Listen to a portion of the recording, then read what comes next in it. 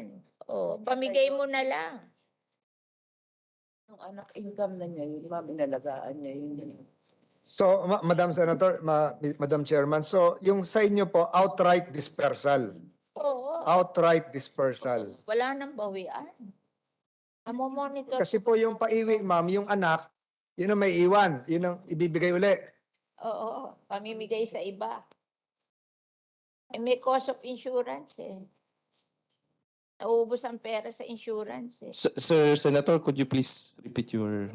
Sorry po. Yung kay Senator Villar is outright dispersal. Yes po. So whether the animal will survive or not will now depend on the beneficiary's capability to take care of that animal given to him or her. Sino magbabantay na iba? We will table this, sir, sa board po ng National Dairy. But the wisdom of the paiwi system, which is a long-standing tradition of Filipinos. Opo. Yun eh. Na hindi naman monitor yung balikan na yun eh. COA findings lang yun. Di tanggalin na natin yung mga COA findings nyo. Ipamigay nyo na lang. Sino magrereklamo na ibinigay mo sa tao yung at wala nang balikan? Matutuwa ang mga farmer. Anyway, hindi nyo naman monitor. COA findings nyo yun eh. Tapos wala na tayong insurance. Yung insurance money can be used to give for dispersal, diba? So ma'am, perhaps there can be a mechanism wherein your group can monitor whether the livestock will end up in a slaughterhouse or being productive as well as envisioned. Sir, we monitor po, Sir Senator, ang mga dinidistribute po natin. We have NDA monitored farms. It should not end up in the slaughterhouse. It's National Dairy Authority. Ang idinidistribute nila milking cow and milking yung isa? Goats. Walang ending up in the slaughterhouse. Yes po. It's for milk. National Dairy Authority. Po, kaya nila gustong ipaiwi para hindi nga mabenta. Para hindi katayin. Baka mapunta sa mahogany market namin. Ganun ba? Yes, sir.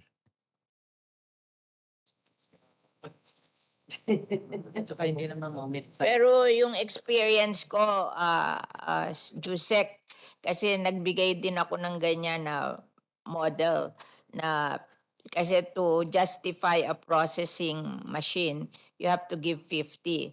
So I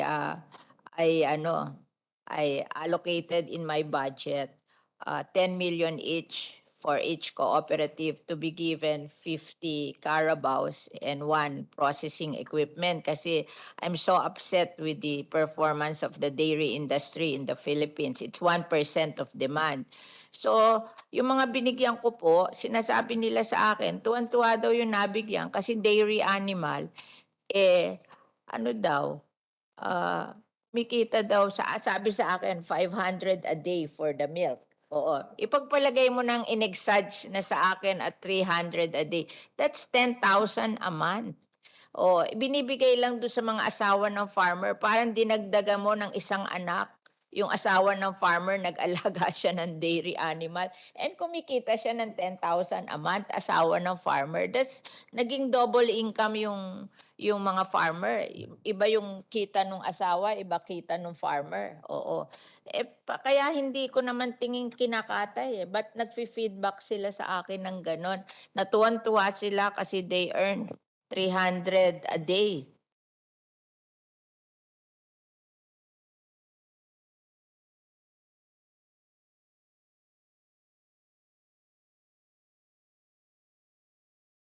Isang nung 5 liters ng milk, pag binenta mo doon kasi bibigay sa co-op, tapos yung co-op ipoprocess, tapos nilagay ko doon sa National Feeding Program ng DepEd, nabibili sila sa co-op sa probinsya nila nung milk na ipakakain nila sa children. I saw that in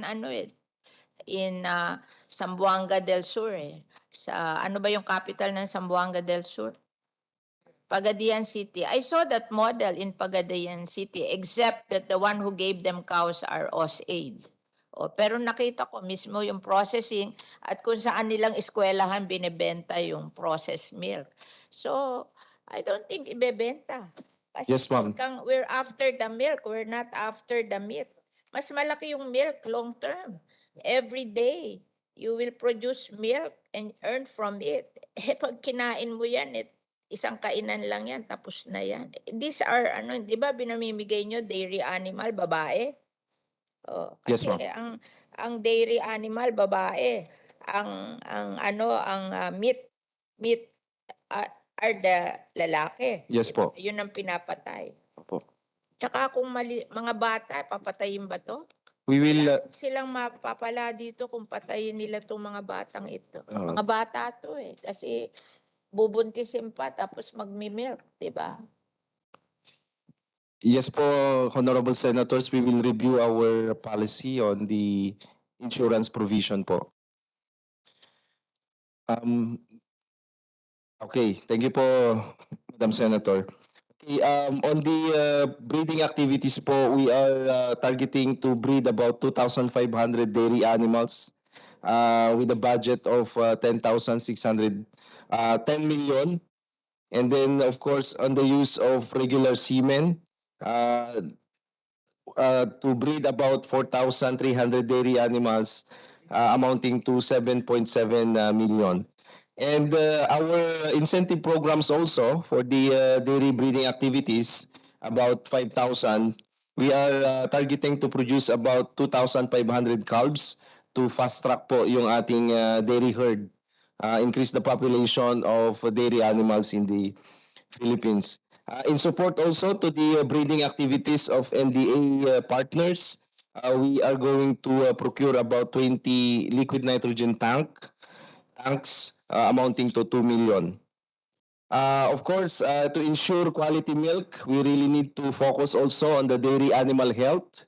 We are assisting the Bureau of Animal Industry in the surveillance of zoonotic diseases as well as economically important diseases with a budget of 5.2 million. To protect the animals also from endemic diseases like hemorrhagic septicemia, we are targeting to vaccinate about 8,500 animals with a budget of 1.4 million. Of course, yung mga farmers po natin, tinutulungan din po natin sila by providing veterinary supplies like vitamins and minerals, drugs and biologics, and other instruments used to ensure the health of their dairy animals. And that is about 9 million in budget. We also recognize the importance of the dairy animal nutrition services, dear senators. So for this year, we will be having the corn silage production assistance in 5 areas, that is all over the Philippines, with a budget of 5 million. Yung concentrate po na to increase the milk production, we are going to provide 163,500 kilograms of concentrates with a budget of 3.9 million. And of course, kung wala pong damo, wala pong gatas, so we are also in developing the pasture of our cooperatives and dairy farmers with the amount of 5 million. In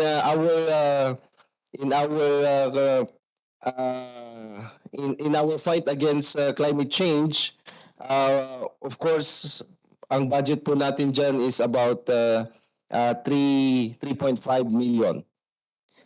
For the enhancement of the dairy development of farm and other facilities like milk processing facilities and dairy barns, our budget is at 750,000 in Bohol.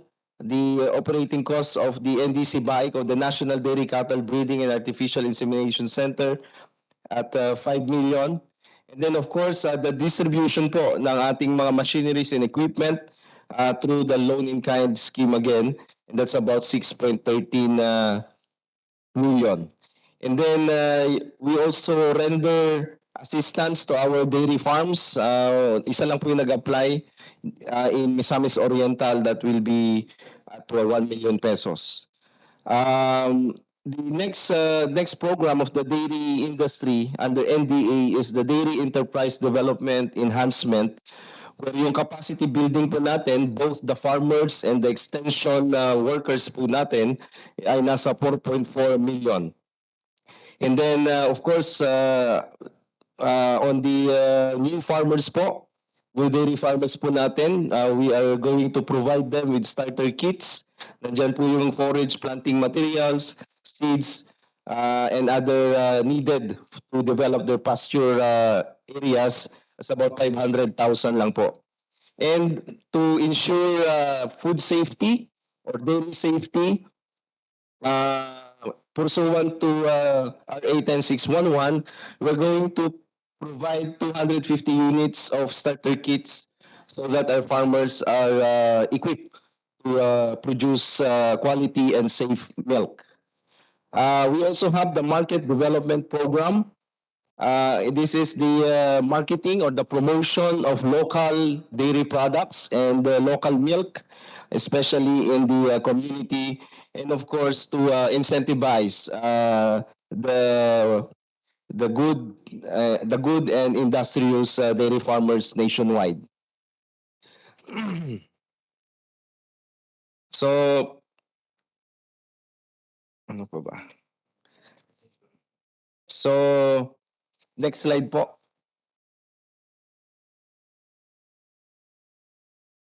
Okay, on the support operations po namin, on the ITC po namin, in response to the call of the agency for digitalization, we budgeted for 10 million, and this is to protect our data and of course to safeguard the data that we collect. And then yung customer satisfaction survey po namin, we are targeting 90% of customer satisfaction at 2 million pesos. And then our ISO audit, 901-215 surveillance audit through the third-party auditors amounting to 2 million. To further enhance our human resource, we budgeted about 500,000. Doon naman po sa ating monitoring, evaluation, policy development, including po yung GAD po natin, we budgeted about 1.2 million. Napakaliit po. Since NDA is also part of the FSRA or the Food Safety Regulatory Agency, we are mandated to audit the dairy farms. For next year po, we will be targeting 182 dairy farmers for registration. 12 provinces in Luzon, 13 provinces in Southern Luzon, and 7 provinces in Visayas, 9 provinces in North Mindanao, and 8 provinces in Southern Mindanao. So ito po yung aming kwento and kwenta for the next slide. Madam Sir. Chair, Thank just an you. interjection, Madam Chair. Yeah. Okay. Wala po kami nakita na any attempt to link with the Department of Science and Technology in terms of milk processing na makakatipid siguro dahil gobyerno din yun eh. Wala po tayo narinig na gano'n? O ano kaya nun? Sir Senator, the DOST is also part of the NDA board.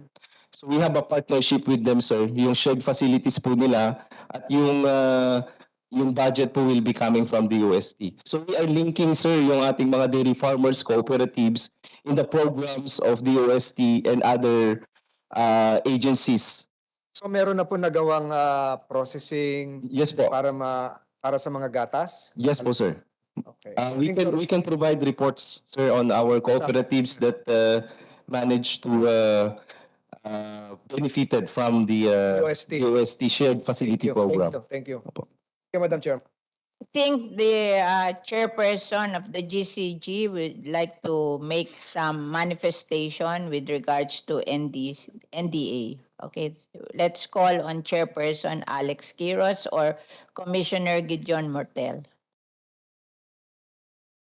Magandang hapon po, Madam Chair, at sa ating po bang kaganagaling na senador.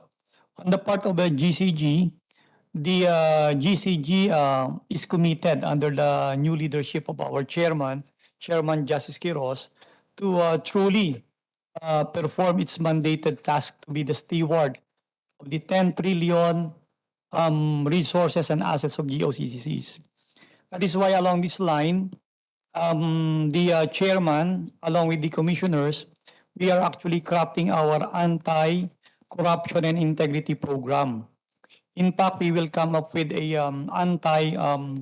a task force to fully implement the same. Now, on the matter of the NDA, we have with us our Director Barcena, who will provide you the performance evaluation of the NDA. In fact, every GOCCs, we have this performance evaluation system. In fact, on our evaluation, so far, only 33% have achieved the mark of 90% for them to avail what we call PBB. But I have to put it in proper context that in the NGAs, it is only 70% that is required to be performed. But under the GCG system, we need or we require them to have at least 90%. So with the National Dairy Authority, we have Director Barcena to provide us the details. Director Barcena, I think he's looking for the battery of the computer.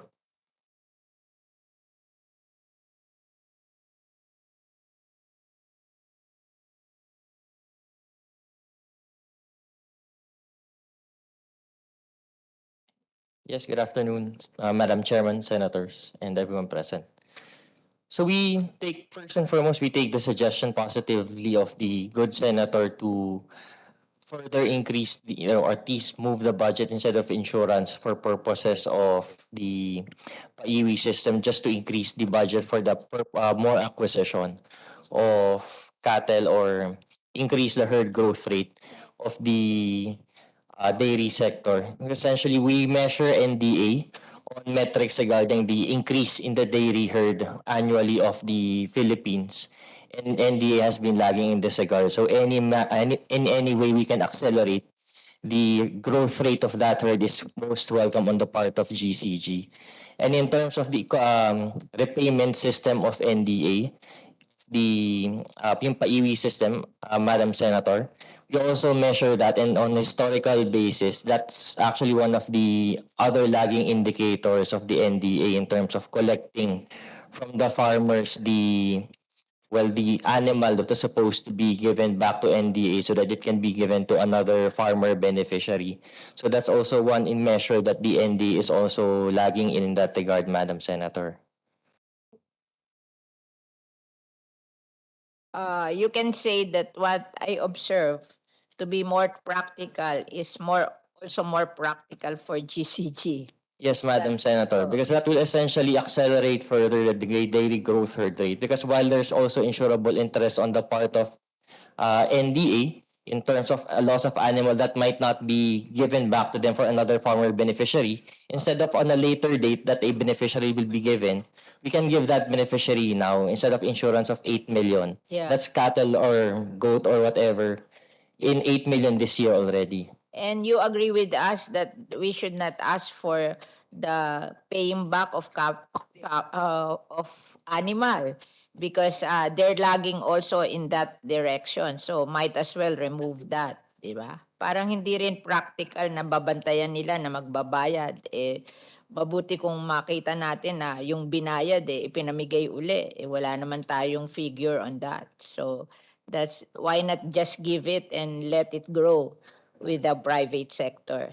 Yes, Who Madam are Chair. our farmers and fisher folks, or our farmers who are really very poor naman. So parang sa kanila na yon, di ba?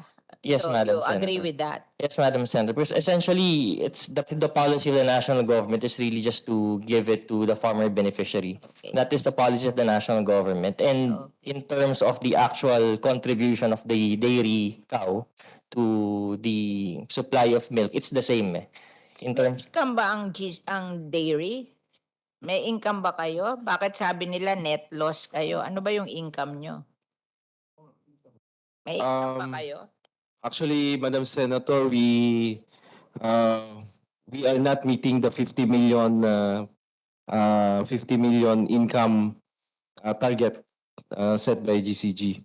So, kaunti po yung income namin, ma'am, kasi ang income po namin, Galing ang income nyo, hindi ko alam. actually, book income lang po, Sir Senator and Madam Senator, kasi yung binayad sa amin, naka-book value po yun, at doon may mga income. Book lang po yun, ma'am, hindi po cash. Kasi live animal. Okay, and may kakaunti po kaming mga income din, but it is not enough to cover the PS and the overhead, Madam Senator. Ako, even though wala kang income, basta mag-improve yung dairy industry, okay na sa amin. Yun ang income ng Opo. Pilipinas from you. Madam Senator, our performance po for the first quarter ng dairy is at 22%. The highest po among the livestock. Yun nga lang po, Madam Senator, napakaliit po talaga ng ating herd.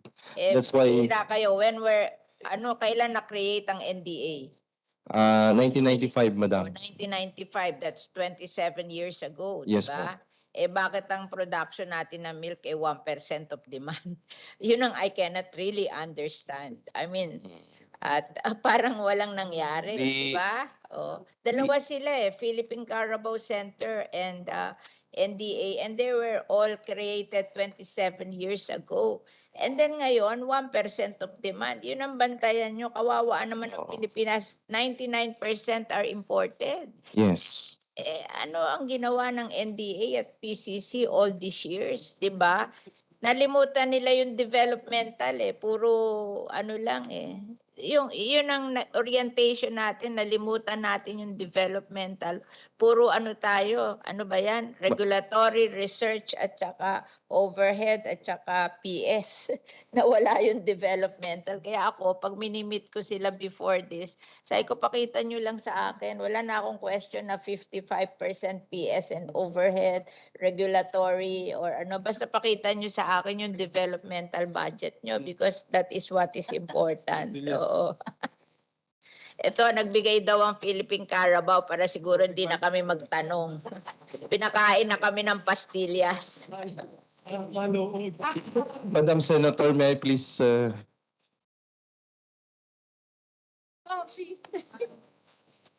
Ma'am. Opo.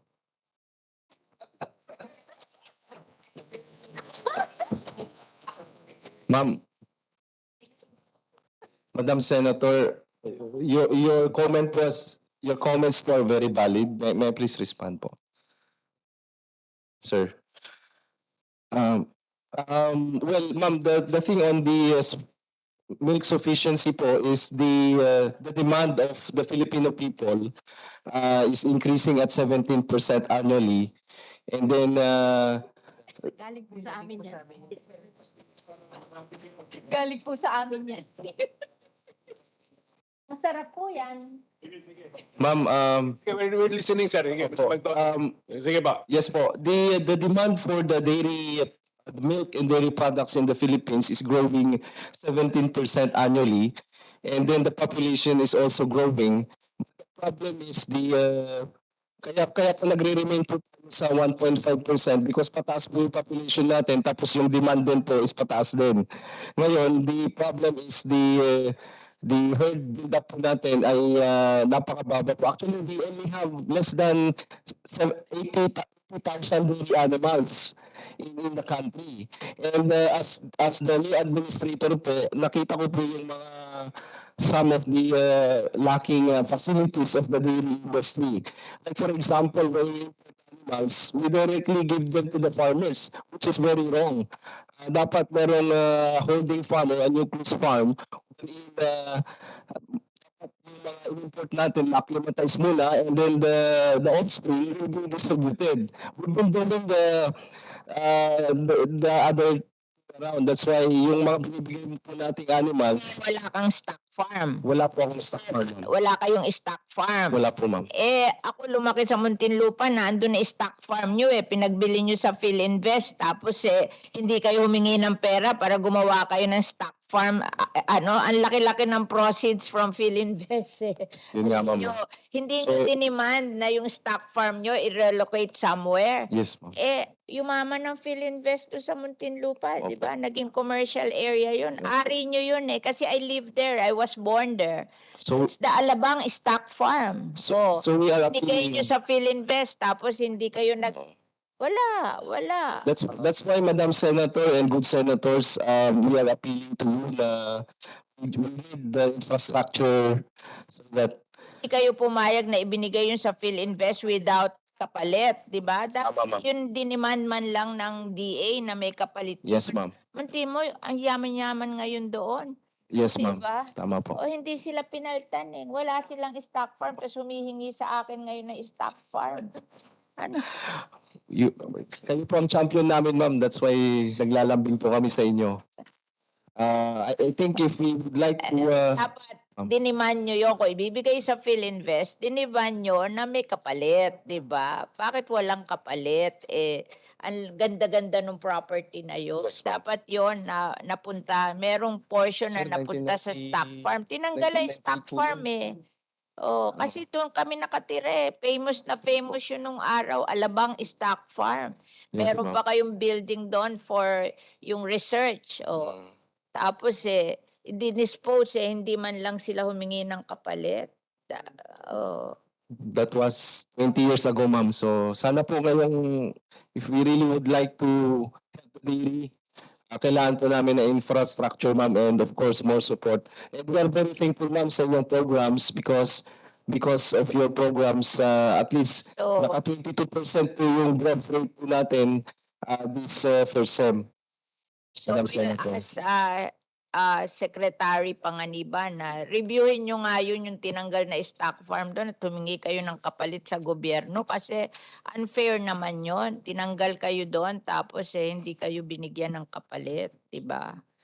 Yes, ma'am. Dapat ma-point out natin to kasi sayang naman yung lupa na yun pagkaganda-ganda, daang ektarya tapos hindi kayo pinaltan, di ba? Madam, Justice, yes. With the indulgence of the Honorable Chairperson. I have attended this morning up to this time, but I just would like to say something to this Honorable Committee. First of all, being the chairperson of GCG, guided by our Constitution about public office is a public trust. I always maintain that there must be accountability, as I have observed and listened to the resource person a while ago, especially involving some of the GOCC within our office. To cite a few, just like in the Peaceport, the one, they seems to be having an infrastructure project in Nabotas. As it was observed by the Honorable Chairperson, there seems to be reclamation. Now, I'm just wondering, because the Philippine Reclamation Authority is within us. And the port, yes, and the Peaceport, as if they do not know each other. They are living in one roof, okay? Office of the President, and they seems to be not knowing each other. Now, the mandate, the GCG, under RA 10149 is to monitor and evaluate. But the way I observe, because I just merely assume office last August. Okay. And there seems to be, just like in that situation, there seems to be no coordination. What would happen to that infrastructure? For how many? Several billions? And then later on, it will be reclaimed or by the PRA. Okay. Those, and I have the chance to look at the one running the PREA or the Peaceport. They seems to be in a holdover capacity. Okay. Well, just the same, there should be a close coordination because I'm just surprised and I'm amazing. Two GOCC living in one room as if they do not know each other. But having been for more than 30 years in the judiciary, I'm just wondering what could be the possibility. That is dissipation, public funds. Just like observed by the chairperson, we should not allow this thing. Now, with regards to the uh, National Dairy Authority, there seems to be some lapses perhaps in evaluating loss of livestock against the insurance as observed by the chairperson of this honorable committee. Why not just give it to them? Okay, because livestock is too hard to project. There are instances such as 42 event, earthquake, typhoon, and other that is beyond our control. Or it's too hard to be foreseen. You would like to foresee it by way of paying the insurance. How much is the premium against the losses? Could we not just consult an actuarian so as we will know the projected losses against the payment for the premium? That is wasted. That is dissipation of government fund. That's the way I observe, Honorable Chairperson. That's why, uh, especially another one, subsidy. Subsidy, there are some GOCC that rely too much with the subsidy. Was the subsidy properly being used as intended? At present, uh, Honorable Chairperson, we are studying what are the documents to properly evaluate and monitor the activities of the GOCC because each GOCC has different peculiarities in its usefulness and existence. That's why we study. It's too hard to have uh, a list of merely a template of documents to be documented by these GOCCs.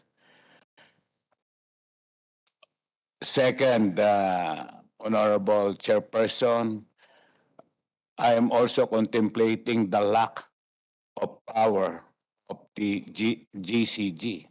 What? Power to issue subpoena. How could we compel them except should we use should we use the to ask them?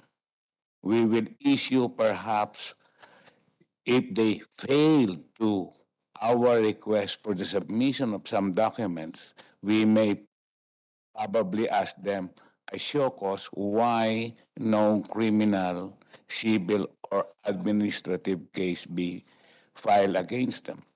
this representation, Honorable Chairperson, is trying its best to squeeze what's the truth and how could we help them, as well as to avoid unnecessary expenses so as the government money will be properly used by us. Okay? Uh, that's why we are like focusing what are these documents, especially the actual expenses, revenue supposed to be gathered by this GOCC, uh, and the losses. How to limit the losses? What are the restrictions to be? These are the things we are now studying. The first few months, we was on the employees' welfare. Out of 33 GOCCs, at least it is only 10 right now who have some concern of their employees' welfare. And it is already been set, just like a case. It is already set for a dialogue. And fortunately, we were able to solve all the issues and concern of the employees' welfare. Now, we are now next. Our concern is the abolish GOCC. I have observed yesterday, there was one, out of 31, there was one GOCC, and we had a meeting insofar as the TWG, Technical Working Group, how to confront the abolition of that GOCC. That GOCC was already been abolished since 2013 by a memorandum order issued by the Office of the President. And up to now, they've been paying 1.3 million payroll a month. Okay. We will, uh,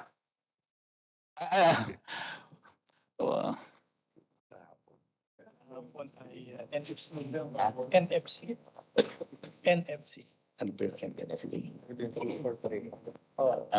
Justice, that's a ghost GOCC. No, Your Honor.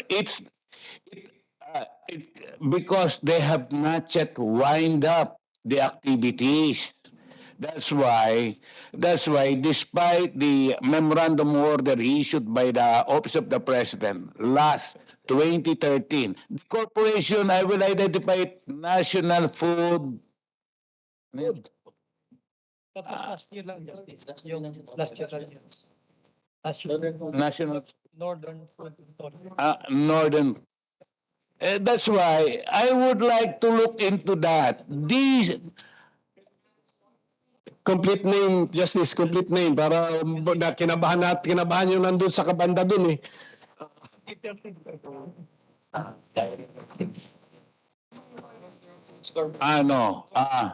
it was only abolished Last year lang. last year, and yet but we have several GOCC. Okay.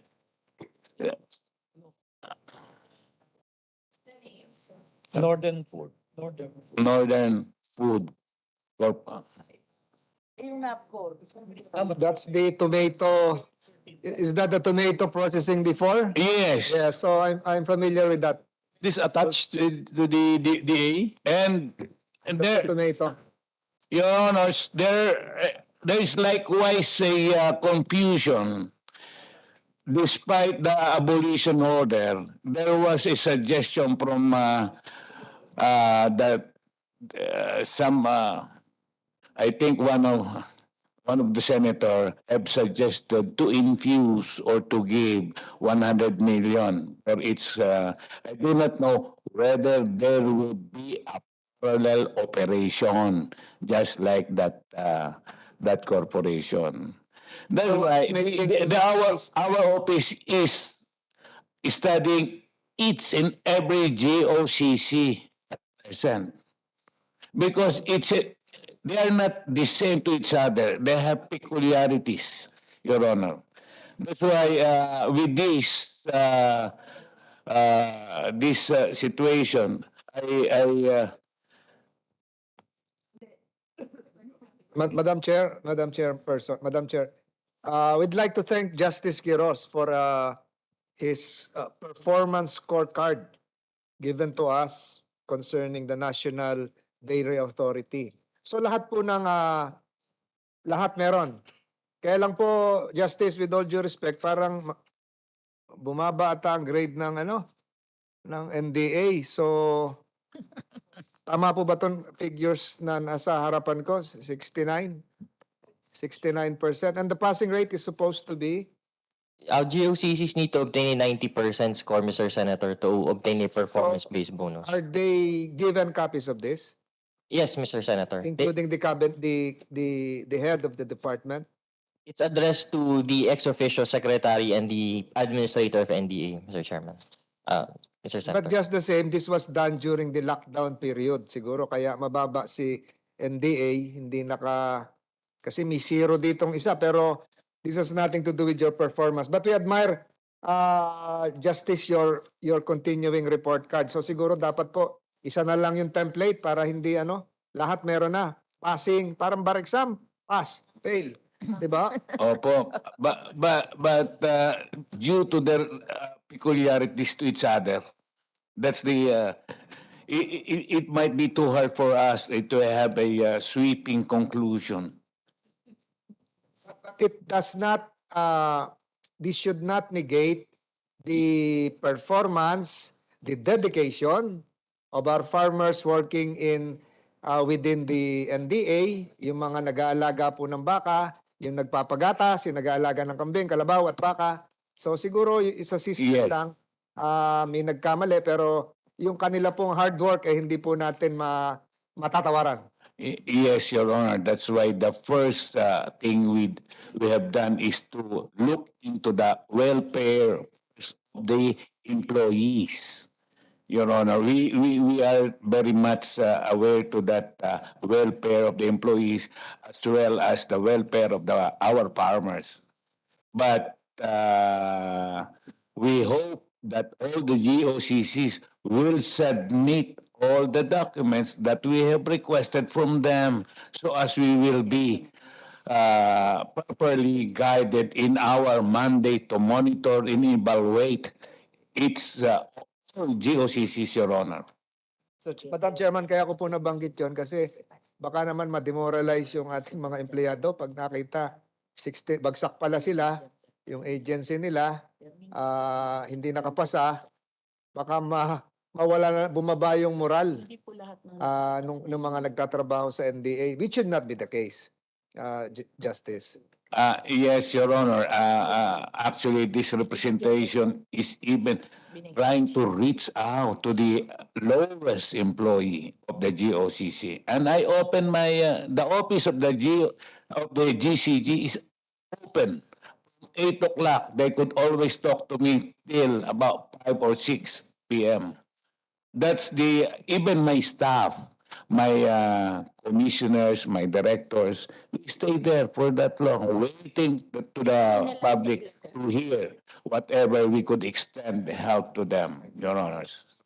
And if I may, Madam Chair, Senator Tolentino, it's not because I was given this product and it really tastes good. The 90% mark is actually for the purpose. It's not the measurement to tell that they failed in their performance, Your Honors. Naglagay po kami ng common facility area. Okay. Siya baka makasulong po kayo. Oo. Madam Chair. Ay, si Mayor. Opo. Gusto niya yung PhilMec pala concern. Madam Chair, comment lang. At least, Pero ibig sabihin, Senator Tol, parang parang another way of testing or measuring or ano bang tawag mo dyan? Evaluating the performance of our Benchmarking. benchmarking kasi the COA also audits you, then the GCG evaluates na lang ang tawag diyan, Hindi bagsak yan, pero meron ka, there are hurdles to be, there are grades to be achieved or ratings to be achieved for you to be entitled to more. There are submissions that they have to comply, targets that they have to perform. Yes. And to put it in a proper context, the NGAs, their measure is only 70% compared to the GOCCs, which is 90%. Because GCG is really setting a higher standard as far as the GOCCs are concerned. Your Honor. Correct. We get that. Tsaka, dala nyo rin yung parang corporate point of view rin. May, diba, para sa scorecard niyo may corporate point of view. Pinag-usapan namin kanina na iba yung entry sa ganun. So maganda po ito. We are parang in effect professionalizing our GOCCs by injecting some good corporate practices or ideas sa governance nila. So, dahan-dahan. This is not a failing, wala po, hindi siya failure or basta hindi siya entitled to the PBB because that's the rule. What is that PW? Performance-based bonus ba yun? Yes, the PBB. Yes, Your Honor, PBB. And in fact, that's why we have the CPCS. We are. What's that? What's that? It's the payment scheme for the GOCCs to be at par with the private sector, because we are really professionalizing even the salary scheme of the those in the GOCCs. So that's why we put a higher mark in terms of measuring their performance, Your Honors. We noticed that some GOCCs, they don't pass through Congress. Yes. So it's something that the Department of Agriculture has many GOCCs. I think there are 12. How many GOCCs ang Department of Agriculture? Ilan yung attached corporation? 12 ba? Sabi nila 12. 8? 8 ba o 12? The undersecretary should know. How many? 8 ang sa records ko, 8. Sabi ni Chairperson, 12. Attached Baka nagulo ako. corporations. Attach corporation. 8 ba? 8? 8? Okay. Sa akin, 8. So we're glad that Kasi ma'am, ganito for example, Madam Chairperson, sa page 2 ng NDA scorecard, performance scorecard, increment in milk revenues of. Ganda eh. Ganda. Dairy farmers. Pagdating ba sa dulo, last 0.46, tama pa pagbasa rito? Ito yung rating na binibigay niyo sa kanila. Out of what? 100. That's 0.46% out of. There's a weighted score per performance indicator, Mr. Senator. So, So na-indicate na makikita ba when we look at So the. this is less Yes. than 1%, di ba? yes. Kaya nga, pero that's not, I think, 0.46, but do you compare it to 100% or what? What is the. To a specific weight on a performance indicator, Mr. Senator. So if, for example, the performance indicator is given a weight of 5%, then that means the attainment Yun. of the target zone equivalent to 0.46 So of I see 5%. I see the column na yung WT pala. ito, The weight is 5%, 0.46. So less than 1/5 siya. Yes. Tama, less than Yes. 1/10 pa nga to. One- Less than 1/10. Okay, sige. Less than 1/10. Okay. Hindi 10%. Ang masakit naman, increment in milk revenues of DMF operators, zero naman. Zero. So that means you didn't notice any increment in the ganun ba yun? So yun, that is what worries us kasi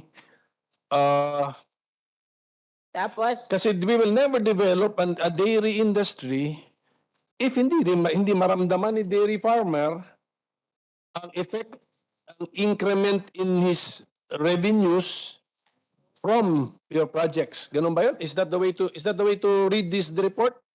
Ganun ba yun? Binalagyan ko lang ng practical value po yung report natin as a policy maker pagtingin. Tama po ba yun? Yes, Mr. Senator. Sir. Yun, di ba? Kasi wala tayong dairy industry kung hindi, yes. Sir, these dairy multiplier farms, these are run by private, and we don't have any control on this private. And perhaps because of the too much importation of dairy, they are losing their business. Ito naman sir, yung 1.5% po natin na sufficiency, which is based on the FNRI data. So we are pushing for quality. We cannot beat the importation with quantity, but we are trying to improve the quality of our 1.5%. Actually sir, ganito po yan eh. Doon po sa 3 billion liters na ini-import po natin, liquid milk equivalent, powdered milk is at 65% and yung ready-to-drink milk is only at 3%. And in regards to the ready-to-drink milk, we are already at 25% sufficient, sir, Madam Senator. So, yun na lang po namin binabantayan because the budget also given to us, sir, for the 25 years, 2 million lang po from 1995 to 2012. At ngayon lang po kami nakatikim ng 230 million at 50% of that ay PS pa. So, and then, sir, my planting position is at 50% only. So, how could I perform as the administrator if my planting is only at 50%? So these are the dilemmas, sir. And then, when the NDA was created in 1995, hindi po binigay yung Dairy Development Fund namin. And it's like a corporation without a seed money. And until now, sir, the Dairy Development Fund is zero. And even the tariff collection since 1995 is not given to the development of the dairy industry. That's why we only have 1.5%, Your Honor. So, I will... The comment of Chairman Quiroz is welcoming, sir. I will visit his office to discuss po. And of course, I'm looking for your support, Mr. Chair. Para siguro parang COA, may mga exit conference din kayo, get also feedback from your client diocese how to improve the reporting process. So nagulat naman ako doon na ano pala ito, mga although they're part of your clientele, they use the system to private owners ng mga multiplier farms mo, di ba? Sir Senator, ganito po, we have the smallholder which is about 95% of our client and then only 5% is commercial. So actually ang NDA po is purely developmental. We have the smallholder farmers by giving them, actually sir, mas mababa nga yung loan rate namin compared sa other banks. At the policy, I don't know where the policy, we have this no dole-out policy so that we can develop the dairy industry using our traditional PAEB system. Now sir, doon naman sa commercial, hindi po yung tulong po natin sa kanila. Actually, it's just more on technical services and in some policy refinement, Your Honor. Sige po, basta kasi nagpa-familiarize din na kami sa report ng GCG. If you have some observations din dito, kasi minessure ka sa increased income of dairy farmers eh. Nakatingin ako eh, ang weight dito 5 at saka 5, di 10 yun eh. Ang nakuha mong grade doon, 0.46, dahil ziniro ka sa isa eh. So if it's relevant for your performance or not, kayo na po convince them to, what is the weight, what is the proper weight, yun ang lumalabas eh. That's the impression I get. The heading is increased income of dairy farmers. Yes, sir. Then I'm disappointed when I see your rating. So, Mr. Senator, if we compare that also to the income of other commodities, smallholder, ang pinakamataas po dyan is dairy. pero hindi na namin makikita yun eh. Hindi na namin makikita yun. Tsaka mahirap din pa yata i-justify yun na look at other, sabi mo, look at other commodities. Ganun, parang may mahirap yata i-justify yun. So, dito lang tayo sa, what is your mandate? Sir Senator, what I'm just saying is, in terms naman po sa income ng dairy farmers, it is higher than the minimum wage and it's even higher than the other commodities.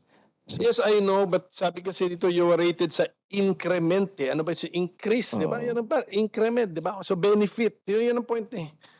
Increment in milk revenues off. Ganun ang pag-present nila. So anyway, if there is something, if the presentation can be improved, Parang may, Yes, dapat meron din kayo mga conferences with your clients para ma-improve natin. But that's the impression we get. Si Mr. Magtoto mentioned ngayon lang kayo nakakuha ng ganito kalaking budget. Mali ba tong 2022 data ko na 510? Mas malaki pa yata kayo sa 2022. The 510, meron pong mga foreign funded project dyan, sir. That's the PL 480, which is being implemented now. US PL 480 project. US. Okay. And because of course, Ano yun? Ano yung project na yun? What is it about? sir, the project is all about distribution of 2016 cattle and 3,500 goats. Yung goats po, we have already distributed that. Hindi ba tayo happy dapat nun? So bakit parang sabi mo that's parang unhappy ka na you have a foreign assisted project which will enhance Yes, sir. the stature or prestige of your agency. Actually, sir, I'm very happy because ngayon lang po with the insertions of Senator Villar and the USPL 480 project, nagkaroon po ng focus sa dairy at nag-increase ang investment. Sir, please remember na yung investment po sa livestock, ang return of investment niyan po is 3 to 4 years. So, 3 to 4 years. Okay. sir, tingnan niyo po yung performance namin, 22% na po yung increase. So this is now the momentum that we need. That's why we need more support and we need more 2% increase in para in milk production, sir. milk production Yes, sir. in volume. In volume. Okay, sige. Yes, sir. Okay. 20% in So ito na po yung, I think, actually, all are consumed by the market. Nothing goes to waste. nothing goes to waste, sir. Okay, claro. Actually, sir, with the program of Senator Villar, yung RA 11037, nagkaroon po ng market ang domestic milk producer, they've been waiting for that for many decades. And because of that RA 11037, nagkaroon po sila ng more income because what we use in the milk feeding program locally locally sourced milk. So we're very grateful, sir, to that law. So, but still, pagdating sa market, 1 to 1.5%. Kasi sabi mo, lumalaki din yung market. Yes, sir. Okay. Yes, sir. In absolute number, ano po yung ating volume? Sabi mo, yung increase na 22% increase na siya. Ano na yung volume ngayon? Sir, currently po nasa 15.1 million po noong June. So we are 15.1 million liters June, sir. of what kind of milk ito? So halo-halo na po yan. 61% po cows, 61% 32% Hapon. buffalo, and then buffalo, the remaining is dairy goats. then goats. Okay. Yes, sir. So tatlo lang buffalo. Okay. Ito, oh. So yan na separate sa Carabao. Buffalo is Carabao, right? Tama? Buffalo, sir, and Carabao. The next Oo. agency will be Carabao. Yes, pero pagdating sa Carabao's milk, is kayo. Hindi, sir. Kami po yung 61%, which is cow's milk. Cow's milk. And So, and May sinabi kang 32. goat. Dito yon sa Carabao Center yan? Yes po. Okay. So you gave, okay, so joint. So yung volume natin is joint achievement now of the two agencies. So Yes, sir. I get it. So 15.1 million liters. Half year lang, sir. Semester. Oh. So we can hit the 30 million by December, then that would be the biggest production of milk in the history, sir. Because so far, what was the biggest?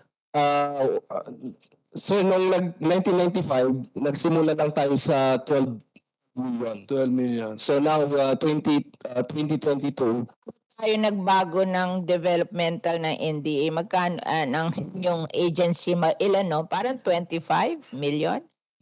noong 2000, it's in my presentation now. Maganda kasi ito talaga kailangan natin. Ang budget mo, 50 million. Ang budget mo, Alin po, ma'am?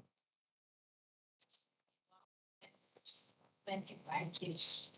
Ang volume. Parang 20 million. Yes po. Timur. If magto-30 po, ma'am, 30. 15 po half year. So January to June and then July to December, we are hoping kung tumapo 30 million liters. Combined po. Combined na? Combined. 15 million half year Ma'am. pa lang. So we Opo. for a time. Yes po. With your projects, ma'am, malaki pong tulong. Ano yan? Di tayo na- Kaya namin iniintindi nga ng nitty-gritty para nga makatulong kung saan kami makakatulong. Mo kanina, tanong namin doon sa climate change office nyo, saang line, saang lama, ganun na yung tanong namin eh. Ganun nakadetalye na eh. Because we are really here to support. We really need the dairy industry. Yes, sir. Especially now that the school milk feeding program is on. Correct. Yes po. Which must use local production. Pagpunto ka ng imported We dyan. inserted it in the law. Yes. Yeah. local production. So that our dairy farmer will have a market. Yes po. So, Kasi, ang importante. lumalabas, Madam Chair, 2022 as a potential to be a banner year for you sa milk production. Kung magtuloy-tuloy yung circumstances Yes, sir. from January to June, mag-problem ninyo. 2021, how was it? 26.71, Your Honor. 2020. Opo. Tita, last year na 26 million liters na rin ang naano nila.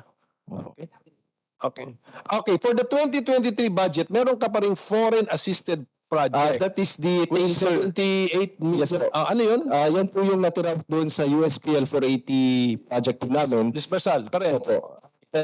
I'm really happy to mention, Your Honor, Madam Senator, that next year we will be welcoming the biggest number of importation of dairy animals.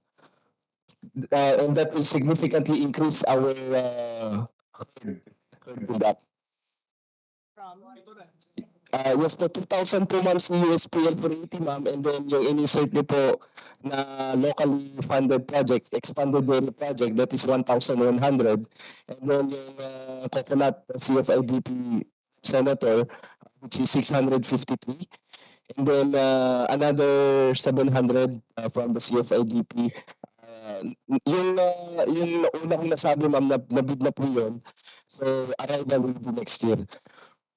So, sir, I'm hoping to have a higher production in support to the milk feeding program. So, sir, kung titignan niyo po yung budget ko, 50% of that is PS. So, what is 125 million investment sa dairy? So, we need more support, especially in infrastructure, in mobility, in technology application, and this. Of course, in the application of search, sir. Ma'am. Don't worry, we are passing the livestock, poultry, and dairy bill in Congress for this Congress. We're passing that, and we are looking at that is additional from the budget of GAA. It will come from the tariff on imported livestock, poultry, and dairy. I mean, Yes. we will give the tariff collection to them Yes. through this kasi para walang complaints sa na may kinapupuntahan ng tariff. I think that would be the source of fund. And if it's a tariff collection, then in addition to your GAA, there is another one. Just like the rice. Yeah. They have the National Rice Program, but they have the Rice Competitiveness Enhancement Fund from the tariff. So you will have a GAA from the and then at the same time you will have a program from the tariff. So that would be double. Okay? Madam Chair, Yes. if there are no further questions from our colleagues, I would move for the referral of the budget of the National Dairy Authority to the plenary, subject to the clarification as to the insurance provision of animal insurance for animals, which is a budget of 3.663, which would be a policy shift before the submission to the plenary. Dalawa eh. Opo. So we are supportive of this budget. So just clarify that portion which would involve a policy shift. So, Madam Chair, I so move. So we can move to the Carabao. Kinain ko na po yung Makati sa lalamunan, ha? yung pastillas. Oo. Thank you for your honors. Congratulations.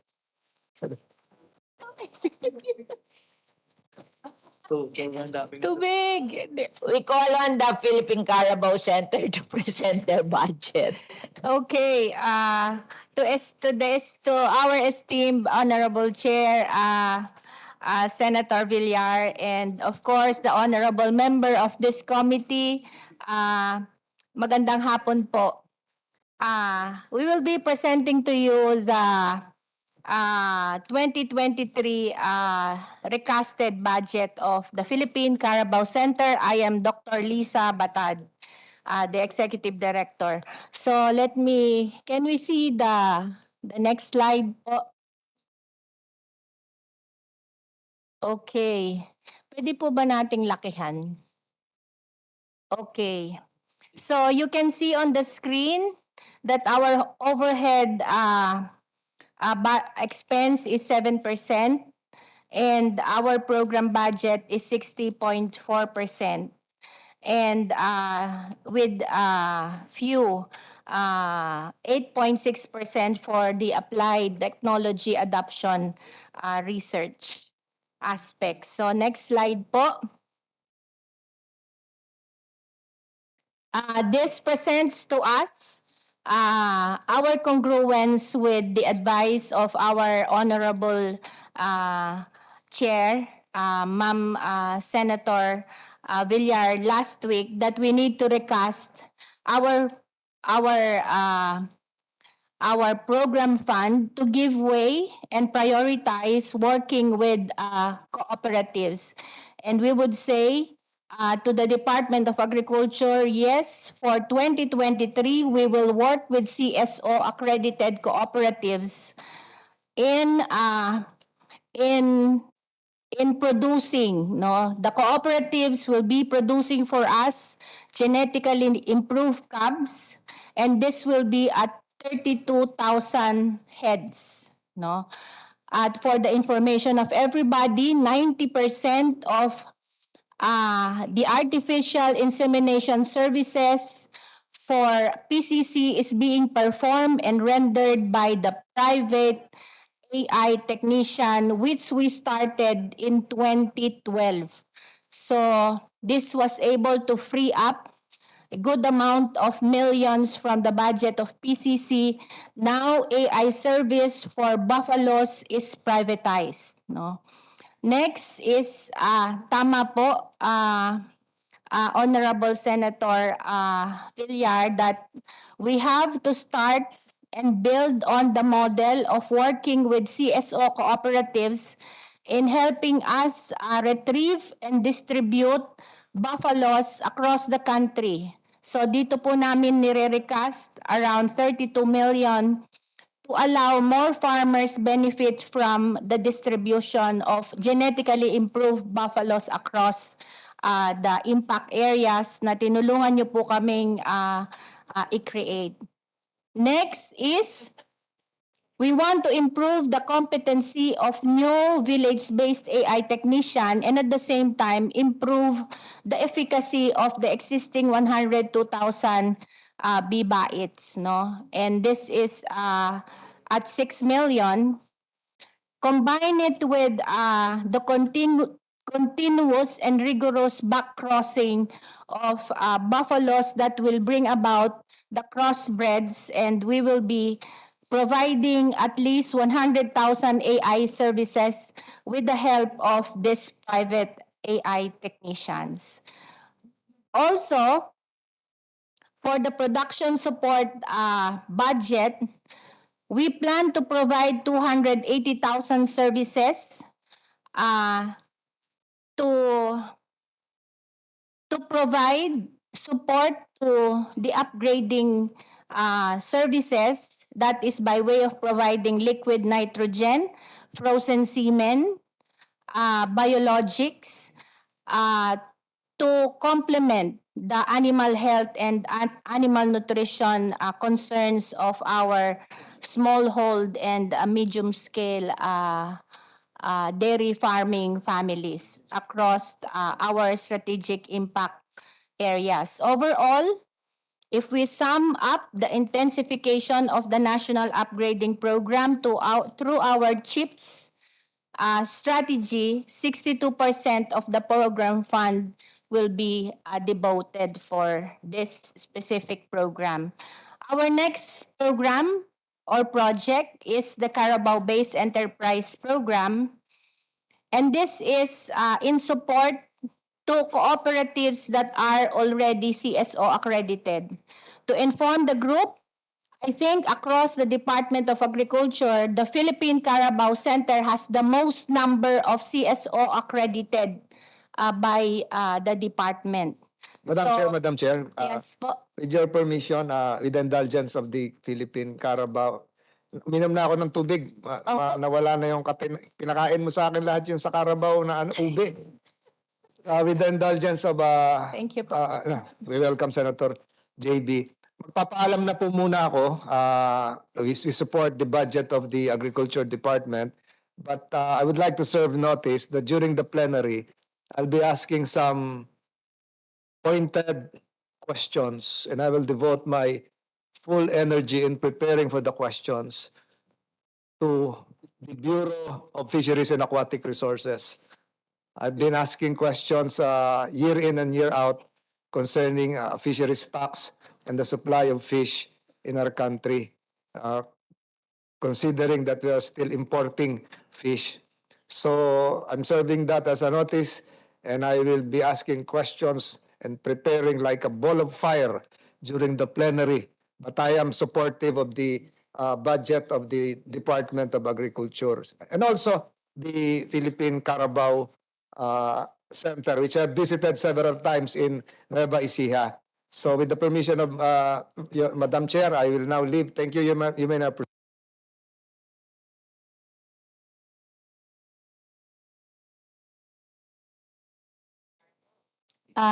May I continue po? Konti na lang po, Madam Chair. For the CBED, no, the Carabao-based Enterprise Development Program, 33.6 million po ito, Ma'am Senator, and this is in support to the 26 processing facilities and cooperatives you help us create in new areas. And at the same time, kasama po nung mga initiatives po ng GAA, around 40 cooperatives will be assisted using this budget po. And to give you a rundown po nung project po ninyo that you are helping us create new areas, Madam Chair, we have already 81 provinces under your project.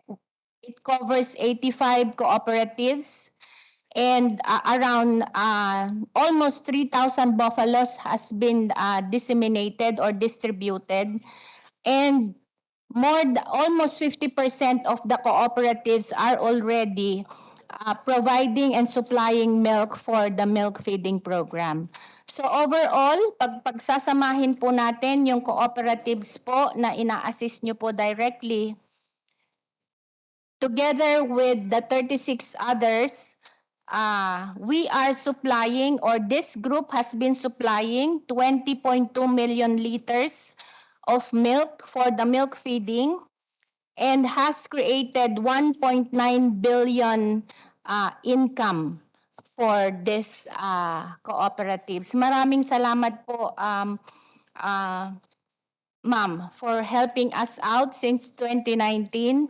It required us to push, no, to create new and explore new areas with your help, no. 81 new areas po since 2019. Maraming salamat po, and I think our last slide will talk about the technology adoption initiatives, no?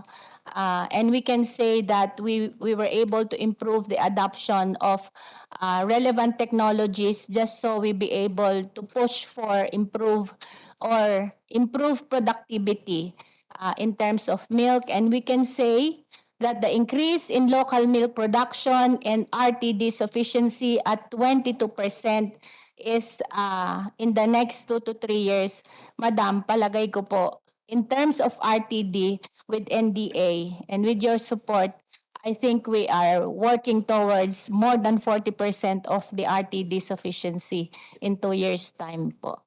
With that, maraming salamat po. That will be all for PCC.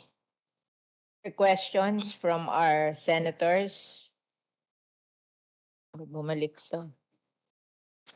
Okay na. Okay na. Pastillas po, pastillas.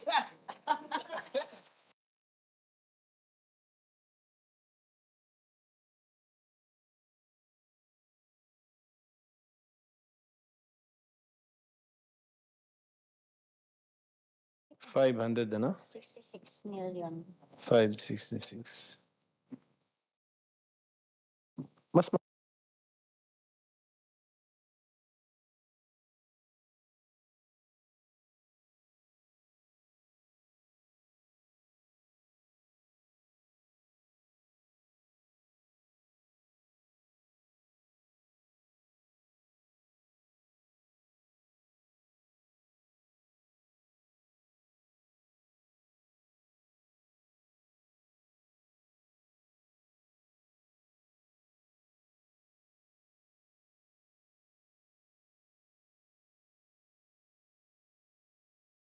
Yes, ma'am. Yes, ma'am. Ma'am, ED, thank you for the pastillas. Ang purposes po ng ating center, aside from producing buffalo milk, kasama yun, you're contributing dun sa national total natin An effect. is also now propagating the animal Yes. for use in farming. Opo. So- Improving the native into becoming a better draft animal. Crossbred po ang tawag. Opo. So better draft animal. Draft is Apo. for works, ano? Power. Cultivating the land. Ano ba yung tawag mo doon, yung ginaganon niya? Pangsuyod. Ganun ba yan? Is that it? So, okay. So, and how do you achieve this? By giving the carabao away or on a loan basis? Ano po? Thank you for your question po, Honorable Senator Coco. Ganito po yon. We select the best native buffalo. Ang PCC po kasi ang kanyang banner program is genetic improvement. Pag biniak nyo si PCC, ang makikita nyo po doon yung kanyang mataas na efficiency sa genetic improvement. So meron pong upgrading program wherein a part of that, the core of that is we select the best among the best. And then from there, we collect semen. So for the draft, we have the elite draft breed. And then we infuse them through AI and natural mating, bullon po. In communities where draft power is needed. Like for the case po ng sugar cane production sa La Carlota, most of our superior bulls are distributed in this part kasi draft community po siya. And then there is this project sponsored by Senator Villar also working with coconut communities. We are allowed to disperse also bulls in coconut areas. From the research we gathered, Sen Coco, ano na po, ang kalabaw po for draft is lalo na sa irrigated areas, panglinang na lang po. Meaning yung panglinang na lang ng pilapil and hindi na po masyadong kailangan yung draft other than yung pangaryada. Di po ba pag nag-harvest, tinitres na po sa field, and then from the field, nakasako na. Ang role din po ng mga crossbreds is yung ilo-load nila papunta sa kalsada. Yun na lang po yung documented na requirement for irrigated areas ng draft power. So, sa Central Luzon po, meron din pong areang nagtitrain ng hila. No? So, yes, we are doing artificial insemination to improve the native breed po natin. So, yun po ay isa sa basic mandate din po namin, propagation, conservation, and promoting the buffalo as an economic instrument to create jobs and improve family nutrition and provide economic opportunities. So milk po is to us a byproduct of genetic improvement. So manganganak po kasi, di po ba? So might as well come up with a clear and strong program along the milk. Kasi ang genetic improvement naman po natin is, our intention is to produce dual purpose animal for power and for milk. So we are Yeah. slowly going towards the meat dahil 50-50 po ang production ng lalaki at babae pag nag-a-upgrade tayo. So for the PL480 po, just like discussed by NDA, we also have a counterpart project wherein we want to purchase semen sexing machine or semen sexing service kung saan ang semen po na ipoproduce ng PCC ay puro babae na. Para lahat po ng ipoproduce na anak ng artificial insemination ay puro female na. So this will improve and complement talaga yung efforts namin ng NDA in improving yung local milk supply ng Pilipinas. So, Okay, so thank you po. so kayo na mismo ang nakapansin na the change in the situation on the ground, then you're also changing now the focus of the Philippine Carabao Center. Dati siguro, when that was created for draft power, dati siguro, no? But Opo. itong very important observation mo na more or less the need for draft power in irrigated areas Yes. is declining. Is declining Correct. po based And on then our the remaining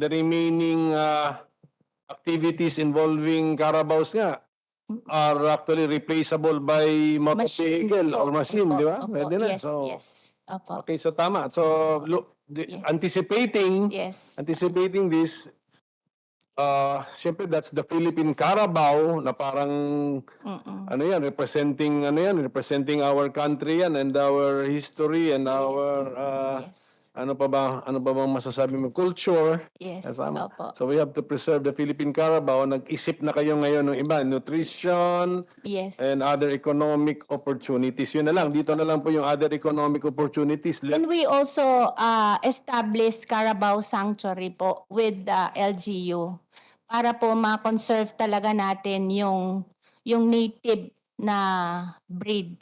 So we have one in Calayan, Isabela, para po hindi po mapapasukan ng ibang lahi, no? So we have that there and we're working with the LGU in funding it, no? So yun po yung approach ngayon. The native breed, you want to continue the line for what purpose na? Part of the genetic improvement po kasi is to conserve. So we want to conserve the original Philippine Carabao po natin. Because in 2015 po, na-produce na po natin yung Philippine Dairy Buffalo breed. May sarili na po tayong lahi ng gatasang kalabaw na si Pilipinas po ang nag-develop. Ayun. So yun na po, since 2015, yun na po yung ginagamit nating similya to upgrade yun pong ating kalabaw sa Pilipinas. So we need, Since 2015 yun since na. 2015 po. So walang imported na semen ng Carabao na artificially inseminate natin, wala. Nag-i-import po tayo. Our last import was in 2011. So yun pong elite na we import elite, let them acclimatize here, and then You came by 2015. we select them, we evaluate them, and then from there we get the best sire as source of frozen semen for massive artificial The insemination. massive one. The Philippine dairy buffalo breed po is a result of a 15-year genetic evaluation na ginawa po natin sa PCC. So may sarili na po tayong kalabaw na gatasang lahi, tunay na Pilipinong lahi ng kalabaw. So, Sana Thank you po. kita nyo kami ng picture nung before and after para makita natin sino mas gwapa o ano. Gwapo po yung hybrid. Tama po. Alam po ni Senator kasi meron po siyang alaga, namimili po siya. Pero applicable pala yun. Maitim na maitim po, jet black. Opo. Malusog, malaki. Sige po, Madam Chair, thank you. Thank you. We have to fully support the Philippine Carabao Center, and I'm sure si Senator JB. Ito, I think this is the bill of your father. Opo, it's a bill of President Estrada. Salamat po. Opo, nung time po niya kami na-create. And likewise, Madam Chair, before I just add, a lot of farmers that benefited because of the dairy produce of the Carabaos that were bred in the Philippine Carabao centers. A lot of farmers, especially in the Baisia area and other provinces, have improved their livelihood because an alternative livelihood because of the dairy produce. Thank you. Thank you very much. One last reminder na lang sa lahat kasi I've not been asking about the audit findings ninyo, but there are audit observations. Address them para sa next year's budget process, kung mapansin ko ulit, nandun na naman sila, baka mapilitan na tayo to spend time on this audit observation. So general pakiusap, general reminder, try to address them as many as possible na by next year, sana wala na or kokonti na. Thank you, Madam Chair. Okay, with that, we'll move on to the next, with the request of others, we will go to the Philippine Sugar Regulatory Authority. Okay, please present your budget.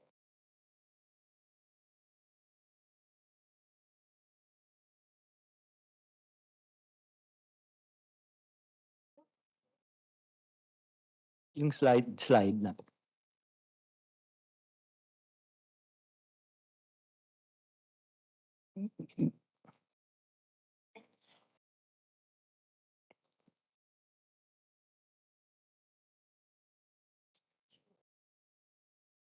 Good afternoon, Madam Chair. Good afternoon, Senators Coco, Senator JV. Good afternoon. First of all, we would like to thank you, Madam Chair, for sponsoring the CEDO law. Though underutilized, it helped a lot of small farmers. Walang slide natin.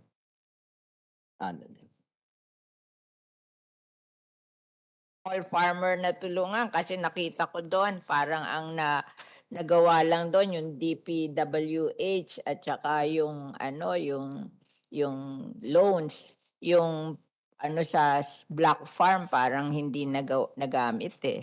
Oo, yun ang mga small farmers kasi yung black farm are the land reform beneficiaries, 'di ba? Yes, Yun ang ma'am. parang hindi nagamit. And Binigay pa sa PITC ba? Yung acquisition ng tractors, Madam Senator. Binigay pa sa PITC, eh alam mo naman ng PITC, ano sila, well-known na parking lot ng mga ini-implement na program, di ba? Kasi may nakita ko doon, 6 years na doon, di pa ini-implement. Kaya sana wag natin dadalhin sa PITC yung mga project natin. Yes, ma'am. sige. Yes, Madam Senator. Okay. Okay, we're presenting the next slide, please. The National Expenditure Program. We only have research at 15%, and the rest of the 1 billion, the 850 million, will go directly to program. We have no personal services and no overhead because we are carrying this in our own corporate operating budget. Next slide, please.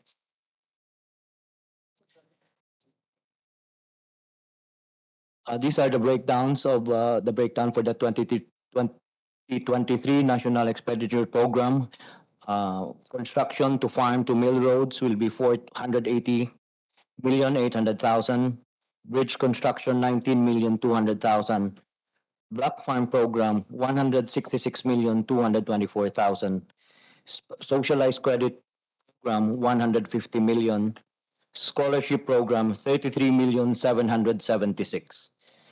Total program and projects is 850 million. Next slide, please.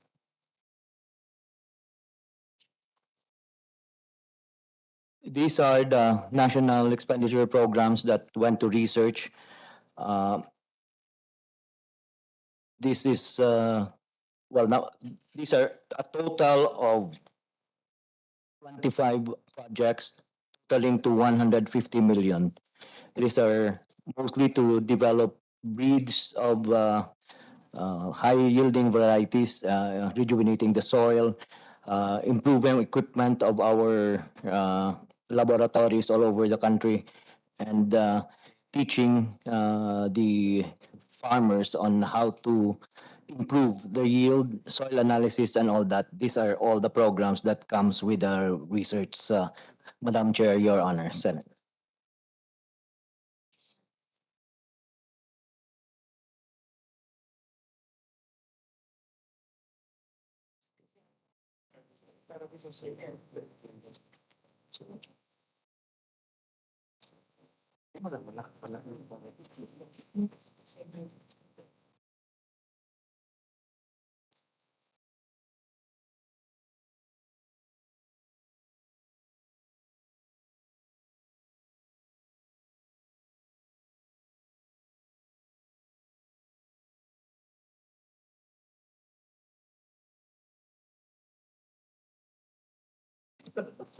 Yes, Sir Senator.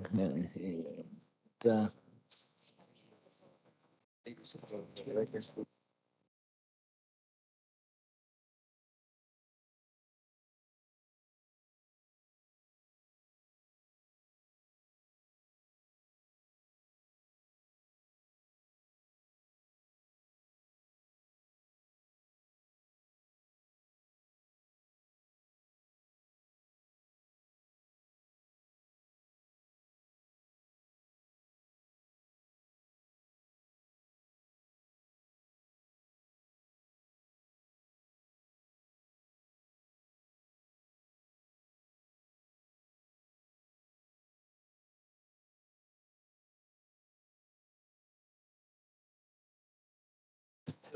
Programs and projects na slide.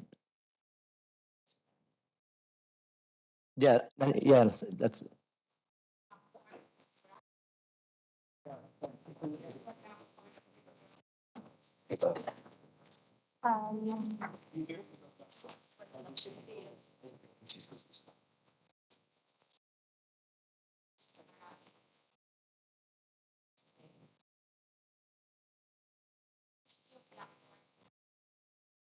Can we see the Black Farm program?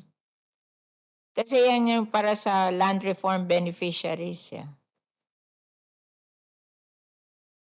Yan yung pinakamahihirap eh. I have it here with me. No, here. Wala ba dito? Or you give me.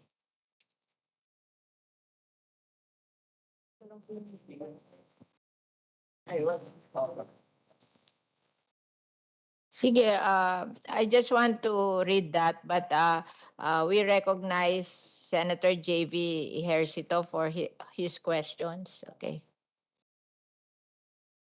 Thank you, Madam Chair. Anyway, good afternoon to the SRA. I know that this is a new set of officers under the new administration. As you mentioned earlier, that the SIDA law, the Sugarcane Industry Development Act, was passed during the last administration. I think during 17th Congress, if I'm not mistaken. I'm also one of the authors. And it was passed under the Committee on Agriculture under, of course, our chair. And it was 2015, no? So that's 7 years ago. Just like to ask, as the author of this supposedly a landmark legislation that is aimed in revitalizing the sugar industry. But after 7 years after its passage, it seems like when I was reviewing the appropriations, especially under the law, 2 billion, about 2 billion budget mandated was supposed to be mandated for the sugar industry, no, to help revitalize. But recently, from 2016, the annual it started 1.798 billion. 2017, 1.4 billion. 2018, 1 billion. 2019, 500 million. So bumaba po ng bumaba. So it was underutilized, no? Just like to us, of course, being one of the principal authors of this measure, what went wrong? No? How come it was underutilized? Because, of course, I may be biased, Madam Chair, because my mother is from Negros, and I get to a lot of people from Negros, planters, millers, even the sugar farmers. So what can we do, no, to improve, to maximize, and improve the utilization of this fund? Thank you for the question, Honorable Senator. Well, from what we found out when we came in SRA, we just came in 2 months ago. When the law was passed and was given to SRA, the people of SRA was not ready to implement. They come from a private corporation, and with the red tape that faced them, they were overwhelmed. And then on the later part, lack of personnel in implementing the SIDA, and of course, going back and forth with dealing with DPWH, dealing with the land bank, and they didn't know what to do. But now we're addressing that problem. We looked at the basic problem that we have to hire people that know how to do these things, Senator, Your Honor. Can I interject there? Oo. Kasi yung mga project na ibinigay sa inyo sa SIDA law is 1 billion, 2 billion eh. 1 billion for DPWH to implement. You just have to prepare the list of the projects. This is farm to mill roads eh. Oo. Tayo nga, isang araw lang eh. Kukunin mo lang lahat ng request tapos enumerate mo. Kasi marunong din kaming magganyan. 1 day lang sa amin yan, sa mga senador eh. 'Di ba? Pag may mga request sa'yo, 1 day mo lang aayusin yun para ma-implement, 'di ba? Pipili ka doon sa nagre-request sa'yo. Hindi naman kayo mag-i-implement nito, DPWH 'to, ililista mo lang 'to eh, 1 day lang 'to eh. Tapos yung mechanization niyo sa black farm, PhilMech yan eh, can do that eh. You just have to identify ano yung bibilhin para kanino, 'di ba? These are all identification. And then yung loans nyo is Land Bank and DBP. Sila naman yan eh. Hindi naman kayo eh, DBP. And then yung scholarship, CHED yan eh. 'Di ba? Scholarship, sasabihin nyo lang sa CHED na ito ang gusto namin mga scholars, ifo-forward nyo lang sa CHED yan eh.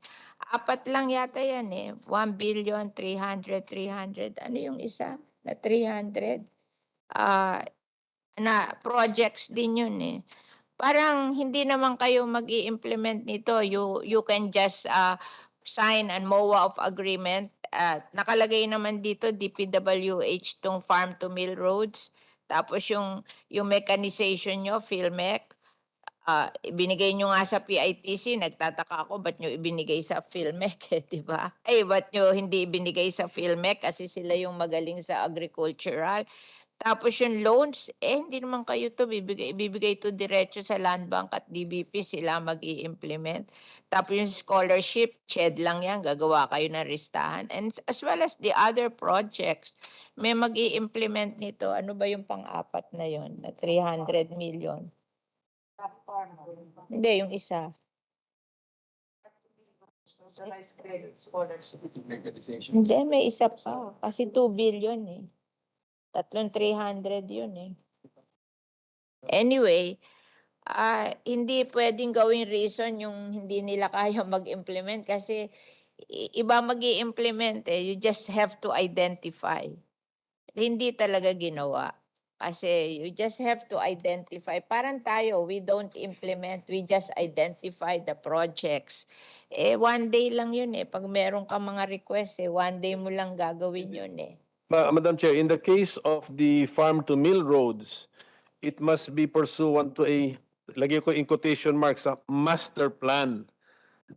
Meron dapat kayong hawak, di ba? Master plan. It's an SRA prepared master plan. Tama po ba yan, Administrator? Your Honor, Mr. Senator, the way we do the farm to market roads with Farm to mill roads. Nasa special provision. farm to mill roads, sorry. We use the Mill District Development Council that's composed of the associations, the co-op, and the mill to identify which area is the one that needs it most, especially the areas that are up in the mountains that couldn't bring their canes down if the roads are wet. So that's mostly the priority so that they can bring their canes down. And it's based on the area of the district. That's how the funds are allocated, Senator, sir. We're talking about the 500 million. What fund are you talking about? The 500 500 million, Yes, Your Honor. fund. Basta ganito tayo because this is governed by the special provisions eh. Basahin niyo po yung special provisions. Pay attention to the special provision. 2 Basta billion to eh. Kaya lang naging 500 million. Yun yan eh. A original. year. Kaya lang naging 500 million yan kasi palaging hindi sila nagpe-perform. Siyempre ang DBM, pag binigyan ka ng pera, hindi mo nagamit, unti-unti nilang ibababa yan hanggang bumaba ng 500 million. That's their fault. That's not the fault of anybody. But may 2 billion. Nag-start yan na 2 billion eh. Bumaba ng bumaba eh. Kaya wala kasing ginawa. Tapos yung sinasabi nila na wala silang ability to do it, they just identify it. They don't have to do it. The farm to mill road gagawin ng DPWH. The film mechanization gagawin ng PhilMec. And then the loans and gagawin ng Land Bank at DBP. Sila mamimigay ng loan. Hindi naman sila nakalagay naman doon sa batas eh. And then yung scholarship, CHED naman yon, and projects, may mga isa pa eh, na 300 million eh, na parang pwede mo namang, kung kulang kayo ng personnel, you just have to identify and they will do it. Just like yung other batas na sinulat ko, yung other agencies, Coco Levy Fund, yung Coconut Farmers and Industry Development Fund, iba-iba mag-i-implement eh. Parang for coconut farmers, but ang implementing agency, iba-iba. Depende sa kung ano yung gagawin. So, parang walang reason para hindi ma-implement.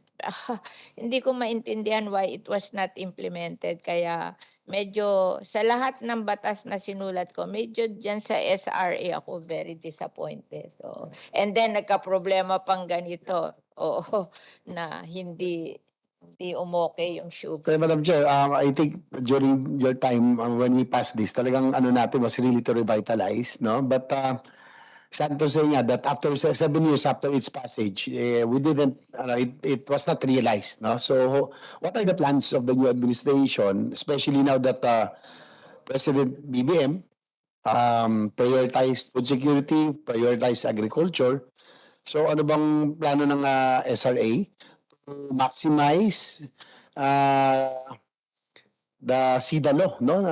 Para talagang makita natin na dito will be revived. Kasi especially for Negros and other sugar producing provinces, this will help a lot kasi ano na tayo, we've been flooded by importation already, no? And one of the reasons that we passed this law was really to so that we can compete, help lower cost of production, develop our own local industry. Ang nangyari, not your fault, no, because you're new, SRA has, sorry, pero my own, my personal opinion, parang masyado na tayo sa importation. That we forgot really to develop our local industry. So, may plano ba kayo, Admin Alba, on how we will be able to achieve food security, food sufficiency, and revitalize our sugar industry in Negros? Yes, Senator GB, thank you. Well, the setbacks that we realized in the first few months is that there's always a delay in the approval of the budget when it comes to submission with the DBM, resulting in delayed release of the SARO and the authority to purchase. That's always our problem. So our You corrective... can always come to me and ask me to lobby sa DBM na i-release yung budget nyo. Hindi problema yun. It's easy to talk to DBM if they see that you are really bent on doing the development program ng ano. I didn't have any problem with DBM. Kayo, pwede naman kayong lumapit sa akin at ako tatawag sa DBM na i-release yung budget nyo kung talagang nakaayos yung budget nyo, di ba? So, wag nyong sabihin na ang DBM may problema. Di ba? I have so many experience with DBM. Hindi naman sila mahirap kausap eh. Basta nakita nila na kayo kailangan yung gawin yung gagawin nyo. Yes, Madam Chair, will take you up on that. Thank you very much. And actually, they told us, DBM, that to start the early procurement so that short of award, it's already going to be implemented. That's the corrective measure on when we told them that. Pag na-approve yung budget nyo, ginagawa nyo na the whole process para pagdating ng pera, bibilhin na lang, nagawa na yung whole process. Kasi minsan, iintayin nyo pa January, tapos mag-iintay kayong gumawa ng whole process na tagal-tagal. Yung iba, before January, ginagawa na nila yon para pagdating ng January, na lang, implementation na lang. Kasi malaki ang paperwork sa government di ba? Oo. Kaya lang yan, para-paraan lang yan. Oo.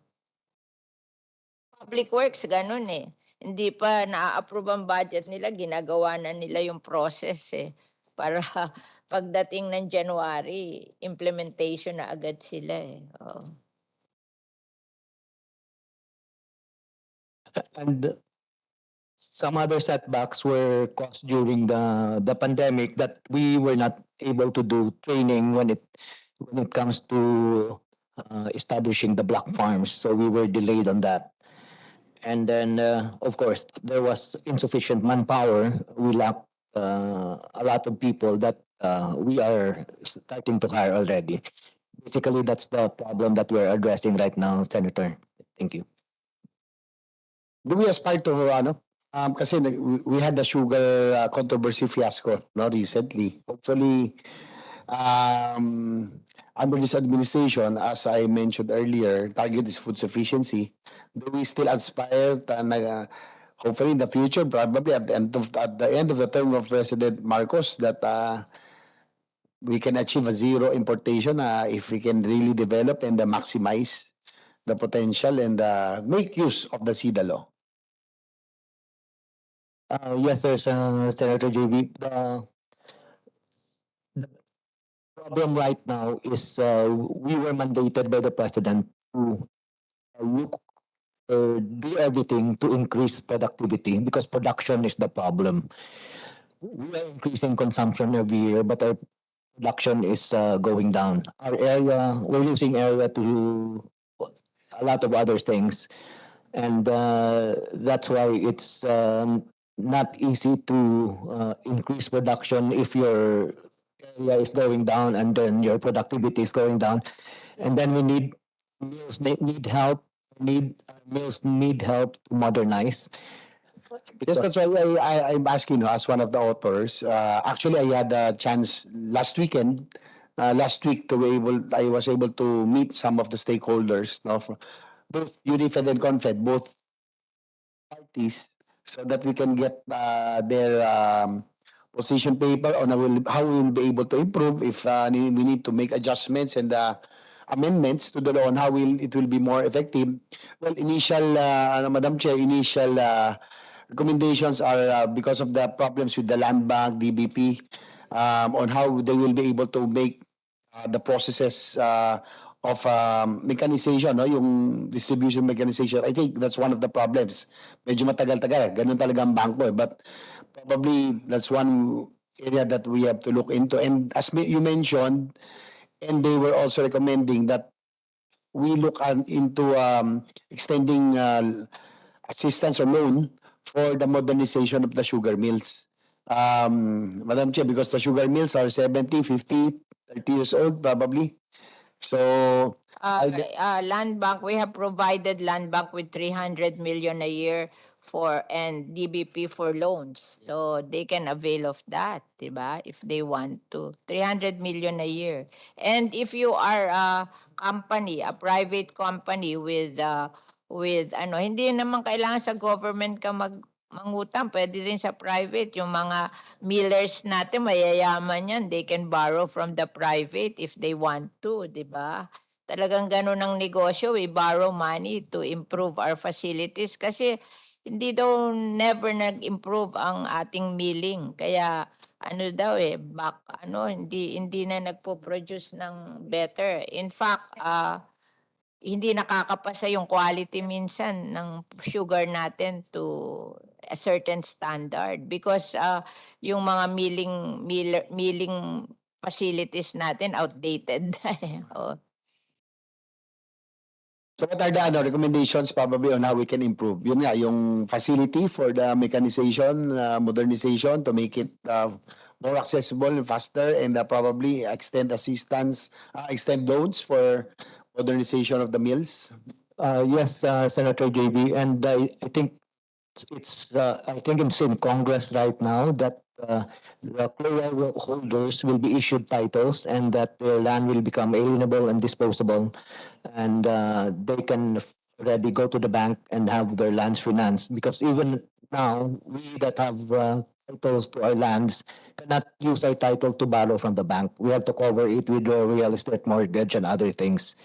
So at present, yung consumption natin, no, yung domestic consumption, cannot, yung production natin cannot really supply our domestic consumption, especially industrial. Right? Yes, on the onset right now, we're going to produce around 1.9 million metric tons of sugar. Maybe we will know for sure on how. Yes, what is the demand? Yes, the problem is the demand. The demand is a low of 2.3 million tons. We're so short of 400. Short of about 400,000 at the end of the year. And At the end of the milling season, I'm sorry. And also during yung age, that was imposed on the high fructose corn syrup, I think the industry went into sugar, kaya yung consumption natin for domestic, medyo that's where the shortage happened. Doon nangyari, di ba? Yes, that's the effect of the train law, Senator, sir. That's why we really have to. There's really a shortage of about 400,000 to 500,000 every year. Yes, sir, Senator. But that was also requested. That's why the reason why we supported yung higher taxes on HFCS precisely to help our sugar industry as well. Yes, because at that time, Senator, sir, we were producing over 2 million tons. Anyway, Madam Chair, of course, we want to help also, no? Siyempre, bias po ako. My mother is from Negros. We want to support and revitalize the sugar industry. Not only Negros, Bukidnon, Tarlac, lot of sugar farmers, about 800,000, I think. Tama ba? 800,000 and their dependents, families, and industry workers, millions, no? So, ang ano ko lang, I'm hoping that we will try to introduce production na hindi na tayo nakaano sa importation. Anyway, after siguro my next question, after the whole sugar importation fiasco, itong controversy, what will be the reforms? Ano kaya ang reforms that will be instituted by the SRA to improve on our local production, and as well, if we can already transition, we can lessen importation later on. Yes, our target, Madam Chair, Senator, is, of course, if you look at the demographic, the small farmers are the one that's pulling down the average of the production for the whole country. That's why we're focusing towards how to empower them, how to teach them, how to focus our help on the smaller farmers, because it's easy to increase when you're producing 35, 40 tons than when you're already producing 70, 80 tons. So that's where we're focusing our efforts, Senator. Your Honor. Thank you, Administrator. Be rest assured of our support. Of course, we want to do everything. Gusto natin mabuhay natin ng sugar industry, no? Because a lot are really dependent, no? And siguro, which bring kanina yung concern ni Madam Chair, sabi nga niya, Department of Importation Probably, we passed two measures that were really intended to revitalize our agri-industries. Isa na po yung SIDA law and anti-agriculture smuggling law. Parang matigil yung smuggling. Ang problema naman, left and right naman after that, Madam Chair, left and right naman ang issuance ng importation. Probably, siguro, tanungin na natin, I'll take that advantage of the opportunity kay Yusek Panganiban, no? Take the advantage of opportunity. Nandito kayo. As directed by the President, ang gusto niya, food security. Hopefully, we can achieve it after his term. Talagang, ano na po talagang plano ng DA? Would we really focus on strengthening the local and supporting the local industries instead of yung, itong mga nakaraan, sorry, pero parang as mentioned by our chair, mukhang ang concern, parang masyado tayong na-focus sa importation. Parang masyado tayong naging dependent sa importation that we really forgot to develop our local industry and support the local industries. That's why we are in the budget hearing. We want to know kung ano mga kailangan on how we can supplement, how we can augment on areas on how we will be able to strengthen our local industries. Siyempre para sa mga farmers po natin yan and the whole agri sector. Well, actually, the President's mandate is to support the small farmers. And as far as sugar is concerned, the directive of the President to SRA is to increase productivity of sugarcane. And by that, we shall be involving a lot of marginal farmers in the process. And Administrator Alba had accepted the challenge. Hopefully, he will be able to do that in the next 3 or 4 years. Yes, we understand because they just assume, no? So we're hoping that we want to wish you the best of luck and be rest assured of our support. No, we will. That's why we are asking in this other what are the needs, no, on how we will be able to supplement and augment the budget. Siguro in a related matter, Madam Chair, doon po sa isang pinasa natin nung time natin anti-agriculture smuggling law. Yung po task force po natin, you have a task force, no? Yeah. Kailangan ba natin ng additional budget so that we can be more effective in curbing smuggling para mas mabatayan? Yes, under the office of the Secretary. Well, we have here Yusek Layog, who is in charge of our anti-smuggling. Sige, sa Yusik Layo, probably you've been asked already about this, pero siguro just update us. So, we'll know if there is a need to augment your budget, no, to in this drive against smuggling, agricultural smuggling. Yes, sir, Madam Chair, Mr. Senator Javier Sita, sir, good afternoon.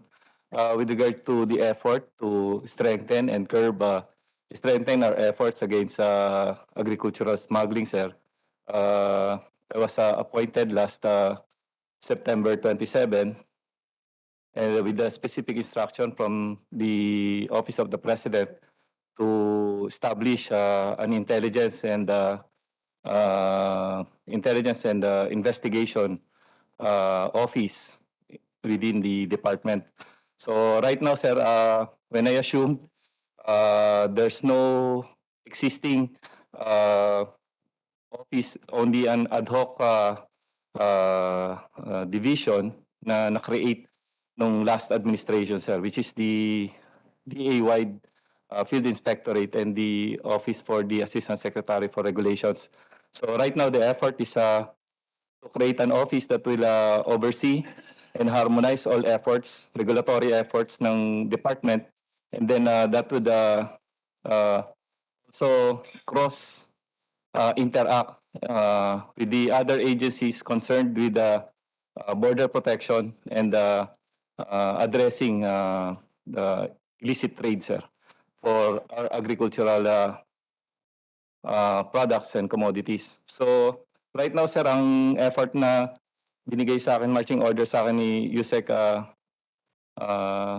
Senior Yusek Panganiban, is to establish and create the Office of the Assistant Secretary for Regulations and Enforcement, sir. And with that, we have a three-pronged line of effort. First will be the regulations and compliance, strengthen your regulations and compliance, especially for our regulatory agencies, for food safety regulatory agencies. Second is for enforcement and interdiction of smuggling. Ito po yung sa border protection na, sir, yung sa mga pantalan natin, ma-ensure natin na maharang na yung mga produkto na pumapasok. And then lastly is economic intelligence, which is pagbabantay dun sa profiteering, hoarding, and then price manipulation.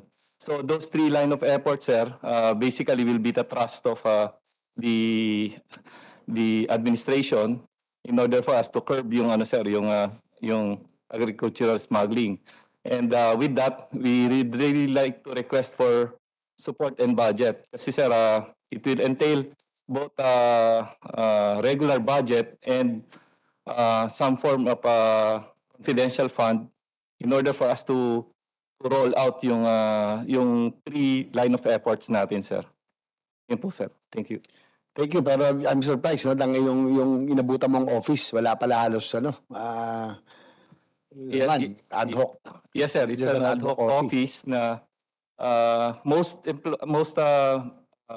personnel are all contract of service, sir.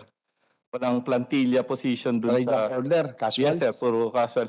So, Considering that, wala si Madam Chair, but one of the rationales why we pass anti-agricultural smuggling law is really, of course, to support our farmers, no? Kasi pag pumapasok, kaya ngayon, Senator Coco siya, minority leader, that's why sabi nga niya, very harsh yun, no? Yung batas natin. But, one of the, yung rational natin yan, is when smuggled goods come in, lalo, this was of the rice smuggling back then, when si President Duterte noon, mayor, was one of the resource persons.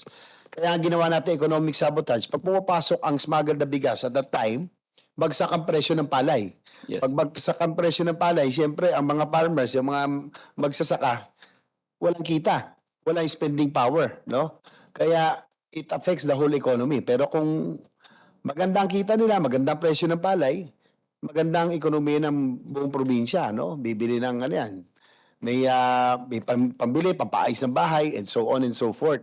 So it's I'm just surprised that the department, although siguro inano natin to sa customs, no? Ang customs have their own shortcomings. As one of the principal authors of this law, I'm really disappointed that after 6 years, after its passage, wala pa naman tayong nakikita mga talagang big time smugglers na uhuli. Di ba? So, meron din pagkukulang talagang customs. At sabi ko nga dito sa gobyerno natin, may pampatalino, may pampabobo, may pampabulag. Alam naman natin, nakakalusot. Di ba? Kaya lang, usapan, sinong kawawa dito habang pumapasok ang smuggled goods? Siyempre, ating mga farmers. Pero sana lang, under the new administration, with the directive of the President to strengthen the local agricultural industry, hopefully, this time, wag na rin masayang anti-agriculture smuggling law kasi left and right naman ang issuance ng DA before ng importation, no? Hindi lang bigas, hindi lang asukal, pati mga bawang, sibuyas, lahat na hanggang galunggong. So, sige, Yusek James. Yes, sir. I believe yung nga po yung effort, sir, to harmonize and then to lead yung effort with an interagency cooperation and collaboration. Ang nangyari lang siguro, sir, nung una, na diin yung responsibilidad, yung interpretation ng batas dun sa BOC. Kaya, sir, kung titingnan nyo, yung DA, hindi naman siya ganun ka-powerful in terms of the anti-agricultural smuggling law. Mas ang hinahawakan po namin is yung Food Safety Act. So ang binibigay na permits, which is yung SPS, yung sanitary and phytosanitary permit, yun lang ang pinangahawakan ng DA para maharang niya yung produkto. Pero other than that, sir, when it comes to fair trade, hindi kami halos na kukonsulta ron. So ang nag-aano dito is yung Department of Finance through the Bureau of Customs. So right now, sir, that's one of the homework that I want to do through the leadership of our senior undersecretary and our president. That's why when I already asked the other agencies, like BOC, NBI, even ISAF, support this effort kasi the failure and success of this project or program to implement the anti-agricultural smuggling law is not only the success and failure of the department, but it will be the success and failure of the president because he's the secretary. So Likewise, you have to take advantage that the President himself is concurrently the secretary. That's how important the Department of Agriculture. Ganyan sa kaseryoso na ma-achieve natin yung food security. Yes, sir. So we have to take advantage. Talagang to curb smuggling, probably, hopefully, minimize and regulate importation and strengthen the local industry. Siguro, with regards sa sugar, nagkaroon tayo ng investigation, hopefully with SRA, with the new administration of SRA, siguro, hindi na siguro tayo dapat mag-issue ng mga importation just when it was milling season. That happened before. I know with the new administration, it would happen again. No? So we have a lot of things to do. yes, sir. Kaya even po, sir, even sa NICA, nasa priority list ang food security, sir. And this is to address also agricultural smuggling. Thank you, sir. Alam mo, yung anti-agricultural smuggling law, mabigat yon kasi 10 million ng rice, Yes, na ma'am. yon, non-bailable na yon. And 1 million of any product, Other products. non-bailable yun. Ang dali-dali noon. Yes, ma'am. Ibig sabihin yung 1 million na smuggled goods, napakaliit noon. Pero nakalagay doon, 10 million na rice, non-bailable na. 1 million of any other agricultural products, non-bailable na. Yes, ma'am. Wala nga kayong napakulong eh. Baka non-bailable yun eh. Oo, non-bailable yun eh. Hindi mo pwedeng sabihin na kasalanan nyo ng BOC, kasalanan nyo ng kasi agricultural smuggling yan eh. Dapat kung ikaw ang nasa task force, ikaw magbabantay na make sure na mapalya ng kaso. Kasi file lang ng kaso, non-bailable na eh. Oh, ang bababa noon. Madam Chair, if I may. 10 million, ang baba noon. Yes, ma'am, Madam Chair. Kasi nababasa ko sa dyaryo yung mga nahuhuli. It's always beyond that eh. And yet, not even one na file ng case na naging non-bailable. Kasi pag ginawa mo, na ipakulong mo yan, mayayaman yan, hindi na uulit yan. Oo. Yes, ma'am. Oo. Ikaw ba, pag ikaw napakulong na isang beses, uulit ka pa? Hindi ka na uulit. Matatakot Hindi ka. na. Lalo na yung mga smuggler na yan, mayayaman yan. Oo. Diba? Kaya sana nag-sample lang kayo. Kahit isa, wala kami nakita miski isa eh. Oo. Wala kaming nakita miski isa. Kasi sampling lang yan eh, para lang ipakita nyo na matakot yung iba. Kasi kung may nakulong na isa dyan eh, di ano natakot na yan, di ba? Eh, hindi naman natin gusto na mahuli lahat. Gusto lang natin makasample tayo para matakot.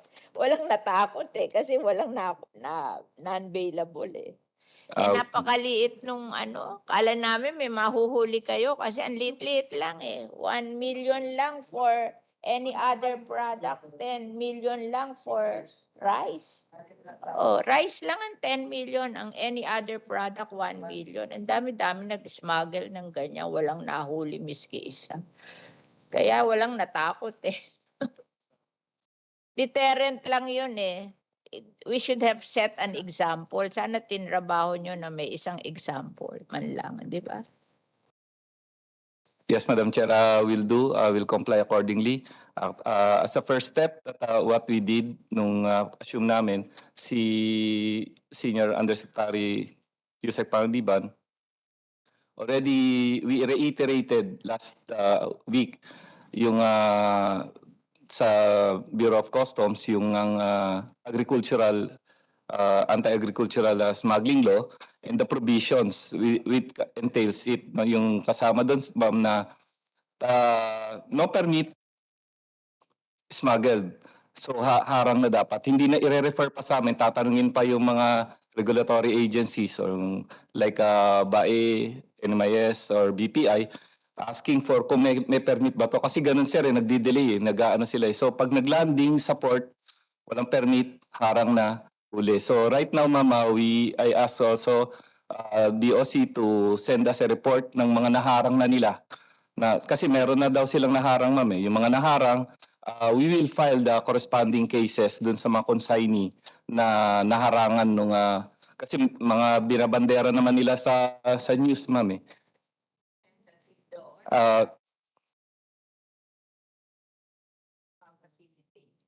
Yes ma'am, we'll do that ma'am, and then we'll send a report kung ilan ma'am yung the in process and those that will be the cases that will be filed accordingly ma'am. Madam Chair, may high profile, di ba? May high profile ngayon, yung sugar. So, isa na ito, sa no permit. Hinanapan daw na, hindi na-produce, Yes sir. So, binasample lang sir. Okay, pero walang masasampulan kasi fake daw yung consignee. So, sino Consignee. yun? Yes. So, we'll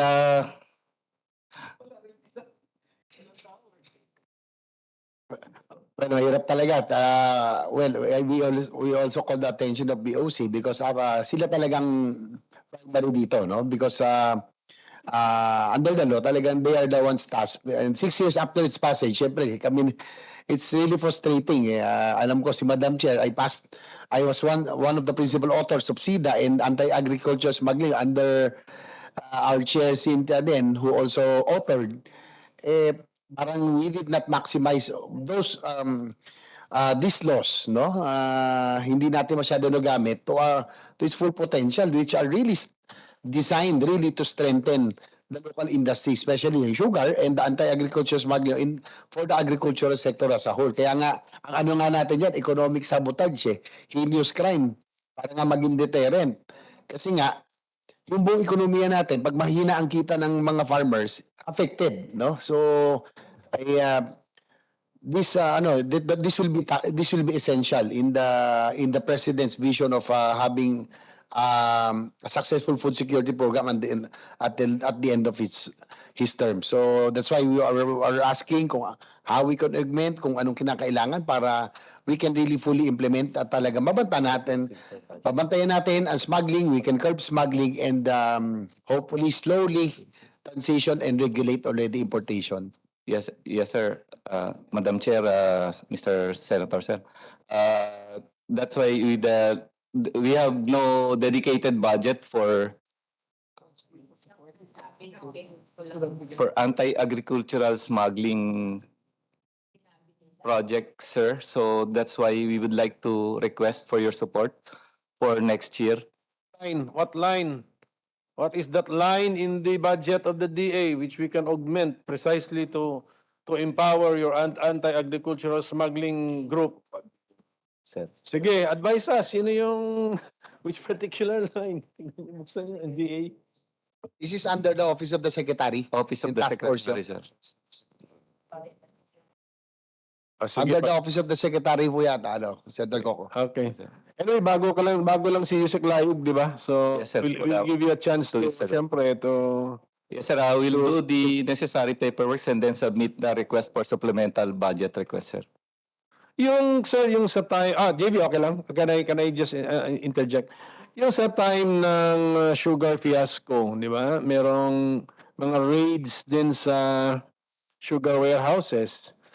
Kasi nabanggit mo kanina, under your jurisdiction would be also be profiteering, hoarding, and Price manipulation, price sir. manipulation. Yes, sir. So, was your office involved in those raids during the time of the sugar fiasco? Yes, sir. I think it was during the time of ASEC Bobot Lasiste, sir.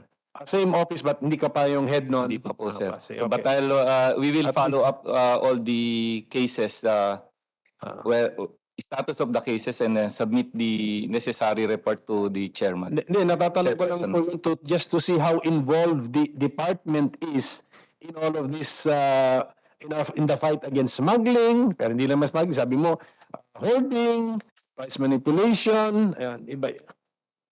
Tama, sir? Ganun. Yes, sir. Kaya ko lang po natanong That's yun, just to check how involved. So, involved din naman pala. Involved It po, was sir. under somebody else's watch then. That's why we just want to reinforce it, sir, by that 3 line of effort, sir. Yung regulation and compliance, yung interdiction, smuggling interdiction, at saka yung economic intelligence on economic sabotage. Yung 3 line of effort. Well, I think going with that will be the challenge, no? Kasi nga, for 6 years after the passage, wala nga nahuli, no? Wala pang talagang na-convict or a case was really pursued. When the president, the new president, assumed office with the directive of strengthening food security, left and right yung raid ng BOC. At maraming mga na-discover na talagang maraming mga warehouses that are have a lot of sugar and other. Yun isa sa mga magiging challenge kasi yun yung nagano, Madam Chair, yung mga nag-hoarding, price manipulation. That's another challenge for the Department of Agriculture. No, yung mga traders at yung mga nag-hoards, mga hoarders. So that will be the challenge of the new this task force na sana mayroon talagang mapailan na mga big time smuggler dito. Kaso ng economic sabotage this year, para next year, happy kami sa'yo. Isang kaso lang. We'll comply accordingly, ma'am. Kami mag-sample kayo. Isang kaso lang. Yes, ma'am. We'll do the case build-up and we'll submit it accordingly. This year. Sample lang. Oo. Kasi Yes, ma'am. wala 6 years wala Opo, ma'am. Sikat pa kayo, naka-file kayo na isang kaso. Gusto lang namin may masample lang isang smuggler makulong. Oo. Para sample matakot yung iba. Diba? Hindi natatakot kasi wala namang nangyayari We'll keep you updated and posted, ma'am, and then we'll do the necessary case Mismo, isang build-up. case. Yes, ma'am. Isang kulong. Isa Opo, lang. ma'am. Hindi ako ma-shoot sa lata. Hindi. Yes, ma'am. You cannot promise that? I'll do the necessary case build-up, ma'am, and then file the necessary cases, the charges. Kasi we are not denying the fact na rampant ang smuggling of agricultural goods din Yes, sir. You are not denying that No, sir. Okay, so in the implementation of the law, the necessary result is the filing of cases. Yes, sir. Grabe, imposibleng hindi. Kaya kung zero ang na-file, parang wala. And that smuggling is not happening. So, anyway, sabi ko naman kay Chairperson, since present kami tatlo rito, sa next year's budget hearing, maalala namin ito. Yes, sir. Then, titignan naman, after the passage of 1 year, titignan naman talagang Walang lusot. Whether it's still ASEC layog or not, it is a commitment made on behalf of the department. Tatandaan natin. So, it's on behalf of the department. Sige po, Senator JB. That's all, Madam Chair. Thank you also to the Minority Leader. But we are here also, siyempre, as meron din tayo at stake dito. Sayang naman yung mga batas sa pinasa natin kung hindi natin nagagamit. But it's really meant to strengthen. Yun ang bottom line dito eh. Again, if you can eradicate or stop smuggling and hopefully strengthen yung improve our production para yung ating importation dahan-dahan na. No, mag-ano na natin if you can already regulate and minimize so that we will strengthen the local industry and the farmers and everybody will benefit. No? Kaya nga economic sabotage siya, gusto natin tumulong lumago ekonomi natin. Magandang kita ng lahat dito. Siyempre lalago din ang ekonomiya sa bawat probinsya. So be rest assured that's why we are asking questions. So we want to know kung what specifically part, kaya nga tanong ni Minority Leader, saan natin pwedeng tulungan, no? Sa budget, no? So that we can improve on Po yung budget, Office of the Secretary, Support to Operations, Agriculture and Fisheries Surveillance Support Activities. Noong 2021, may budget na 100 million. Noong 2022, 0. Noong 2023, 0. Bakit nagkaganon? Opo. Baka walang ginawa noong 2021, kaya siniro ng 2022, 2023. Can we ask the USEC to provide a budget for them? parang intent fund, no? Tayo zero.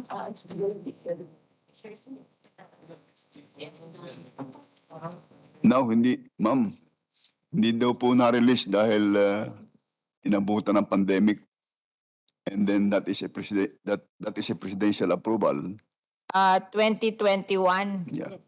And hindi, yung 100 million di na-release. Tapos 2022, 0. Tapos 2023, 0 again. Maybe you can give them a budget para magtrabaho. Paano to nagtatrabaho? Siya mag-isa? Payroll ng DA? O wala kang budget? No. Wala pang budget, ma'am. Meron sa, Sino nagsusweldo sa'yo? kasama sa Office of the Secretary, ma'am.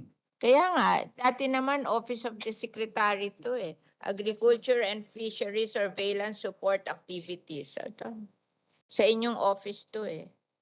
So maybe you can give a budget to him para sa isang taon eh, meron siya mai-report na naipakulong siyang isang smuggler. Yes, ma'am. We'll submit the necessary request and Ito, budget. Office of the Secretary lang to eh. Yes, ma'am. Bigyan ng Office of the Secretary. Diba, Yusek Sombilya. Lagyan nyo kahit konti, diba, para naman magsumipag. Okay. Andun 0 eh. Nung panahon kasi ikaw walang naka-insert, ngayon wala na nag-insert, yun na nalagyan. Tayo pa ba mag-i-insert niyan? Diba sila na lang, diba? Dahil na nila sa loob. Ayusin nyo na lang sa loob, bigyan nyo ng budget para kahit isang huli meron. Isang kaso. Diba? Gusto namin makasample na isang sikat na smuggler na ano tawag doon na hindi non-bailable eh. Economic sabotage, non-bailable. 1 million lang. And then 10 million sa rice, 1 million. Lahat na nahuli nyo, mas malaki dun eh. Diba? Wala akong nadinig na 1 million at saka 10 million. Palagi mas malaki, diba? No problem. So, ma'am, Madam Chair, we go back to SRA. SRA tayo. Sige. Can I ask some questions, ma'am? Okay, SRA is given Admin Alba, given a subsidy and then corporate funds na yung iba. Di ba? Corporate funds na iba yung gagastusin. Madam Chair, Your Honor, we don't get subsidy. We only get funds from government through SIDA, and that's it. To see daw. Parang ba pagkatawag? Can I see?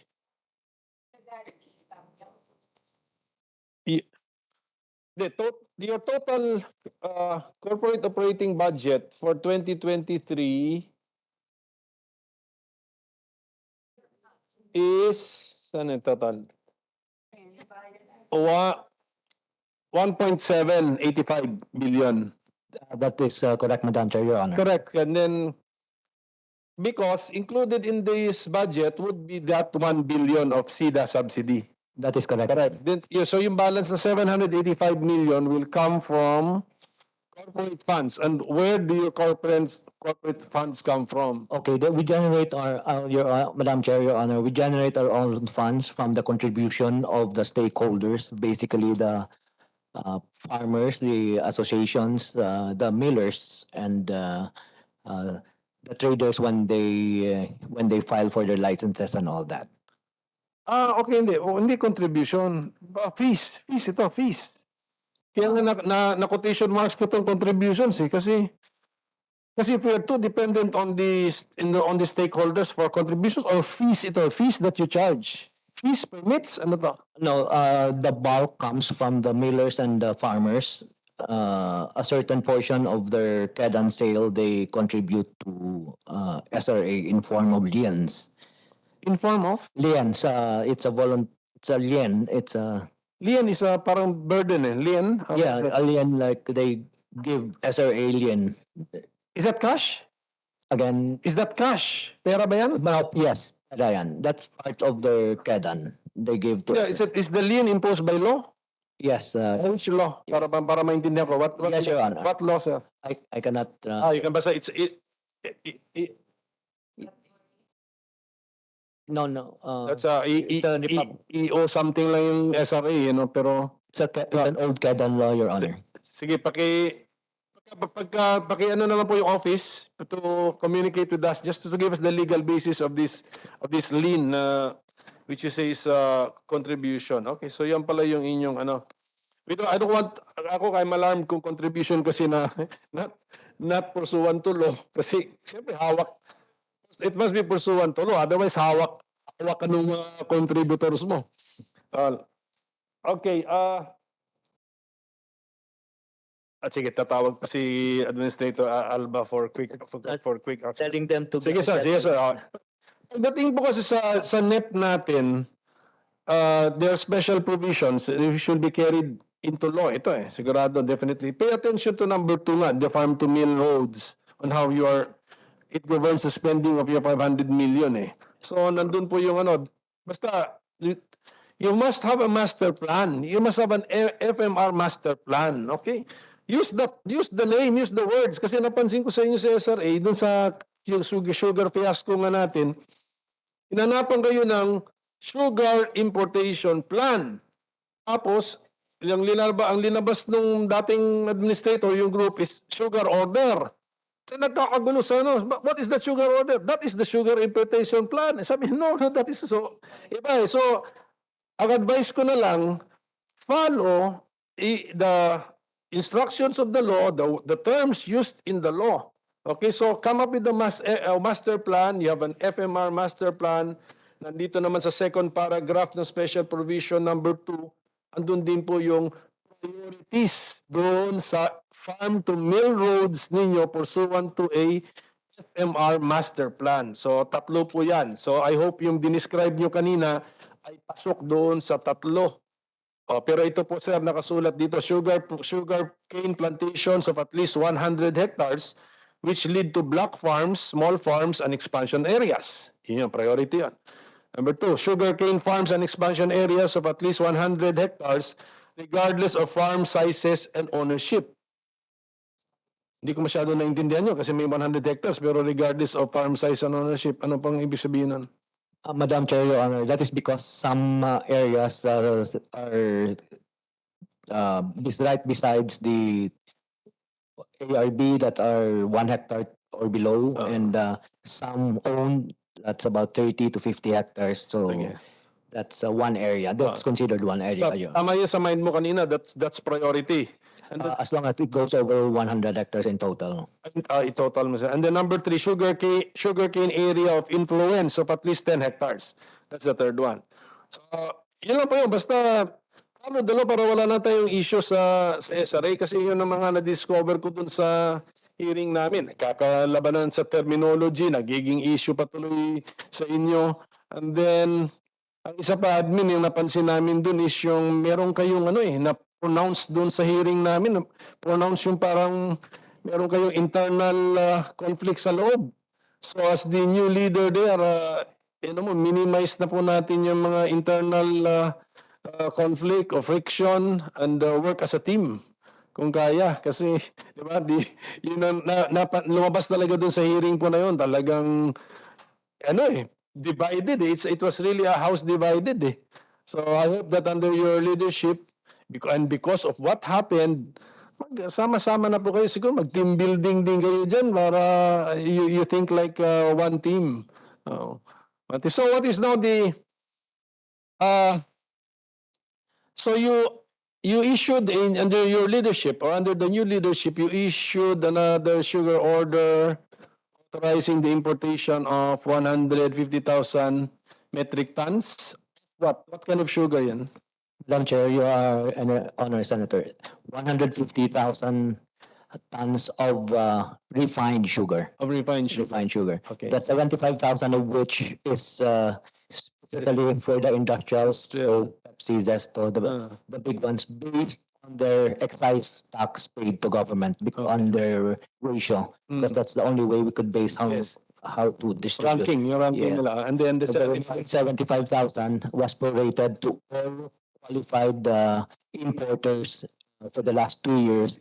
We were able to pay 750 pesos per bag performance bond when they will be able to buy at a 1-to-1 ratio refined to refined from the local market, or when the 1 is to 1.2 refined to raw market. So they are obligated to buy from the local market to support also the local production of sugar, Your Honor. Okay. But it is still now mid-October. So up to end of year, December 31, you think you will still be authorizing the importation of sugar? Madam Chair, Your Honor, the 150,000 refined sugar imported should arrive in the country on or November 15, or else they will be classified as C sugar or reserve if they don't arrive at November 15.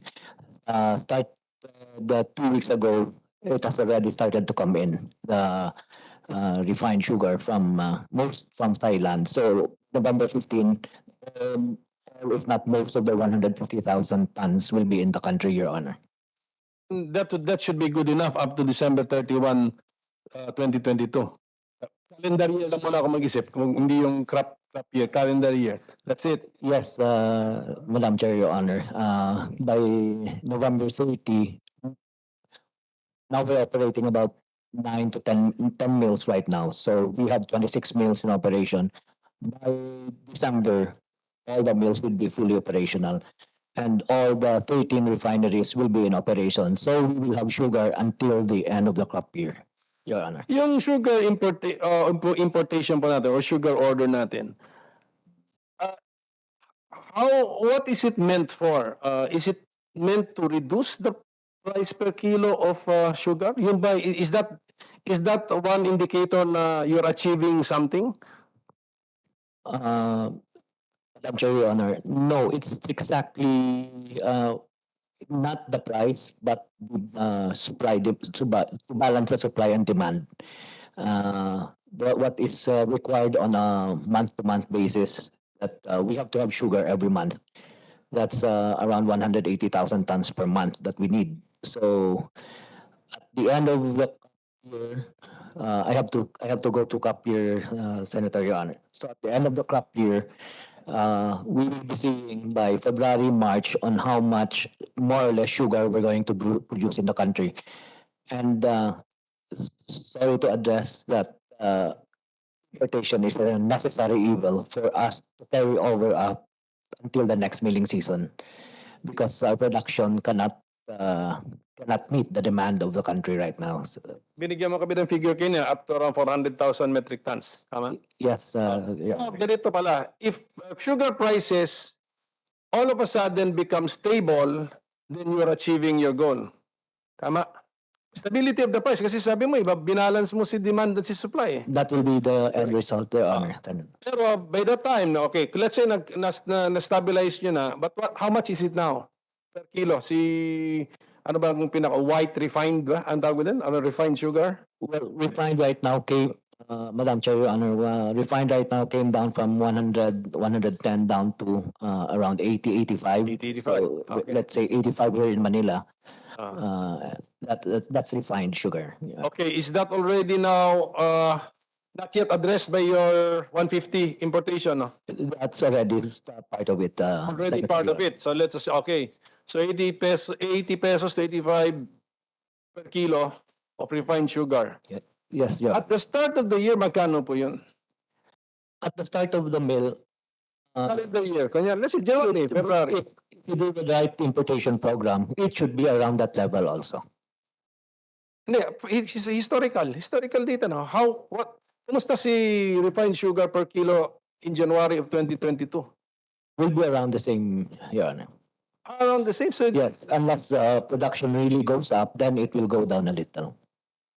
hindi, kailan ba tayo, because the headline ng story about sugar kasi nag-spike nga ang prices eh. Di ba? Tumaas ng times how much po? Yes, because it was election time and because of the fiasco. So it's not the question of the importation, it's the question of the timing. So it did not arrive on time. It arrived late. Yeah, so ganun. So kung ganun nga, if that is so you are you're telling me the impression I get is We're also following the world market. That's what's happening in the world. So we don't really know on the long term. the world prices would influence the price of the 400,000 metric tons imported.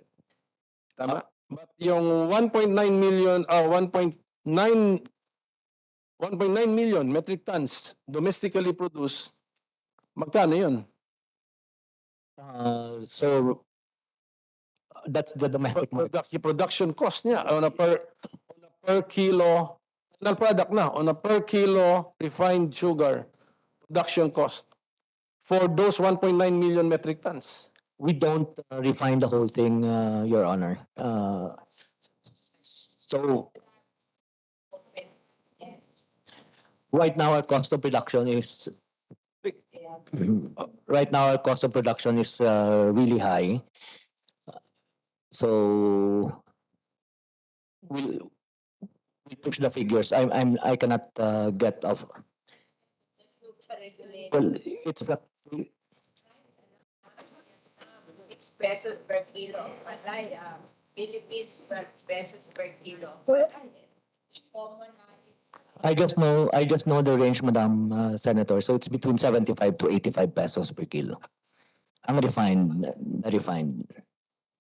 the cost or that's the price? The price,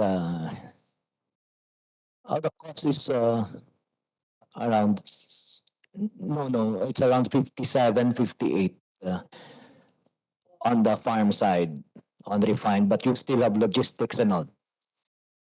It costs for the imported to produce sugar. The imported landed, the last time we run the cost, will land in the country, Manila, from Thailand, will be around 54 pesos.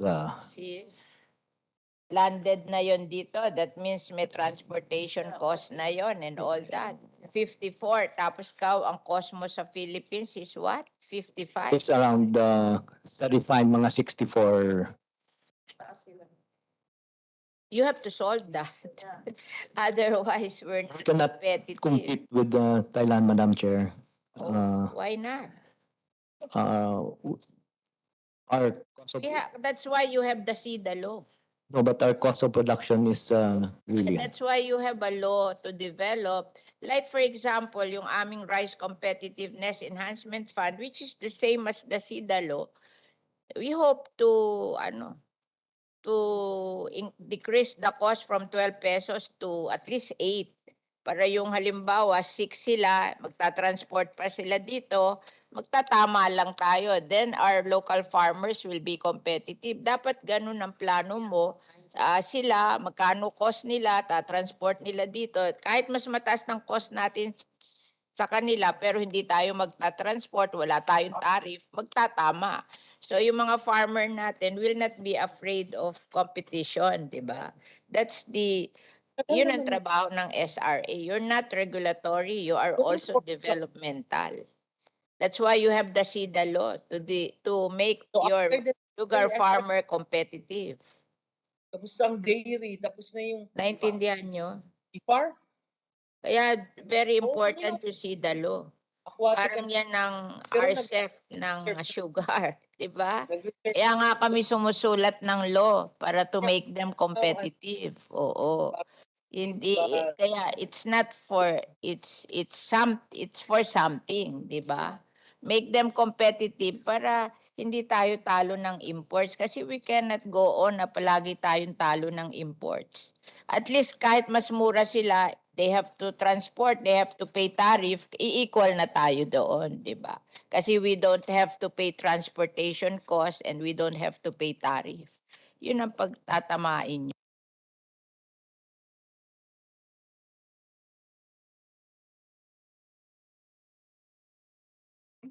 I think that's, Madam Chair, that's only 5% ang tariff.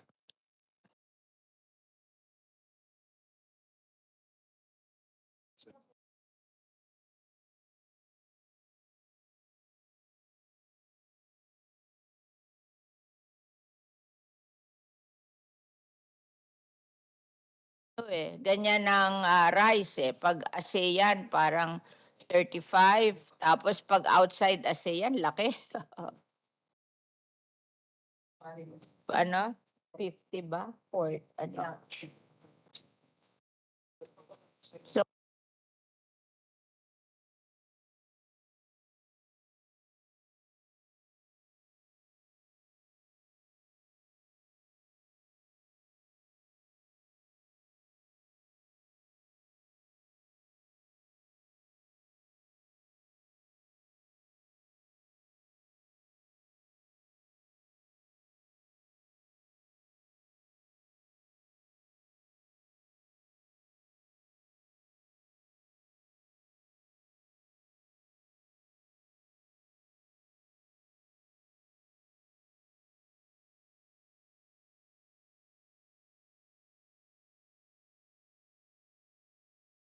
farmers, even without the paperwork, alam na nila kung ano kayang ibayad ng small farmers. Kaya ngayon, sinasabi ko sa DBP Land Bank, mag-focus sa co-op.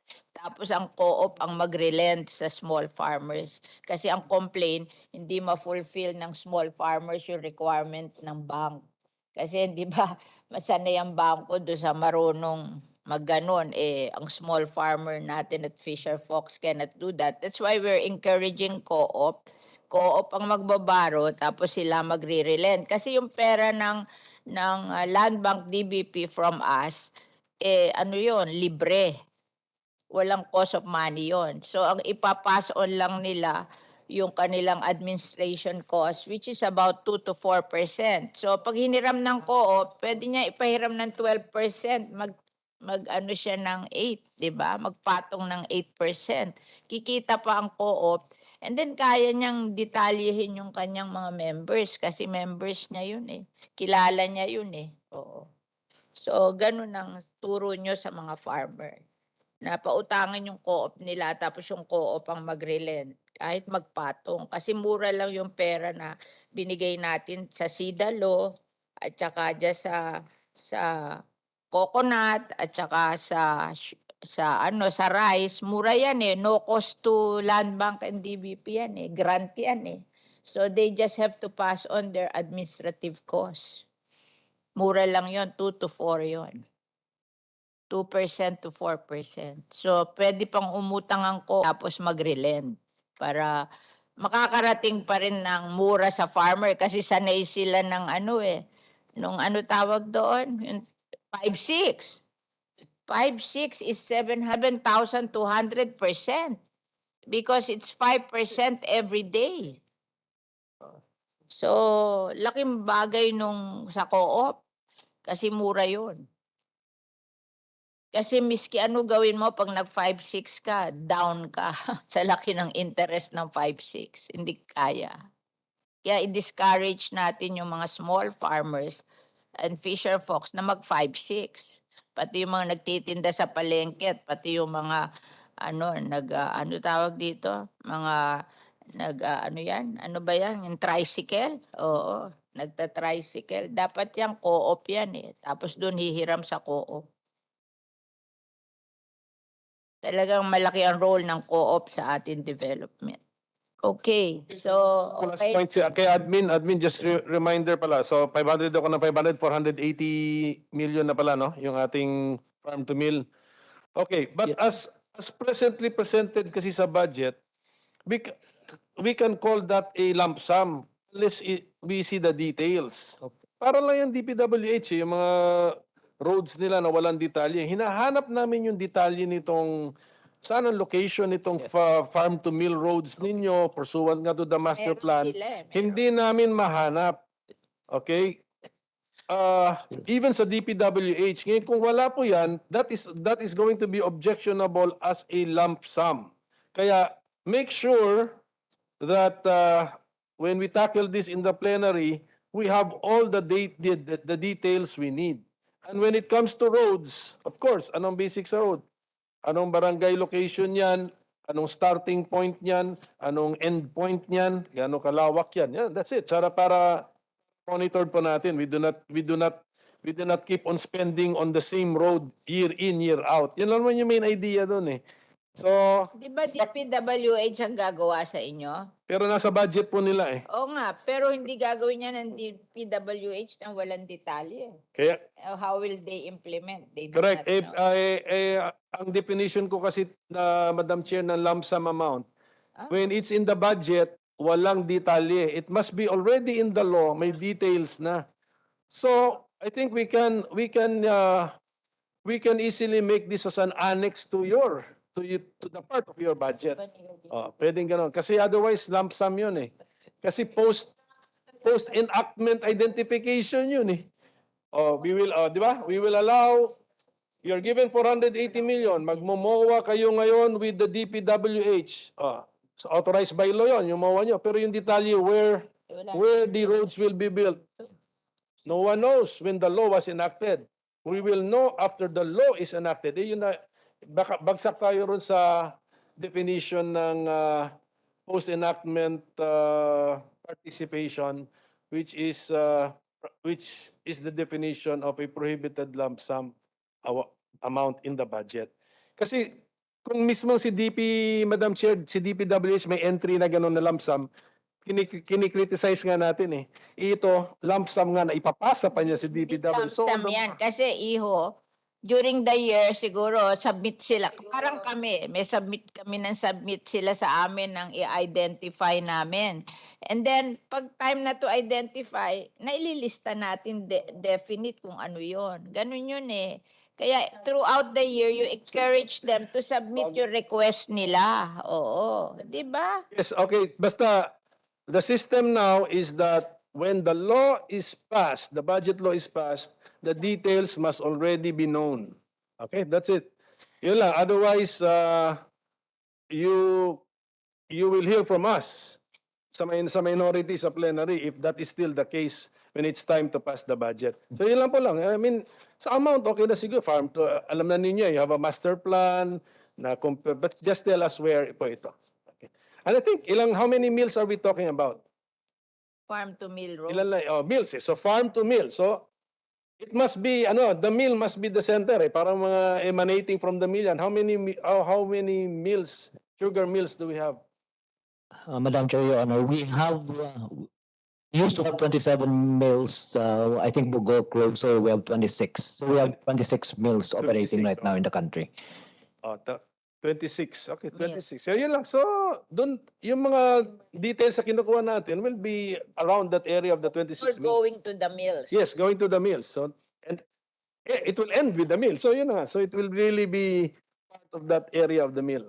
Sige, admin, yun lang. Parang mga suggestions lang ito para po smoother ang pag-tackle natin ang budget ng SRA. Thank you, Madam Chair. Thank you. I just want to clarify this. Meron dito sa budget nyo for the Black Farm na may sinusweldohan kayo worth 34,391,000. Salary of Black Farm personnel. Ano to? Madam Chair, these are the MDOs, the mill district officers that are in charge, and the people with them that are in charge of all the black farms all over the country, Madam Chair. So you're giving them salary? This is Yes. 34 million, ha? Yes. So yung budget mo sa Black Farm na 160 million, 35 million, sweldo na. Sweldo na. Kalit-lit na nga yung 160 million, tatanggalin mo pa yung sweldo. Sweldo eh. Sweldo. Oh, lahat ng Black Farm sweldo. 114 personnel. So there are 114 Black Farms. Yes, Madam Chair. 100.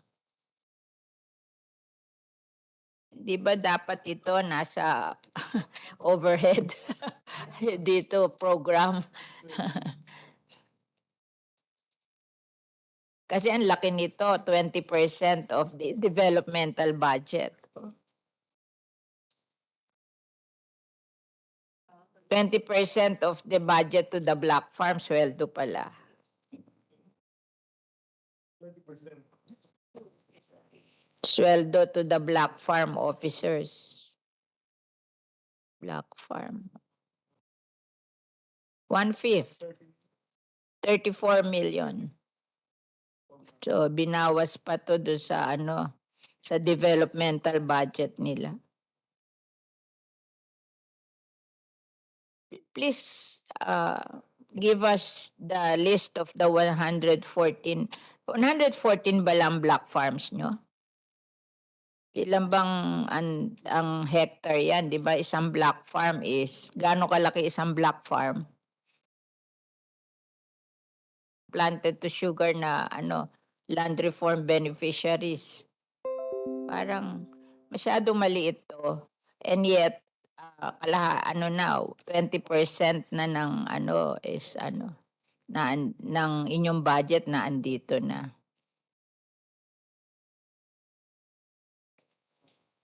Can you please explain this?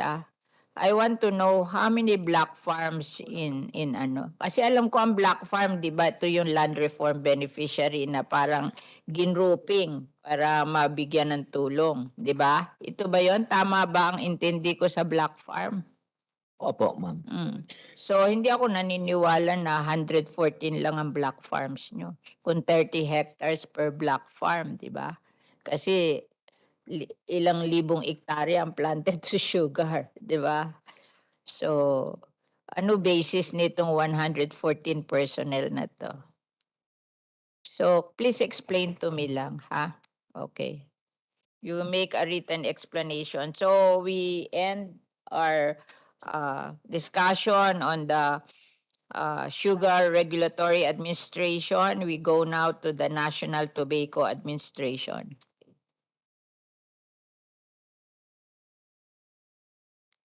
To our esteemed chairwoman, Ma'am Cynthia Villar, to our honorable senators, Senator JV, Senator Coco. I'm going to present the 2023 plan and budget based on the National Expenditure Program of the National Tobacco Administration. Takot na question to sa plenary.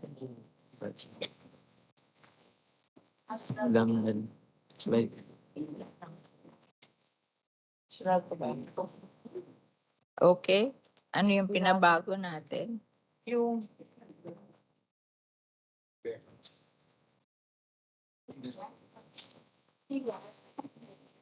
Next slide, please.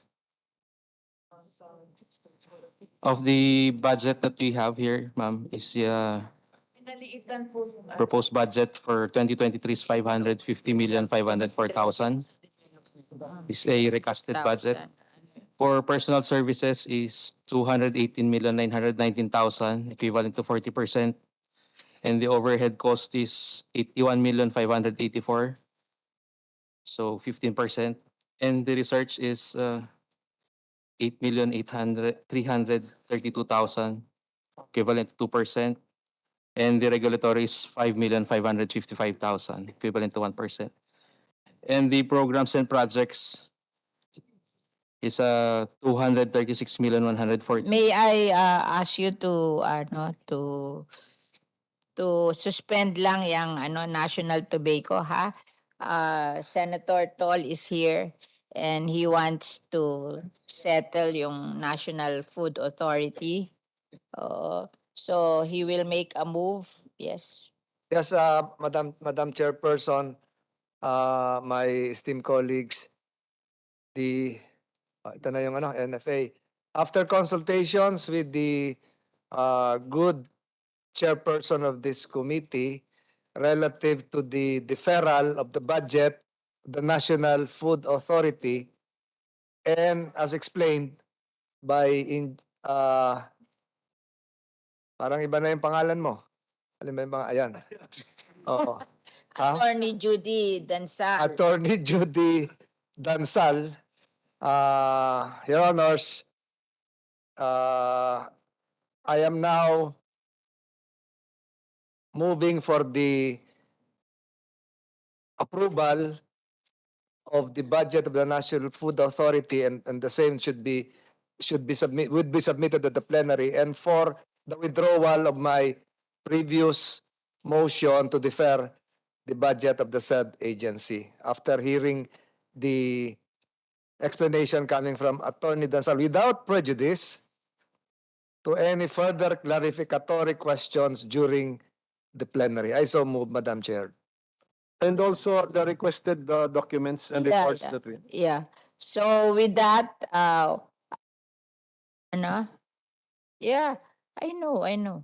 With that, we have agreed together with upon consultation with the USEC, Domingo Panganiban, that we will bring down the budget of the NFA to 9 billion, which is the amount requested anyhow by Attorney Judy Carol Dansal. She said that he didn't request for 12 billion. So we move it down to her request that it be made 9 billion. Okay, so with that, we're in unison, all the senators who are present, voting as one. We bring down the budget of the national NFA to 9 billion, and with that, we will refer the budget to the plenary. Thank you very much. Okay. Thank you very much, Your Honors, for the support that you have extended, and to the Senator Tolentino for the lifting of the deferment. Thank you so much, Your Honors.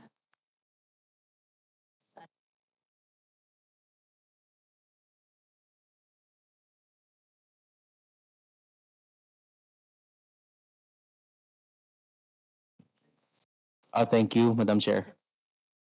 For the continuation of the budget of the National Tobacco Administration. Thank you very much for waiting. Thank you, ma'am. For the programs and projects, we have 236,114,000, for about 43%.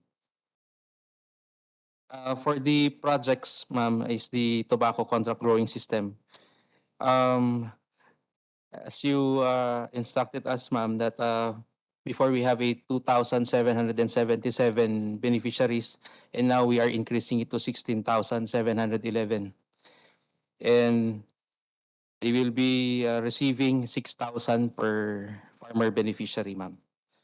And for Abra, 2,502,000. For Ilocos Norte is 15,678,000. Vegan is 12,396,000. Candon is 20,538,000. La Union is 13,944,000. And Pangasinan is 10,620,000. And Isabela is 21,408,000. And Cagayan is 3,180,000. So, ito po mga farmers natin, ma'am, ay yung mga farmer po na nagtatanim po ng tobacco 0.5 of a hectare pababa. Sila po yung mapapagbigyan ng 6,000. 0.5, you said before 0.25. Ang nangyari po kasi ma'am, if we are going to give the 0.25, konti lang po sila na beneficiaries. So we increase it ma'am sa 0.5 na 0.5. pababa para Okay. mas marami pong That beneficiaries. will amount to 100 million. 100 million ma'am. Okay, thank you. Next slide. For the Curing Burn Assistance Program project is for the Virginia, and for the air curing shed is for the Brazilian native. We be giving for the repair of 20,000 pesos and for the construction of 50,000. So as it goes, dito po yung budget natin for the Curing Burn Assistance Program is number of repaired is 3,134 and the amount is 71,210,000. And for the construction is for the CBAP is 28,800,000 and for the air curing shed is 8,400,000.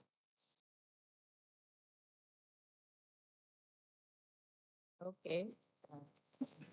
And for the programs and projects, ma'am, is for the 36,114,000, the technology and extension services is the tobacco seed production and distribution.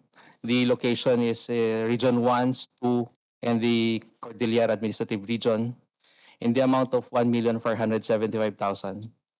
And analytical services, internal and external client. And the location is the same, Regions 1 and 2 and the Cordillera.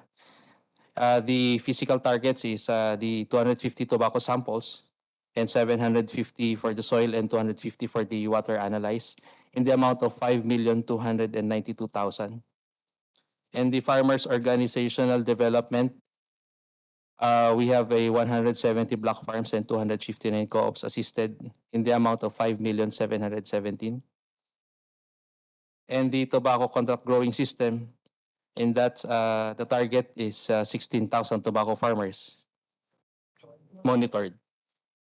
And for the tobacco extension in northern Mindanao, North Cotabato, Maguindanao, Sarangani, and South Cotabato in regions 9 and 13, we have 4,695 tobacco farmers assisted in the amount of 1,669,000. And for the Tobacco Grower of the Year contest, we have nine awardees and with amount of 1,317,000. And for the scholarship program for tobacco farmer dependents, our location is Regions 1, 2, and Cordillera. We have 120 tobacco farmer dependents, and the budget is 1,383,000. And for the pest clinic and quick response, the location is the same as Region 1 and 2 and Cordillera. We have 8 provinces monitored, and the amount is 887,000. And for the renewable fuel, wood energy, farm development, and restoration of ecological integrity or the synchronized tree planting, our location is the same as Regions 1 and 2 and the Cordillera, and we have 70 seedling growers and 1,000,000 tree seedling planted. We have a budget of 1,934,000. And for the risk management program, we have 8 provinces assisted, and we have a standby fund of 6,914,000.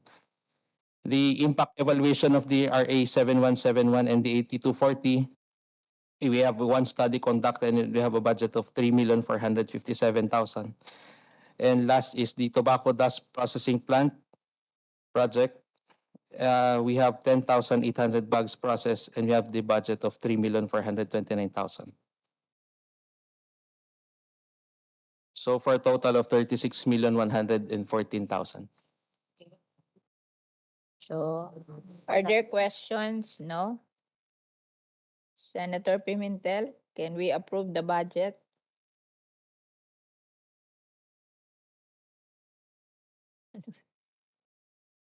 Okay. Senator Pimentel, can we approve the budget? Question lang para lang maintindihan ko. Yung 550 million Yes, sir. pesos po yung ating budget requested. Does this come from a trust fund or special account? Itong amount. Special account, sir. Special account. The general fund, the RA 4155, the tobacco fund, sir. The tobacco fund, which has a balance of Sir, right now we have a balance of 97 billion 817,147,613 pesos. yun na nga. So, and then, how much did you request for 2023? Ito kasi itong 550, yan na siguro yung in-approve, di ba? In-approve na yan. How much did you request? We requested for 3.3 billion pesos, sir. But the only approved was 550 million pesos. Oh, because theoretically speaking, you can access from that fund, di ba? Yeah, Nabinanggit but- mo? Supposedly, sir. Oo. But it's not automatic, sir. Yes, I know. But that's the fund you can access, no? For your, no? Yes. Kumusta ba yung ano natin, Yes, sir. absorptive capacity natin? Baka naman, ano? Ode, what was the budget last year? The budget last year was This year mo na, 2020. Just want to explain to Senator Oh, yes, sir. Coco that in addition to this, their local government are given a lot of money from the tobacco taxes, and you enumerate the list of money you give to the local government. In fact, it should be the local government who should be helping them because they get billions. Like Ilocos Sur gets 15 billion a year. And then you read how much they are given. Hindi, kanila na yun eh, local government na yun eh. That's part of that what law is that? Oo. Madam Chair, the law is a RA 7171 or the tobacco excise tax. Excise tax. You read how much they are given the local government. So, this is in addition to that. Ang laki-laki nun sa local government. Iba po, Yes.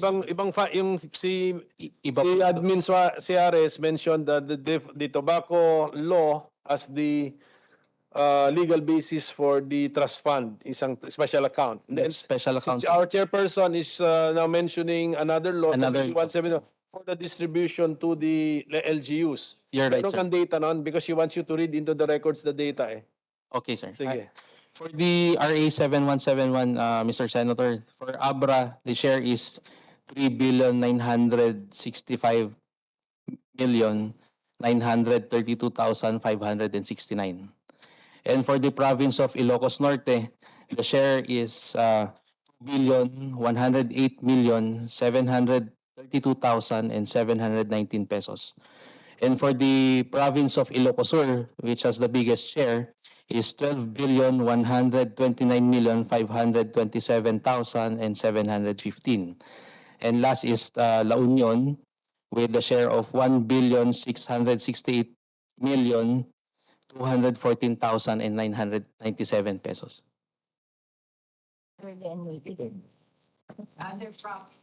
For the other share naman po, ma'am, sir, is the RA 8240. For ABRA, we have a share of 80,880,980. For Ifugao, we have a share of 5,720,000. And for Kalinga, they have a share of 3.3 million pesos.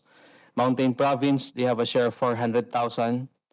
Ilocos Norte, they have a share of 144 million pesos. And Ilocos Sur, they have a share of 567 million pesos. And La Union, they have a share of 286 million pesos. Pangasinan, they have a share of 581 million pesos. Cagayan, they have a share of 328 million pesos. And Isabela, which has the biggest share of 2.5 billion pesos. Nueva Vizcaya has a share of 24 million pesos. And Quirino has a share of 3 million pesos. Tarlac has a share of 83 million pesos. And Zamboanga Sibugay has a share of 1 million pesos. Misamis Oriental has a share of 258 million pesos. North Cotabato has a share of 24 million pesos. And Agusan del Sur has a share, which is the lowest, 291,000. And last is Maguindanao, they have a share of 44 million pesos. For a total of, for the RA 8240, it's 4.9 billion pesos. yours is just parang tulong na lang. Pero actually, yung local government has a lot of money to help in the development. The intention is to remove the provinces from dependence on tobacco because they foresee that tobacco there will be less demand for tobacco in the future because for health reasons. So they are encouraging them to build another industry in replacement for tobacco. That's why ang laki-laki like. Yeah, yeah. These are So this is we don't have to worry about him because there are plenty of local funds for the So, but- provinces is covering. But in a nutshell, Madam Chairperson, what is now the mission or the reason for existence of the NTA? Sige. Mr. Senator, our export. existence is for, sir, lifelong commitment in helping our tobacco farmers. And at the same time, our main task is for the regulatory services, sir, of the Regulatory. tobacco. Of the tobacco industry nga, Yes. which there will only be a tobacco industry in the years to come if we try to export. We are exporting right now, sir. We are exporting Yes, right now. and we have Kamusta? about Kamusta? 48% of our tobacco produced, we are exporting it. sir. 48%. Maganda yan. Maganda na yan. Ano? Yes, sir. Well, 48% of our Pwede pa po production dagdagan. are exported. We have a law there, sir, that at least law na 10351 that at least the tobacco manufacturers should at least use or buy the 15% of the locally produced tobacco. Gusto nila. They have a lot 15 lang? of money. Baba pala. Oo, sir. Mababa yun, di ba? Tama ba? ate? Mababa. Mababa. Oh, 15%. Okay, Maybe if we Madam can Chair. increase that. Okay. Okay. Thank you, Minority Floor Leader Pimentel. We approve the budget of the National Tobacco Administration, or else we will stay here the Madam whole Chair. night. Thank you, Mr. Senator. Thank you po. Okay, we move on to the Philippine Coconut Authority, another controversy department. Ay, agency. Okay, please present your budget. Yes, ma'am. May I have the slides, please? Our Honorable Senator Cynthia Villar and the distinguished members of the Committee on Agriculture, it is my distinct honor and privilege to present to you the fiscal year 2023 plan and budget proposal of the Philippine Coconut Authority. The breakdown for 2023 budget is as shown: 47% for programs and budget, 28% for personal services, 20% for overhead costs, 4% for research, and 1% for trade and market. Next slide, please. Shown on this slide are the regular programs and projects being implemented by the authority. It focuses on providing interventions which are not provided under the Coconut Farmers and Industry Development Plan, such as the provision for production of local cultivars for planting, fertilization, and intercropping of short gestation crops for additional source of food and income for our coconut farmers.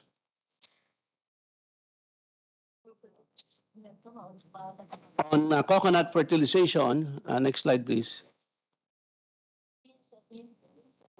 Next. On coconut fertilization shown on this slide, we have allocated some 61 million for the establishment of compost facility for biodegradable wastes for 61 provinces. Please note that for 2022, this year, we have allocated 8 pilot sites for this project to complete the 69 provinces, coconut growing provinces. Further, we will also provide 56,128 and 49,000 bags of agriculture grade salt and compost fertilizer, respectively. To ensure the quick recovery and of the moderately and heavily damaged coconut trees of Typhoon Odette areas, we are also allocating 6,429 bags of ammonium sulfate and 8,570 bags of potassium chloride. Next slide, please. Shown on this slide is the target for the provision of assorted vegetable seeds for coconut farmers under the Coconut Village Development Project. For the budget of 33 million, we are providing some 392,210 packets of assorted vegetable seeds to benefit 11,206 farmer cooperatives and associations. The vegetable packets will be provided is comprised of pechay, eggplant, okra, sitaw, and squash. Similarly, we are also providing agricultural inputs such as planting materials and fertilizers for our oil palm farmers. Next slide, please. Further, we will also provide trainings and extension services to our coconut and oil palm farmers on production management, good agricultural practice, and coconut processing, among others. Next slide, please. In summary, for 2023, PCA targets to implement its programs and projects with 1.36 million coconut seedlings of local cultivars to be planted, 1.86 million coconut trees to be fertilized, 392,000 packets of assorted vegetables to be distributed. The planting and replanting of oil palm seedlings will cover about 1,040 hectares out of the 15,000 hectares of senile oil palms that would need to be replaced. This is intended to benefit 480,000 individual coconut farmers and 12,000 farmer cooperatives. This ends my presentation. Thank you and good afternoon.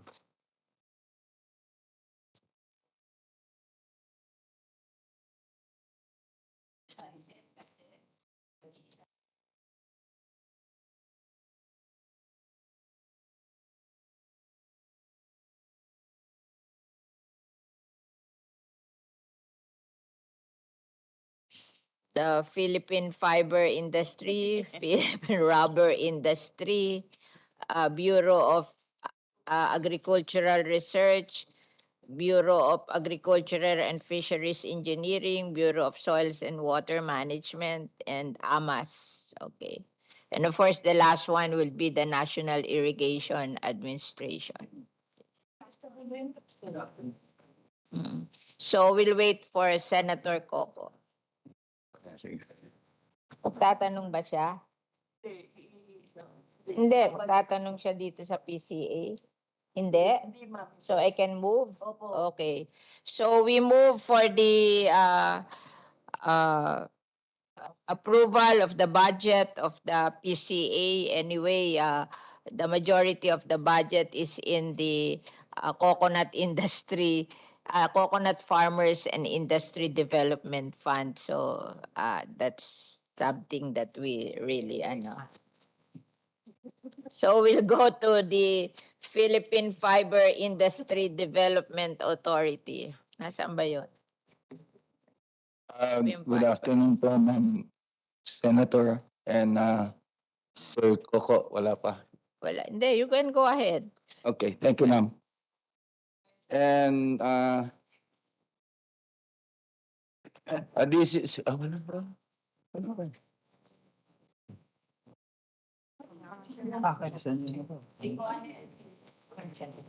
Next slide, please.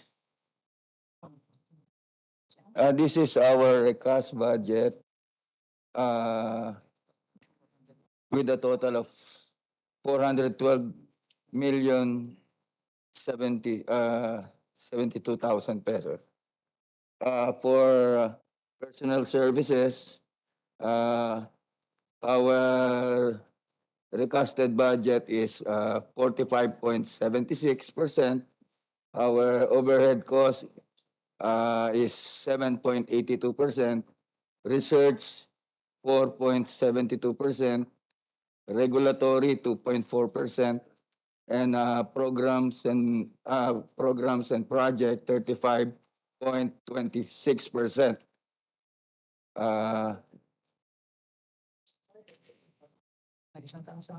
Next slide, please.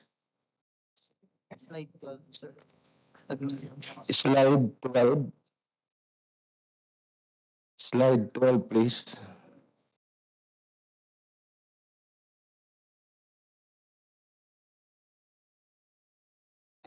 Yeah. So for this is proposed amendment in the our 2023 budget. So for general administration, We have a deduction of 4,300,000. Support to operations, 250,000. Baka disease management project, 15 million. Assistance to maintenance of operating expenses of regional weaving and fiber, 200,000. And support of the fiber crops with area validation for technology transfer to LGU, 4,300,000. For the extension support, education and training services, training on BT cotton recommended production, 250,000. For the production support services, Can you explain to me what you're going to do with this 35%? Just give me an idea of what you're going to do. Kasi ang problem natin po, lahat ng aming, ano tawag dito, yung ginagamit for weaving is imported. Oo. So I'm asking him to develop yung local. Kasi I have my own experience. I do weaving also in our city. I do weaving to provide livelihood to the women. Kasi yung mga women, yan lang ang pwedeng gawin. Ang problema, highly, hindi na competitive talaga sa imported. I can buy a blanket from Divisoria for calamity assistance. I do this for calamity assistance for 90 pesos. Now it's costing me, dati 180, ngayon yung latest na kinompute sa akin, 220 daw per blanket. So, ang layo-layo naman ng 90 do sa 220 or 180. So, sinasabi ko sa kanya, maybe your mandate is to make our weaving industry competitive kasi sobra naman layo. Ako, kaya ako na lang mine-maintain yung weaving ko, naaawa ako doon sa mga babaeng nagwi-weave eh. Otherwise, I can buy the blanket for 90 pesos in Divisoria and it's costing me 180 pesos to weave my own blanket. Why will I weave? Kaya ko lang tinitira na dahil naawa lang ako doon sa mawawalan ng trabaho pero it's not really logical anymore. So I'm asking you to solve that problem because if I am experiencing that problem, I'm sure lahat ng weaving centers sa Pilipinas is experiencing that problem. So kaya tinatanong kita, ano gagawin mo para makaproduce tayo ng tingnan mo kung magkano yung binebenta ng mga yung mga imported na sinulid at kung makakaproduce ka na mas mura para naman kami maging competitive para i-continue namin yung weaving kasi it's the livelihood of the simple people in our city. Naawa lang ako sa kanila kasi mawawalan sila ng trabaho. Pero ako, mas mura na sa akin ang bumili sa sa Divisoria. 90 pesos lang. Oh. So, what are you going to do? That's my only question. Yes po, ma'am. Thank you for asking that question, ma'am. We have big buyers po of the cotton from Indofield and Hobby. So sila po ang bumibili. They are the ones weaving the fabric kagaya ng Hobby. So nabibili naman po. Ang problema lang to is etong mga cotton processing facility natin. During the height of the pandemic, yung mga Indians na nag-install is hindi pa bumabalik. So basically, yung stock natin na cotton seeds, hindi pa na-process po into cotton lint. So pero may order na po, halos ubos na po lahat yung stock ng tatlong natin, processing facilities. And the good news po is meron pang isa dito sa Ilocos Sur. Processing facility mo. Yes po, meron pong isa na processing facility under your name sa Pinili, Ilocos Sur. Saan? Ilocos Sur and Ilocos Sur, Ilocos Norte, ano ba to? Sa Zamboanga del Sur and sa Antique. So, apat na po yung sa inyo, ma'am. Kasi ang lakas-lakas sa'yo ni ni Senator Lauren Ligarda, kaya siguro nilagay mo sa Antique. Kasi alam mo, dati ang budget mo 100 million eh, si Senator Ligarda lang nagpataas niya ng 400 million. Yes, Oo. yes, ma'am.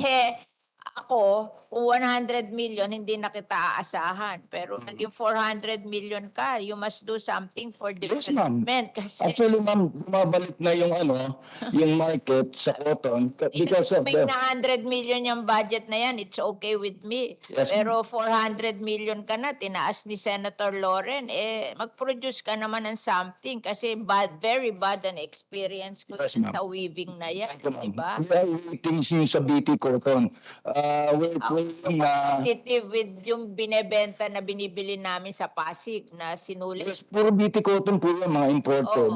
So yun po, kasi ang increase ng production po niyan per hectare, yung current po is average lang ng 1,000 kilos per hectare. Pag nag-BT Cotton tayo, depende sa pag-maintain ng isang hektarya in 4 months time, the farmer can produce 2,000 kilos up to 5,000 kilos po. So ang laki po talagang kikitain ng farmer. Basta Yung BT Cotton. sinulit.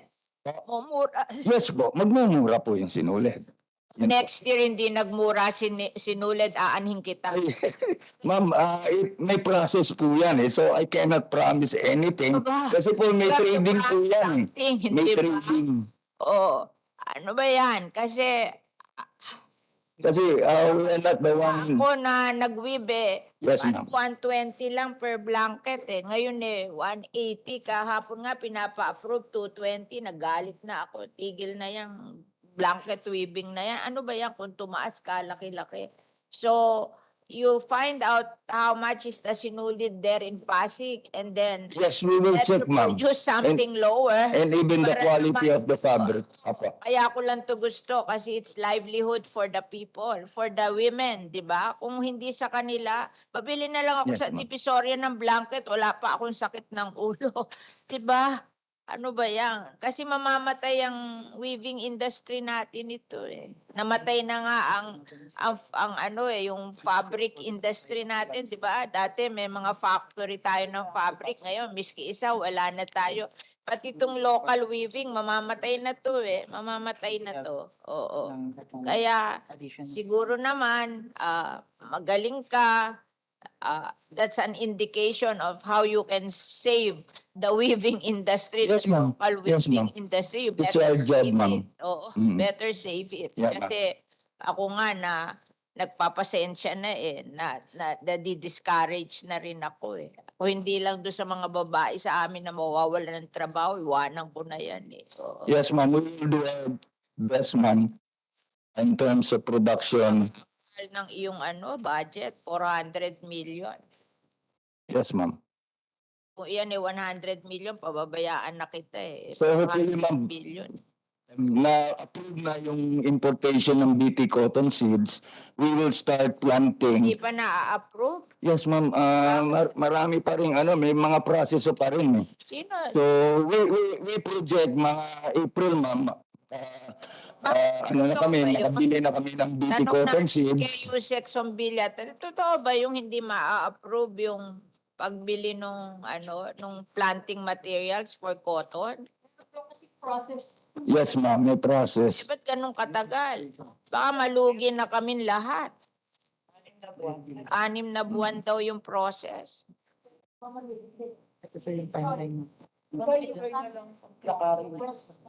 Oy, Choy, ikaw pa lang may kasalanan. Best case scenario po ma'am kasi ay, under the regulations po, to be honest with you ma'am, PhilFIDA or FIDA has not yet submitted all the documents needed for the field testing of BT cotton to the joint assessment group that I chair. I already promised him that he can give me an advance copy. I can do an advance evaluation so that when I chair the joint assessment group, it will be fast. In the same time also, we would like to do a parallel application with FPA regarding the registration of the BT gene as a pesticide product. So Doon lang yun po, ma'am.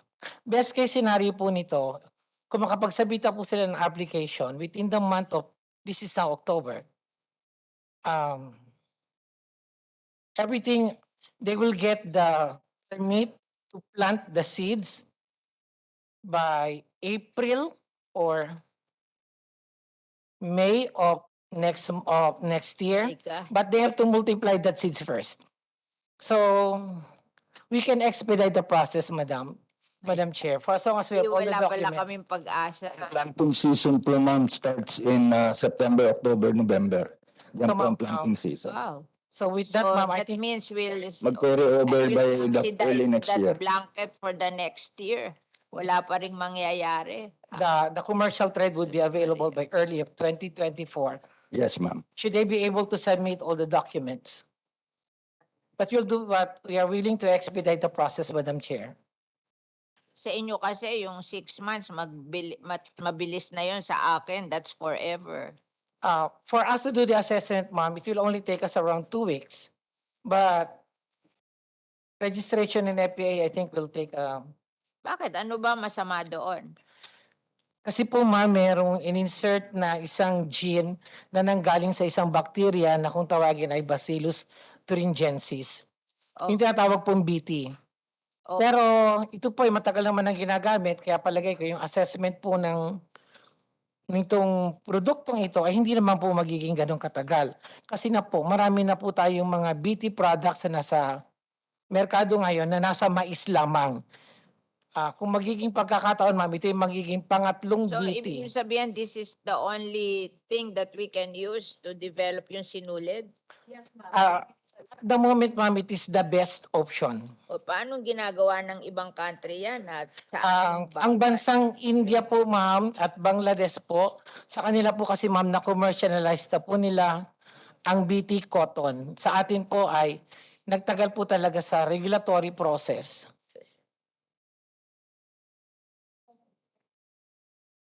So, wala palang pag-asa tong ano. Meron pa naman po, ma'am, tagal nga lang po. Walang pag-asa. Kasi ang tagal-tagal nyo na eh. Oo. Nung una kasi hindi masyadong mahal. Ngayon ang mahal-mahal eh. Oh. If PhilFIDA can promise to give me, ma'am, the advanced document applications, I'm going to review them. Yun ang po hinihintay ko, ma'am. Yes, sir, nasa timeline natin. Nasa timeline naman namin, ma'am. Yeah. Hindi. Sa timeline namin, may target ano rin kami mga Saan nyo April. bibilhin yun? March, April pa. Saan bibilhin yung Sa BT India po, cotton? yung BT cotton seeds. What I heard is mga 2,500 per kilo. So we'll be needing about 1,000 kasi per hectare we need 2 kilos plant. So more or less 500 hectares Saan po. probinsya dadalhin yan? Kung nasaan po yung planting, yung ano natin, processing Iloilo. facilities. Yes po. Diba, yung mga lugar na nagwi-weaving, hindi ba? Yes po. Iloilo, Doon po. Ilocos, Correct. diba? Correct. Saan ba yung mga lugar na nagwi-weaving? Sa ano rin, sa Zamboanga del Sur. Antique. Can Yes. you give me the list of those places na nagwi-weave?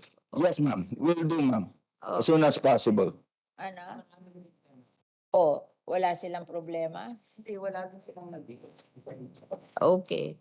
So, with a heavy heart, I'm proving the budget of, talaga really with a heavy heart. Talagang ako'y inis na inis. I'm approving the budget of the Philippine Fiber Industry Development Authority. Isusumbong, ano ba to? GOCC? Attached agency po. Buti na lang. Kung hindi, susumbong kita dun sa... Thank you very much, ma'am, Senator, for approving our budget. Fertilizer, ACPC at saka TICA. Na ano? Na agency, ma'am. Ba't hindi mo nilista rito? Hindi, nandito na eh. Fertilizer, nandito. Ma'am, wala po. Kulang po yung binigay nila sa inyo. Pero ito po yung kompleto. In the same order na natapos ko na. In the same order. Okay, Philippine Rubber with the na-approve na kita, di ba? Next year ha, mura na ang ano ha. Next year, mura ng ano. Otherwise, hindi ko na to i-approve next year. By 2024, ma'am, kasi ano siya, ang planting season, October, November, December. Oo. Tapos ano siya. Ang harvest time is mga March and April. 2024.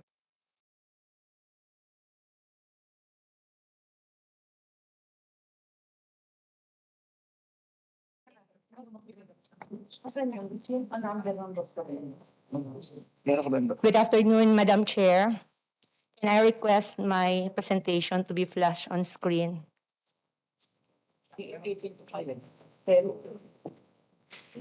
I am.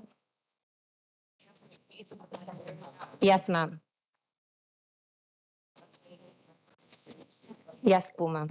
I am Girly Rodriguez Saludo, the OIC Executive Director of the Philippine Rubber Research Institute, Staff Bureau of the Department of Agriculture, created through RA 10089, and it was promulgated last 2013. We are mandated to initiate and administer research, development, and extension programs to improve quality and increase productivity of the rubber stakeholders in the country. Next slide, please. Next slide. This slide shows the comparison of our budget in the year 2022 and the net for. Yes po, ma'am. Research, development, and extension programs po. And we have a net of 40,993,000 for 2023. Next slide, please. These are our, yes po, ma'am. No, ma'am. We have our R&D, extension support services, and production support services attached under HBCDP program.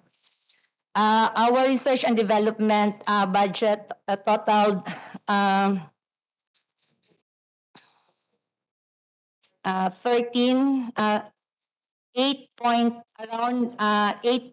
million. This is to address the problem of rubber production such as pests and diseases, low productivity, short lifespan of rubber trees due to poor management, decrease in skilled tapping labor, lack of income during its immature stage, limited value-adding technology, and marketing of rubber products. Therefore, the activities will help to enhance the production and productivity of rubber, thus increasing the income of rubber farmers from at least 10%. To develop technologies will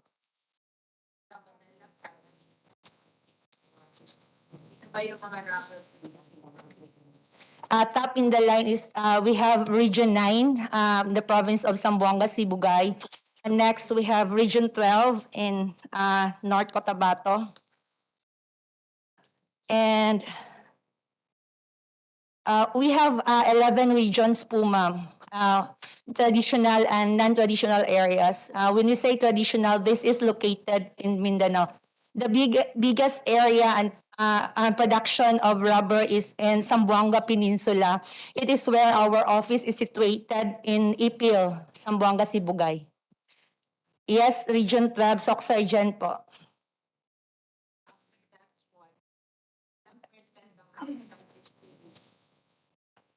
We have as well in Region 10, Region 11,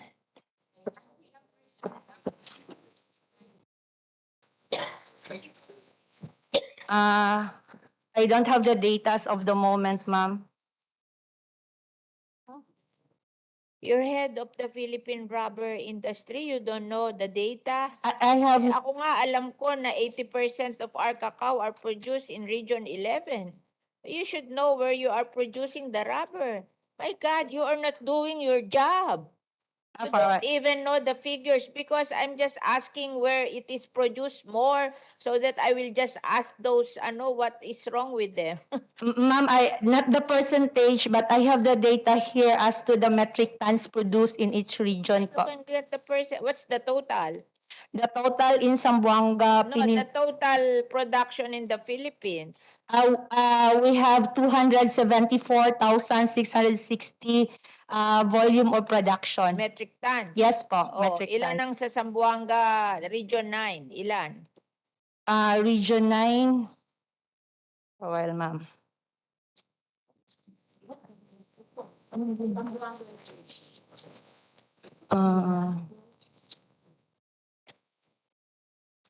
Uh, Zamboanga, Region 9. yes po, ma'am. Ilan? Hindi mo to memorize? Paano ka nag-manage? Well, Yung sales ng tindahan ko, memorize ko every day. Ma'am, Madam Chair, yung sa Region 9 po, we have 155,718 metric tons volume of production the year 2017 for us to this year What is ko to ba? Yung Region 12, ilan? Region 12 is 19. Yung sa Region 9 po, sorry Madam Chair, we have 19,202. Sabi mo, 155. Yung sa 2017 po yun, ma'am. Sorry po. Yung latest po, Madam Chair, is sa Region 9, we have 19,202 metric tons, yung Region 9. Yung Region 12, we have here 19,800. Anong pupunta tayo sa 274 nito? Tama ba yung 274 mo? No, I just want to know where this rubber industry is. Oh, sabi niya 274 metric tons, thousand metric tons. Bakit 19 lang at 19, Okay. 38 lang to? Paano makakarating tayo dito ng 274? Ma'am, yung 2022 po, ma'am, is, Madam Chair, is ano po siya, hindi pa po siya complete as of third quarter po, as of June 2022 po. Yung sa 2020, Ano natapos mo? ano po ako, ma'am, sa rural development po, ma'am. Saan ka nag-aral? Sa JMSU po, yes, ma'am, Dapitan po, JMSU. O ba't hindi mo alam ikaw ang in charge, hindi mo alam ang production mo at kung sino ang biggest producer? Alam ko po, Madam Chair. Sabi sa akin. As to the... That's the basic. Diba? Basic na dapat alam mo yan. Kung ano ang production ng rubber sa Philippines at sino yung mga region na malaki ang production ng rubber. Dapat memorize mo yan by heart. Hindi yung pag nalilito ka, hindi mo mahanap dyan sa listahan mo. Memorize mo yan by heart.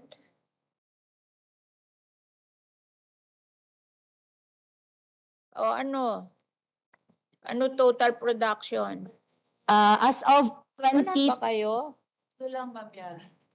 Yung binigay ko po kanina, Madam Chair, as of June 2022.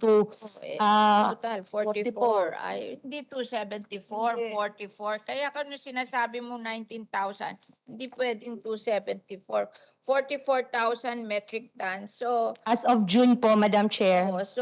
as of June. 2022. As of June 2022 pa po, Madam Chair, yung data na yung 44,000. Di ba may yearly ka? Yes po, Madam Chair. Yearly mo? Yung sa 2021, sa 2022 po as of June is 44,000. 2021 kasi ang 2022 hindi pa tapos. Sige po, yung sa 2021 po, Madam Chair, is 352,458.22 metric tons. Cannot be. 352,000. O ilan ang Sambuang? Major mo lang sa dalawa lang. Dalawa po. Region 9 and Region 12 po, And region, Madam Chair. mali rin naman to sa'yo. Yung Cotabato is Region 12. Region O 12. Region 9, ano? Region 9 po, Madam Chair, sa 2021 po is 165,434.71 metric tons po. Region 12, ano? Region 12 po, Madam Chair, is 144,414.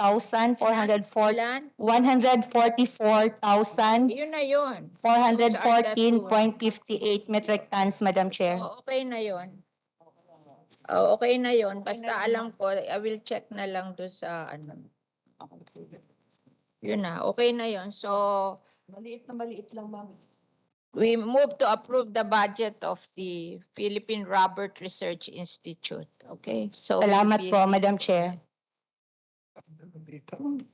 Nawala yung data. Salamat. So, we go to the Bureau of Agri-Research. Thank you, Madam Senator. Good afternoon to each and everyone. It's my honor to present plan and budget of the Bureau of Agriculture Research. I am OIC Director of the Bureau. Okay, go Next ahead. slide, Go please. ahead. I'm listening. Our mandate is to ensure that all agricultural research is coordinated and undertaken for maximum utility to agriculture. So our bureau is, we coordinate, integrate, fund and manage the research for development system to ensure its optimum utility for agriculture and fishery sector. Yan, mali naman yan. Next slide, please. Okay. This Ito. is the Okay. R4E programs and impact pathway. We prioritize funding for applied research, done in Asan na research stations, and focused on technology generations toward gaining knowledge and understanding. Next slide, please. Can you please move to the slide number 6 for the budget? Okay, this is our budget. The proposed budget for 2023 is 450,170,000, of which 8% ay sa personnel services, 30% for overhead cost, and 62% doon sa R4D programs and projects. Yung biotech po ay nakalodge po sa Bureau of Agriculture Research. Now, on top of this, meron po tayong banner programs na funding as discussed yesterday. So meron tayong rice, corn, high-value crops, organic agriculture, and livestock na nakalodge po. So ang recast budget namin po ay 838,588,000 with the additional of the 125,419,000 for the rice for the program. Next slide, please. Now, ito po yung details ng strategy. Under the Innovative Technology Development Program, we focus on protocols of varietal, multi-tropic aquaculture, automated system, with the funding of 54 million. For the scaling of technologies, ito po yung bulk ng budget namin doon sa scaling dahil as we already know, marami pong technologies ang na-develop pero hindi nakarating sa doon sa mga magsasaka. So we really need to scale up yung mga technologies na yun. That includes the corn, vegetable, coconut, and jackfruit in Ilocos Norte, Ilocos Sur, Quezon, Leyte, Zamboanga, and other parts of the country. Ang funding po nito ay 83 million po. Now for the next... Wala kang ano sa fisheries, puro ka national rice, national corn, national high value, national organic, national livestock. Wala kayong research on fisheries. Wala ma'am. Meron pong agency na gumagawa doon sa Sino yon? fisheries, doon sa B-Farm ma'am. Yung inyo. Hindi nyo na kino-cover yun. Ito, NFRDIS, ma'am. wala bang agency itong lahat na to? Kaya ito kinover mo? Kasi ang nakalagay sa iyo Bureau of Agricultural Research, hindi ba dapat lahat agriculture may research ka? Bakit yung beef, yung fisheries ba lang ang may sariling research at yung others wala? Sa national fishery, ang alam ko ma'am, na nakalodge yung mga research for Oo development. nga, pero yung iba ba walang research? Wala bang duplication? Ang dami kong nakita research dito. Yung sa banner program ma'am, nakalodge po sa BAR. Kung Sa kanya lahat binibigay. Eh, may sarili siyang budget eh.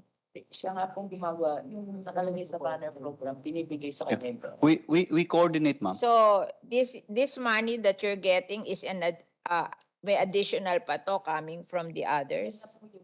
Ito na po So, yun. double counting tayo ng budget? Yung budget na inapprove ko for research do sa other agencies, sa'yo pumupunta. So, bakit kami budget pang sarili? Diba? Ba't ganon?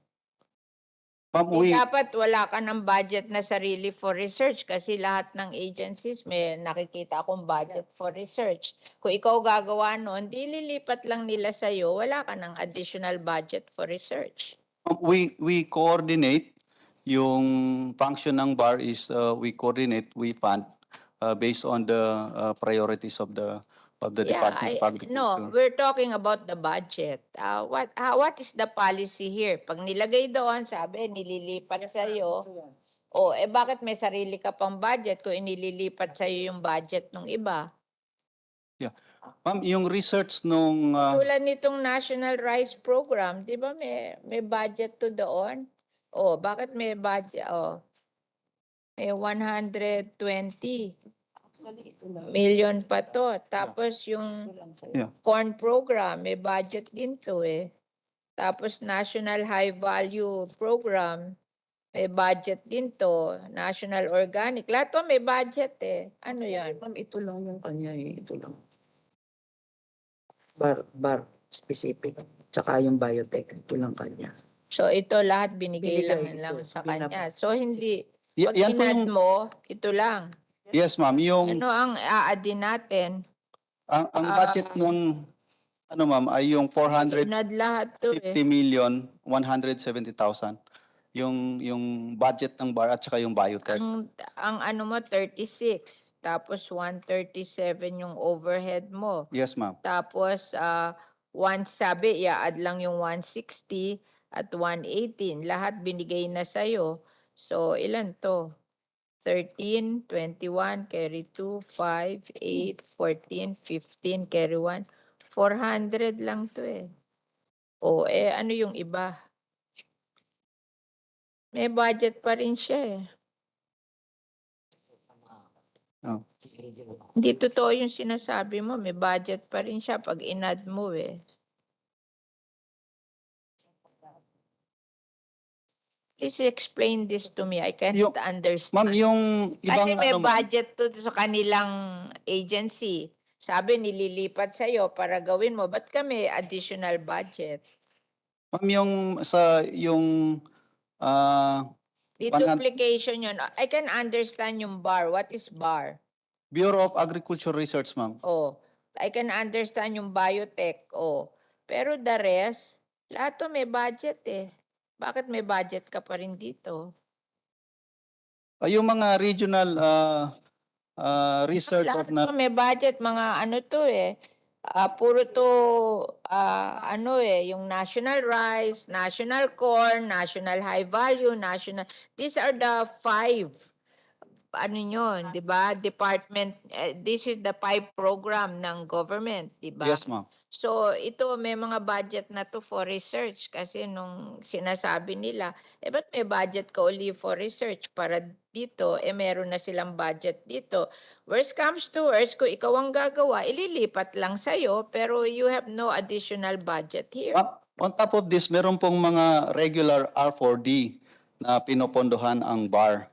Alam mo, hate ko tong research na to na walang application. Kaya ako, kinu-question ko yung pinakita ko na lang, regulatory and research. Ayaw ko yung regulatory. More on upscaling yung... Gusto nyo lahat nasa regulatory and research, PS, overhead, regulatory, research.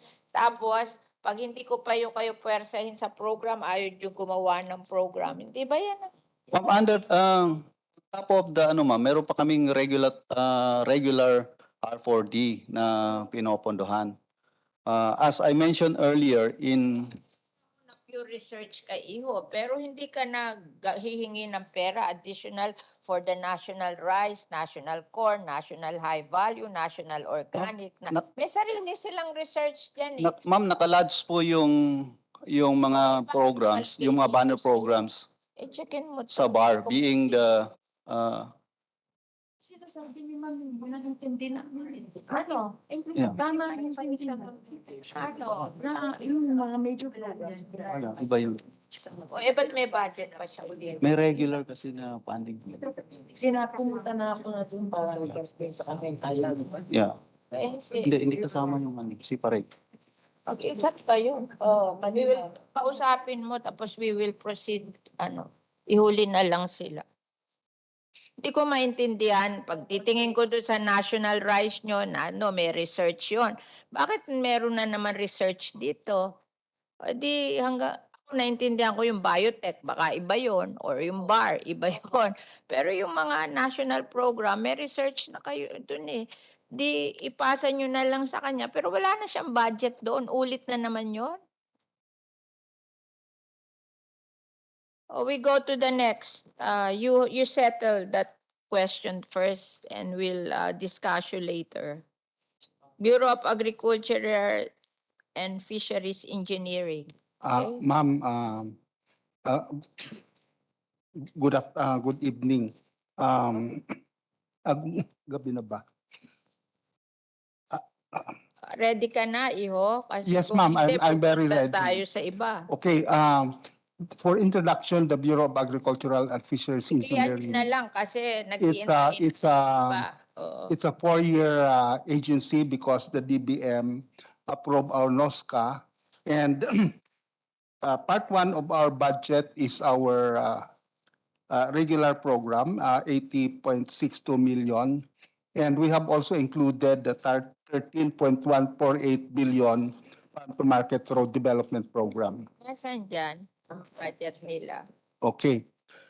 Next slide on the budget. Yung budget. Next, the budget. Page 3. So this is, ma'am, the breakdown of our 82 million budget proposal for 2023, and it comprises regulatory, overhead, and personnel services.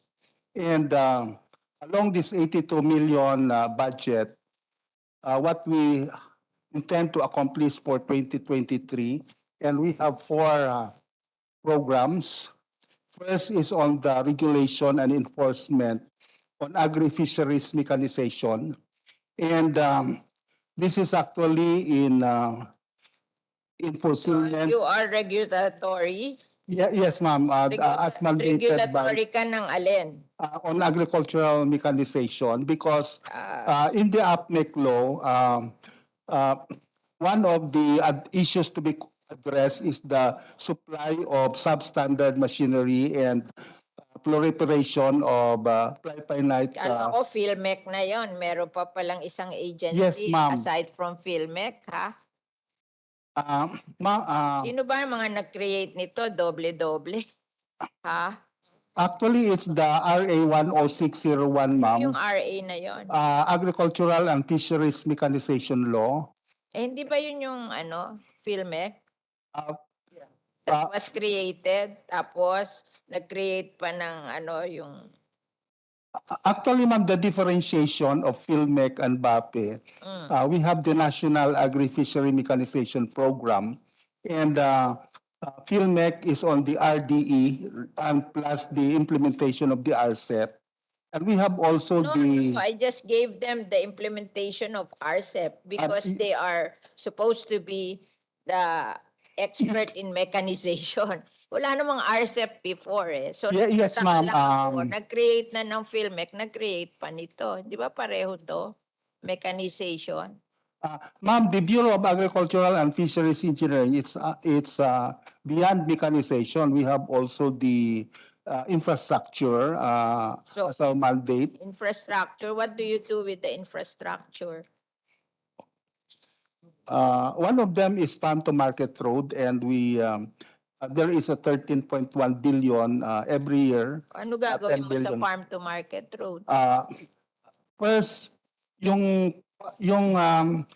question kanina ni Sa Senator farm to Pimentel. market road natin, kung paano, Di naman tinatanong sa iyo eh. Susulat yung local government sa amin tapos maglilista sila nung ano tapos kami naman sa kagustuhan mong to please the local government pipili kami ng isa doon tapos i-identify namin ganun lang yun eh. Hindi wala naman akong nalalaman na merong kailangan sundin na farm to market road. Ma'am, ang ginagawa po nila ngayon, minamap nila lahat ng mga farm to market roads para maging yung network, yung connectivity na sinasabi natin. Pero pag kami gumagawa ng farm to market road, wala kaming pakialam sa BAFE. Ang intindi ko, Yung mga projects, ang intindi ko sa kanya. pumapasok po sa kanila. Atin mo ko nung unang ginawa ni Prosi yun. Mm. Ang intindi ko sa kanya, gagarantii niya lahat na nagtitinda ng masin sa Pilipinas ay of standard. Walang ibang magawa, kaya binigyan na ng Di partner. ba PhilMec yun? Opo nga. O bakit niya gagawin o yun? Ulit din sa Ma'am, PhilMec. Sa totohanan, doon nagkagulo. Implementing agency, they are procuring and distribution. Pero yung ma'am, Hindi. Walang ginagawa din ng PhilMec, kaya lang naging implementing agency yun. In-identify ko sa RCEP, pero dati wala din ginagawa yun. Yung PhilMec, ma'am, is really purely supposedly research. Pero ito, naging ano, ito siya ang research, regulatory. ito yung regulatory. ma'am. Hiwalay pa research and regulatory. Pagkayaman-yaman itong gobyerno na to, may overhead pa sa research at may overhead pa sa regulatory. My God. Hindi, ma'am. Ito. My God. Ay nako. Mamamatay ako sa inyo. Pag kayo negosyo, itong DA, lugi na to. Sa laki ng overhead. Na hindi naman kumikita. Okay. So we have no choice. Ba't hindi na lang emerge to? Wala naman.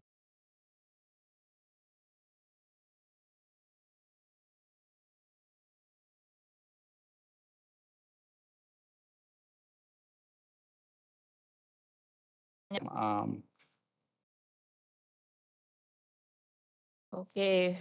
We approve the budget of the Bureau of Agricultural and Fisheries Engineering.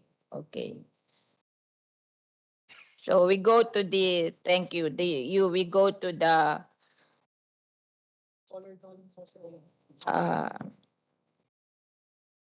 Bureau of Soils and Water Management. Okay. Meron na. Ito.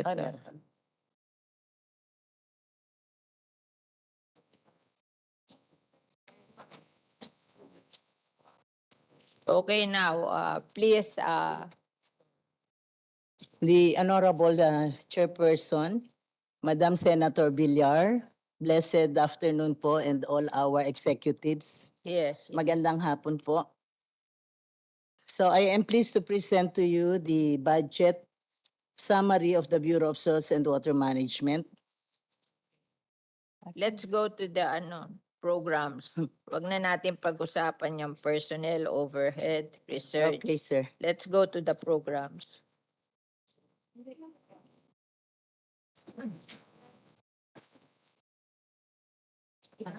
Okay. So, ang total budget is So in total po, the overall total budget is 713,768,000. and then 55% of which represents the regular programs and 45% banner program. okay, can we discuss that? So a total of 44 plus 13 is 57, di ba? Saan ba si ma'am? Nasaan yun? Wala naman ditong programs eh. Iha. Okay.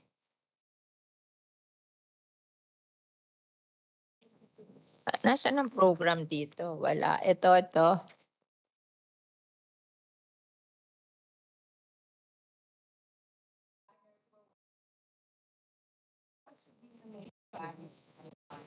Yes, ma'am. Okay. So for the banner program, we have the National Rice Program, and this represents about 4% of the overall budget. Gagawin mo sa rice. For the National Rice Program, we have the assets, ma'am. This is about the capacity build. Yung ano, sana hindi mo na nilagay mo na lang may di ka naman ng banner talaga eh. Ano gagawin mo sa rice? Ano gagawin mo sa corn? Ano gagawin mo sa organic agriculture? Ano gagawin mo sa high value development? Yun ang gusto ko makita.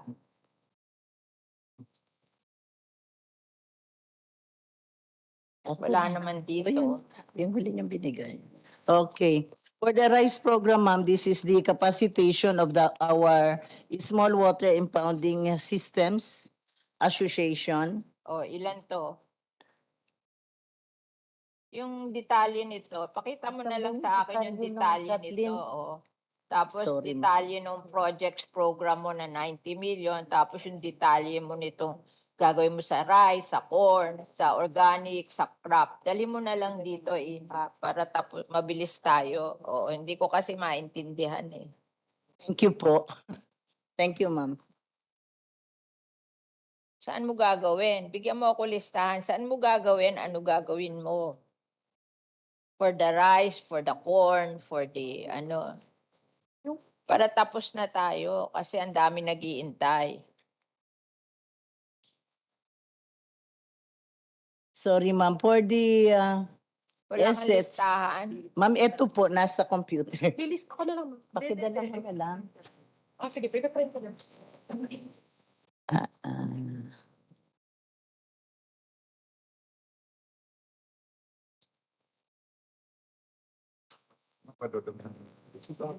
Alin?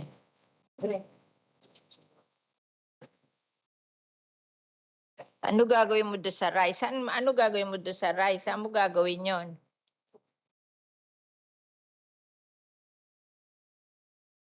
$26 million sa national. DARFOs and LGUs. Ano gagawin ba yan na LGU? Naku, mahinog ka.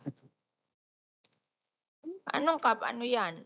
Overhead na naman yan eh. Wala ka na naman. Di ba sinabi ko na sa inyo, gumawa kayo ng project. Kahit anong liit, huwag kayo ganyan na sasabihin nyo capacity, tapos hindi naman kayo gagawa ng project, tapos gagawin na LGU. Naku naman, hindi gagawin na LGU. Yung LGU ko nga, kayaman-yaman, ako lahat ang gumawa ng project. Walang ginawang project.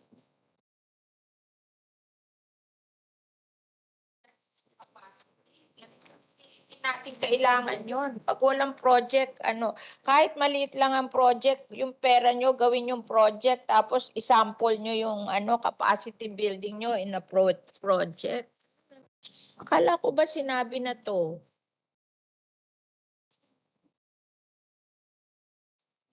Pag ang rice mo, small water impounding facility, gumawa ka ng small water impounding facility. Huwag mo sabihin sa akin, Okay. paggagawa mo sa LGU, hindi gagawin na LGU yun. Yung recast pala. Okay, ma'am. So actually po, for 2023, our recasted budget, we have recasted about 5 million na. Kahit na National Rice Program, kahit 29 million yan, gawa mo ng project. Tapos Ma'am, meron mo, po. doon ka magtuturo. At least may ginawa kang project. Pero Ma'am, sabihin may mo, project. magtuturo ka lang, wala ka naman project na ginawa, useless yun. Okay. Sorry, ma'am, misunderstood. So we have put the large-scale implementation of adaptive balanced fertilization strategy and information campaign. Saan So lugar this yun? Sa includes po National Rice? the establishment of 5 ABFS sites supported by 5 CFBWs. So in here po, there will be a Please say monitoring. it in a manner that I can understand. Hindi ko maintindihan yung sinasabi mo na ABS, CBN, ewan. Ay, adaptive balanced fertilization. Na ano yung Yes, ginagawa ma'am. mo? Balanced fertilization So, strategy po. fertilization sa rice. Yes, ma'am. And Sa this will, rice. yes po. Oo. Mamimigay ka ng fertilizer na maganda. Yes, it's part of the program po. And this will be supported by CFBW. Ano yung Then, CMBW? Composting facilities for So, biodegradable waste. produce rice fertilizer. Ikaw Yes. ang magbibigay na equipment para makaproduce yung National Rice Program Yes. na fertilizer Yes, for ma'am. rice. Oh, And ilan what ang is- gagawin mong ganyan? There will be 5. What is special for this, ma'am, is we are going to develop... 29 million, that means 5 million ang isa? Ma'am, 5 million lang po. Yung sa recast lang po yung dinidiscuss ko. It's 7 million for the recast. Hindi kita maintindihan. Nakalagay dito, National Rice Program, 29 million. Ano gagawin mo sa 29 million mo? Rice program. Wala. National Corn Program, 29 million also. National Organic Program, 192 million. National High Value Crop Development Program, 67 million. So, ano gagawin mo dito? Sa kanya. Yan yung mga hinigi natin sa national programs na bibili ng composting facility. Bibili siya at tuturuan yung... Bakit iba na sinasabi niya? Lahat to about composting. Yes, ma'am. Mamimili ka ng composting. Ilan yung bibili mo for the National Rice Program?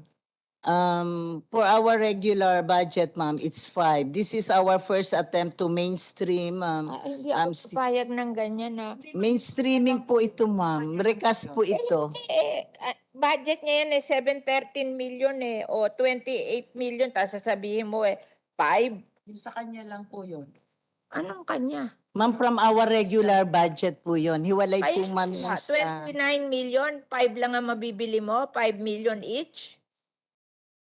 Ma'am, I'm talking, yung 5, 29 million ka sa National Rice Program. ma'am, sorry po, assets po yung 29 million, Ano and yun? that is for the small water impounding system. Ayaw mo nga, tinatanong ko, ngayon, small water impounding yan, ilan ang gagawin mong small water impounding dyan sa 29 million mo? Hindi, ma'am, kami nagko-construct ng small water impounding system. Ano gagawin mo? Magtuturo ka? And yes, ma'am, for the 29 million magtuturo ka, operations, a total of for the 318 maintenance. million, magtuturo ka? Yun lang ba yun? Sinabi ko na sa iyo, ayoko niya nang sinasabi niyo nagtuturo Kung magtuturo kayo, lagyan niyo ng 10% budget sa pagtuturo, pero gumawa kayo ng program na gagamitin niyo sa pagtuturo niyo. Hindi ba niya naintindihan ng sinabi ko? Limitation natin sa region. Training nyo lang yan sa ano? Sa Wala nga. Sinabi ko nga walang construction. Matagal na kami walang construction. It's really training. Ba't niya dinidiscuss yan? Ano ba budget mo talaga? Bakit nga inilagay yan? Kasi po implementing din po siya ng national. Oo nga, pero ibig sabihin, hindi niya budget yun. Pina-account ko yung budget niya. Yes, ma'am. Regular lang po.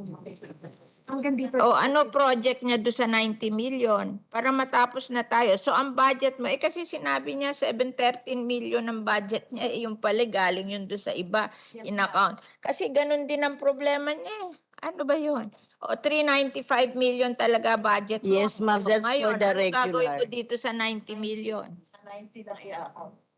I-account mo sa akin yung gagawin mo sa 90 million. Nakalagay dyan programs. Okay.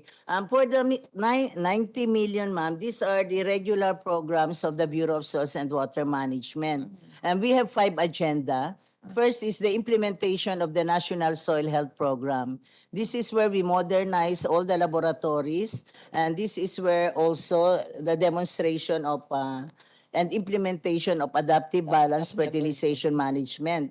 Then the second agenda is about the implementation of sustainable land management to address land degradation and drought, to enhance biodiversity and climate change. 90 million, hindi to programs, research to. Ma'am, no po. It's being implemented. We have sites.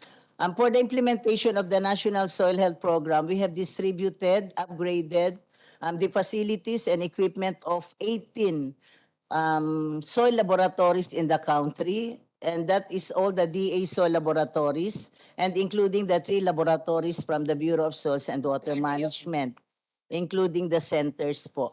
Magkano yon? The, Yun na lang i-breakdown mo sa akin. yes, ma'am. Tapos ayusin mo muna, i-breakdown mo yun Yes, sa akin. I thank just you, want ma'am. you to account the 90 million. Yes, ma'am. And then you come back. Katulad nung isa. Okay po. Thank you very much, ma'am. Oh, babalik tayo sa inyo. Yes. Ayusin nyo yung Yes ano po. nyo. Thank you So, very much, Madam okay. Chair. God bless po. Next is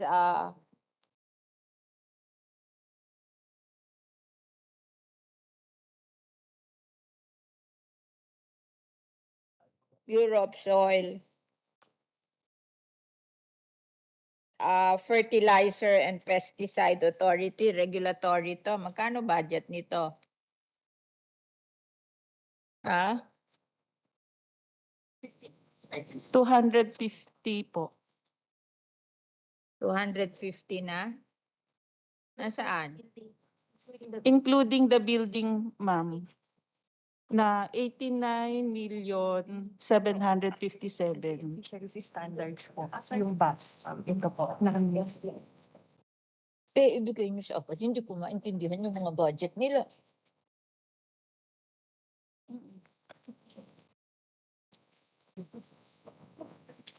Ayusin nyo na yan. Yan katulad ng bar, hindi kami magkaintindihan. Yan katulad ng Bureau of Soil, hindi kami magkaintindihan. Kung ano-ano nilalagay nila doon, nililito nila ako. Itong agribusiness marketing assistance, nakita ko na yan. Binago ba yan? Agricultural Credit, Fertilizer and Pesticide Authority, regulatory din to di ba? Akin na yung budget, baka hindi na namin i-discuss to para we can go to another. Ma'am, meron pa akong BAPS. Yeah. Puro naman to,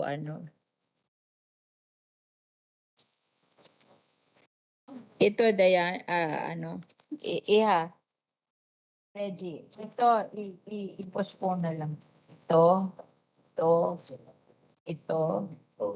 puro regulatory naman yan. So we'll go to Nia na lang. I-schedule mo na lang sila sa akin. Wala namang, puro regulatory yan. So, National Irrigation Authority. Yung iba kasi, mga small budget which are all regulatory, I'll just meet them na lang separately. So, we can go with the National Irrigation Administration and then the Department of Agrarian Reform. Okay? So, Nia.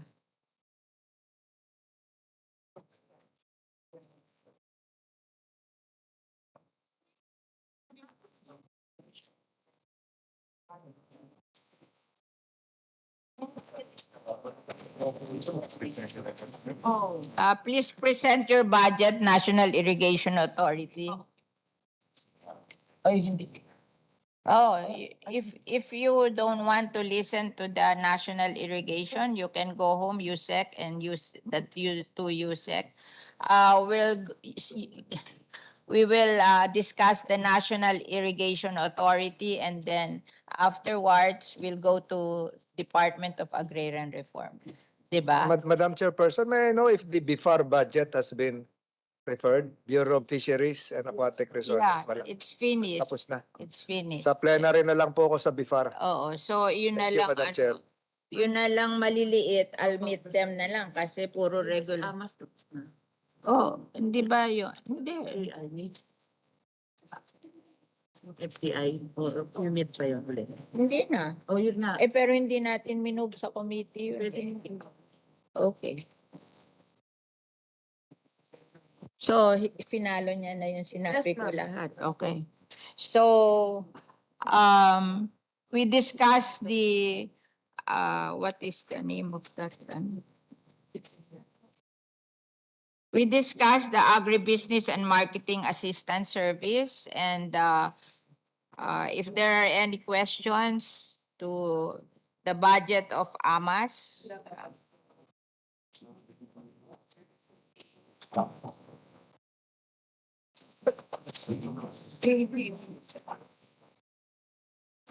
Ito ba yung nakita ko na to? Adjusted. Adjusted na? According sa sinulat mo kahapon na binigay mo sa akin. Opo. Kasi pinag-anuhan na namin yun eh. Yes, ma'am.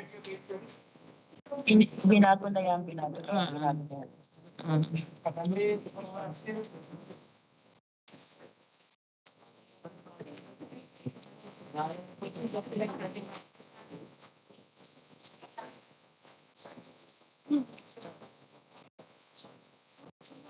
Okay, if there are no questions with regards to the agribusiness and marketing assistance service, we move to refer the budget to the plenary. Okay? Oh. Yung sa BAPS mo, na-reduce po namin ng 50,000 certification ng PGS. Pinenta niyo po kasi ng tulan. Ayos na lang yan. Ha? Ayos na ako. Oo. 50,000. So, pwede na siya. Pwede na rin siya. Akin na. Thank you po, ma'am. Ma'am, kwento ko lang. Yung ating tublay na PGS group na accredited, nakapag-certify na po sila ng additional 5. Talaga? Kaya ma'am, nadadagdagan ng gas. Kasi ma'am, sinasamahan namin sila pag nagsicertify. Kasi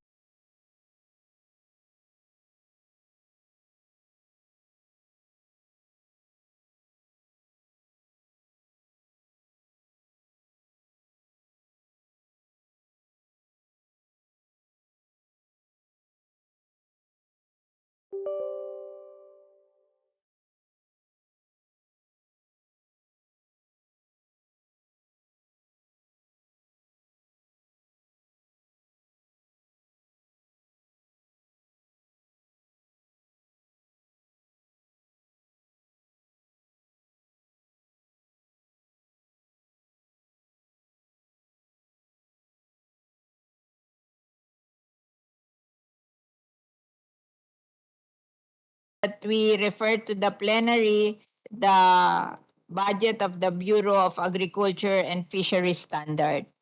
Okay, thank you. Hindi ka pa pasa. Ito, ma'am, nagmamakao, hindi pa siya pasa sa akin, ma'am. Agricultural Credit Policy. So, ang natira lang is Bureau Bar, tapos ano ba itong Bureau? Buffet? Natapasa ba to? Yes, ma'am. Ito ang hindi napasa, yung bar.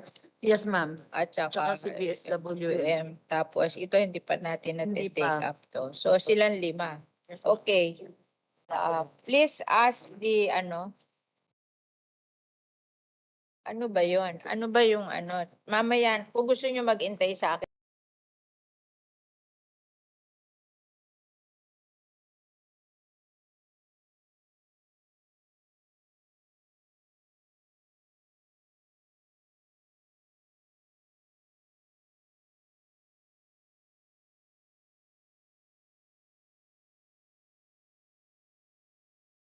Irrigation Administration. Nasaan ba?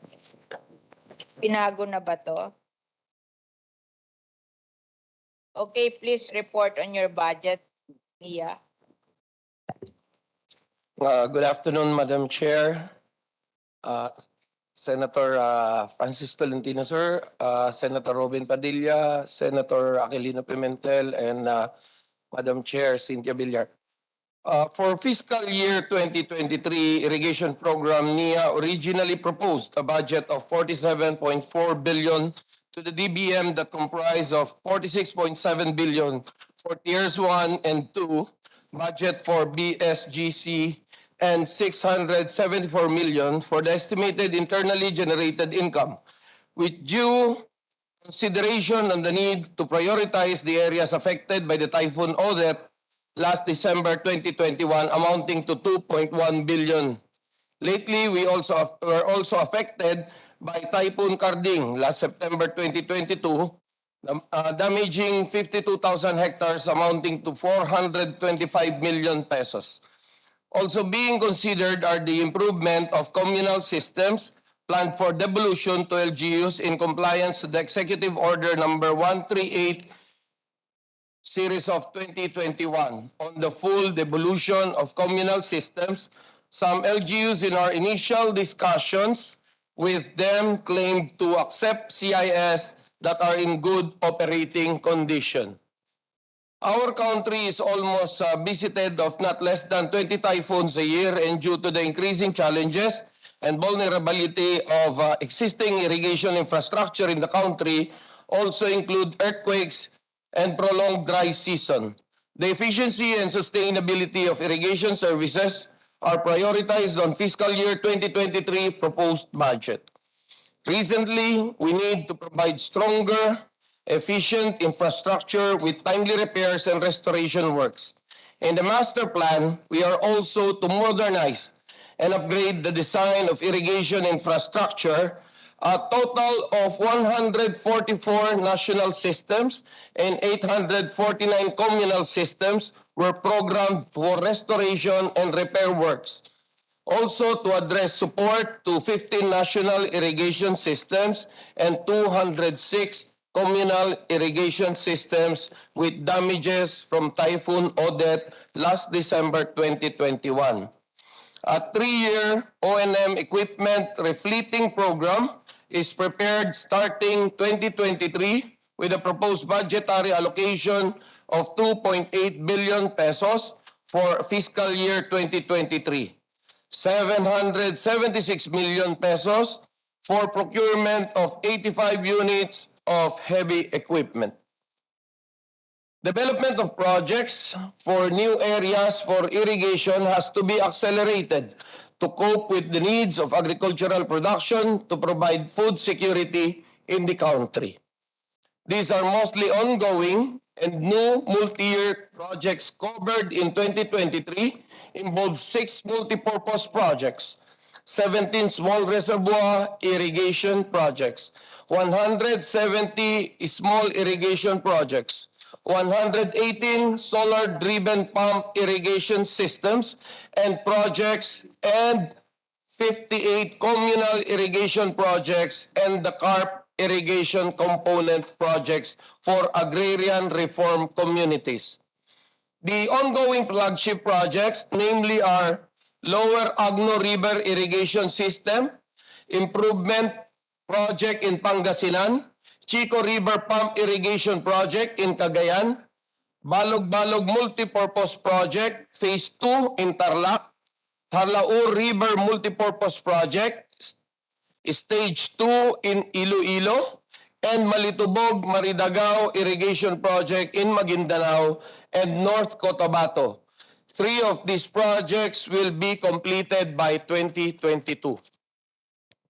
Other activities in the proposals are conduct of feasibility studies and detailed design for 87 irrigation projects, climate change adaptation and mitigations program for irrigation water resources for national systems amounting to 3.67 billion pesos, includes protection and rehabilitation of watershed in 39 national systems. Establishment of dam automation system for 37 systems, installation and automation of control steel gates in 38 national irrigation systems. Establishment of the SMS telemetered rainfall river gauges and sensors in 26 national irrigation systems. And establishment rehabilitation of dam information systems, flood forecasting, and warning systems in 14 national irrigation systems. Strengthening of institutional development for farmer beneficiaries, which also support the enhanced participation to government's program against hunger and poverty for target communities. Diversified agricultural production is already being implemented and adopted in some systems to augment farmers' income and enhance their competitiveness. In comparison of fiscal year 2023, NEP budget level to the 2022 approved budget, the budgetary support for GOCC is increased by 9.37 billion or 30%. And the internally generated fund is increased by 0.05 billion pesos or 9% from 2022 level of 0.62 billion pesos. The sources of corporate income are targeted in 2023 as follows: irrigation service fees, which is 130 million pesos, rent income 74 million pesos, hydropower generation 93 million pesos, and miscellaneous income of 76 million pesos.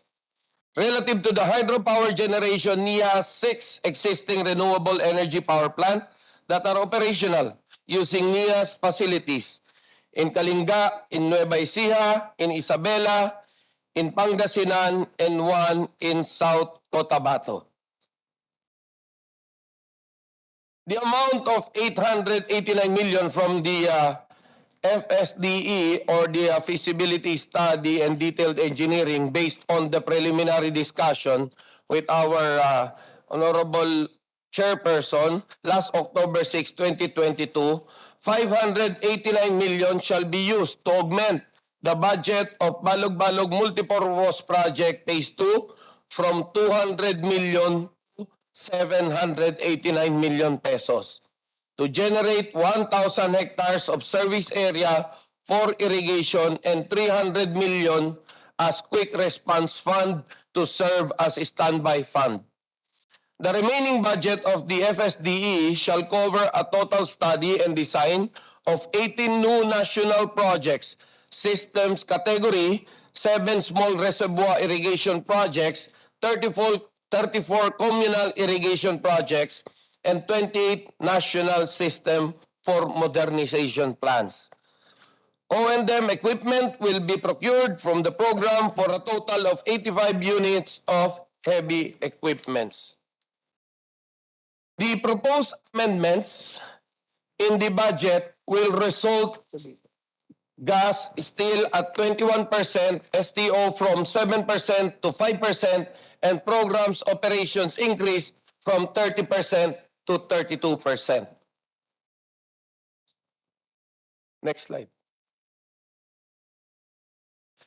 Shown now is the breakdown of expense class for the total estimated budget, which is about 41.516 billion pesos, 5.144 billion pesos, which is 12% for personal services, which consider the adoption of the compensation and position classification system for GOCCs approved by GCG. 2.651 billion, which is 6% for overhead cost, and 33.721 billion pesos, which is 81% for the implementation of various programs and projects. As shown in the slide, for targets in 2023 budget, the restoration and repairs needed in 22,300 hectares, 634 total kilometers of canal with another 10 kilometers of pipes conveyance, 206 kilometers roads to be concreted and gravelled, and 1,570 structures to benefit 257,000 additional farmer beneficiaries. In new projects, several ongoing nearly completed projects will generate 19,696 hectares new area to benefit 11,900 additional new farmers nationwide. Thank you, and that's our presentation, Madam Chair.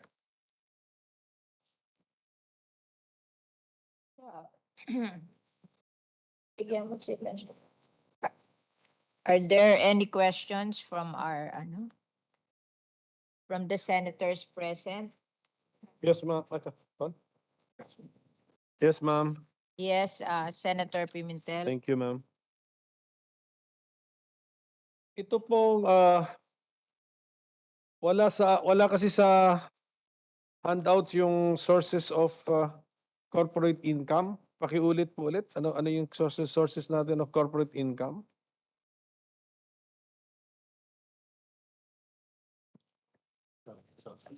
Sir, can I ask my Deputy Administrator for Admin and Finance to answer that? Madam Chair, the breakdown of our corporate income, first is the irrigation service fee, which is 130 million. The rent income, 73 million. The water service fee and hydropower generation, which is 393 million, which is the breakdown of the first gen hydroelectric plant, which contributed 97 million, and SN Aboitiz Power, 235 million, and BHEP Power Generation, 60 million, and other miscellaneous income of 76 million. Total of 673,917,000. How do you call that last entry? Miscellaneous, Miscellaneous na yun? Madam Chair. 673 ang miscellaneous? No po, 76 Se- se- million. 76 ang miscellaneous. Yes, yes. For a total of, ano yun, ulit, for the total of projected... 673,917,000. Okay. Mr. Chair. Ay, Madam Chair. Sige, thank you. That's the... that would be Corporate income. projected Yes, po. for next year. And on top of that, you will receive a government corporate subsidy of 40. Tama po ba yan? 40?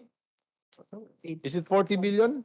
40.8 billion, Madam Chair. Yeah, 40.8. Yes, tama. So 40.8. The 40.8 billion, kaya talaga na-attract tayo sa budget ng NIA kasi napakalaki. You're the biggest budget among the attached corporations of the DA. 9 billion increase from last year's subsidy. Parehas din, subsidy to subsidy lang yung ating ano. What would explain the 9 billion increase, 9.37 billion increase? Balog-balog at saka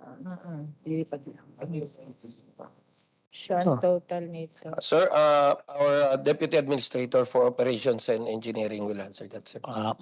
Madam Chair, sir, the 9 billion increase is for the implementation of the capital outlay for the various project. Correct.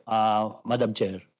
Kaya nga, and this capital outlay projects, 40 billion worth, i-round off ko na lang.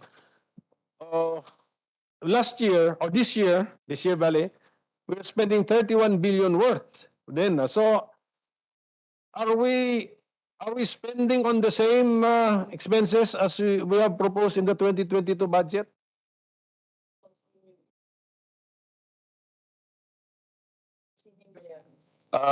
Madam Chair, one reason on the said additional budget is as of last year, the communal irrigation system was not funded, especially the repairs, no? And there's also this DBM guideline that says that we can only come up with projects of communal irrigation system to 5th class and 6th class municipalities. But as of this year, there's this devolution wherein we need to repair all the communal irrigation systems. Kaya po ngayon ho binadgetan na po namin sila para ho ma-devolve na po siya. Ayaw po tanggapin ng local government kung hindi po nasa tip-top shape yung ating pong mga communal irrigation system, sir. Okay, so the repair and then putting into tip-top shape or condition of the communal irrigation systems is a multi-year undertaking or just 1 year, next year? 1 year lang po ito. So, okay, 1 year lang po kasi pag nagawa na po ito, i-devolve na po dahil hinahabol po natin yung deadline po ng devolution. We can you can identify how much part of your budget is going to these communal irrigation systems which will ultimately be devolved?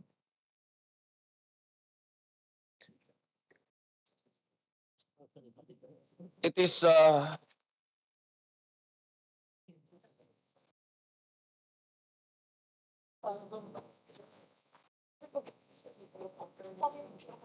No, per turnover, tama. 7B, saan mo nakita? Saan mo nakita? Saan mo nakita, ano, Steph? Sir? Paano mo nila na-separate? Senator Pimentel, in my list, the communal irrigation system will amount to 6.988 billion, so almost 7 billion for this year. Thank you, Madam Okay. Chair, for that. Is that tama sa Deputy Administrator? That's it, mga around Yes. 6.9 billion. Almost 7, Oh, so I round off na lang. 6.988.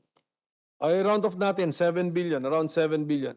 So meaning to say, for your 2024, beyond budget, we will no longer be encountering this amount. Kasi devolved na yon, tama? Am I correct in understanding it?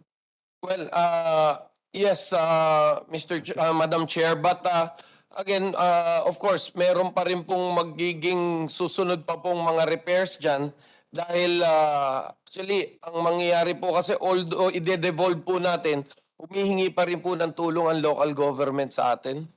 Kaya ho ang mangyayari, hindi ho nila patatakbuhin yan. Pag hindi po pinatakbo yan, takbo na naman po sa amin sa NIA, kami na naman po yung gagawa ng paraan. Ganun po nangyayari. So yung EO natin, EO 138 ba yun? Yeah, EO 138 na kung yan ang naging dahilan we're fast tracking na. Kaya na-appreciate ko yung sagot nyo. You're fast tracking the cleaning, repairing, restoration into tip-top condition precisely for devolution. Ipapasa na nga because with devolved responsibilities come devolved funds.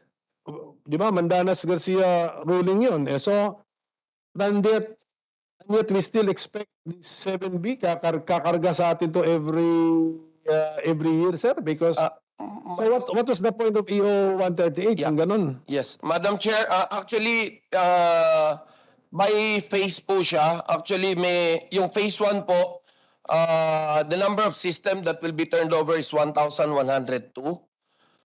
The phase 2 is for 2023 is 3,473. And for phase 3, we have 4,148 systems po na ide-devolve. So, expect po na meron pa rin po tayong 2024. 2024 po. And it will be a bigger budget because po, this is 4,148. 3 years. And devolution. Okay, so I probably misheard ang narinig ko kasi parang all na Akala ko you're doing it. So tama, it's a 3-year transition plan. Yan, ito yon. This is the phasing in, the 3-year transition plan ninyo. Okay, so thank you for that. And then, you showed us, Administrator, of some proposed amendments sa budget ninyo. This does not affect the bottom line. Gumalaw lang kung saan yung gagastusan. Tama po ba yun? Kasi meron ako nakita. Yes, Madam Chair, binawasan lang po namin yung FSDE. The feasibility, but Yes. it went to something else. It went to balog-balog to fast-track the project wherein our target is 2025 na matapos na po ito. Kung kaya't dinagdagan na po namin yung budget ng balog-balog. Saan po itong balog-balog multipurpose project phase 2? Interlock po. So this is an irrigation system, parang ano to, there's a dam and dam and canals, ganun po ba? Dam and canals po. Dam and canals.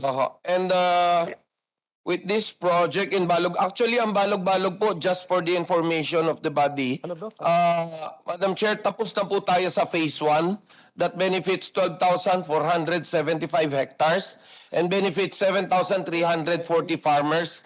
No po, yung phase 1 po natin 100% tapos na po.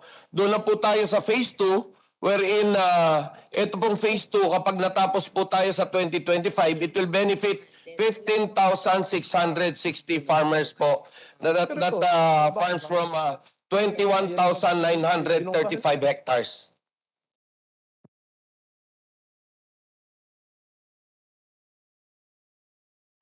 From a requested amount, an approved amount of 200 million for that balog-balog, we will be spending 789 million for next year. Kaya ba to? Can this amount, sudden surge in the budget be absorbed by the agency? Ano ba ito? Yes, kaya naman po.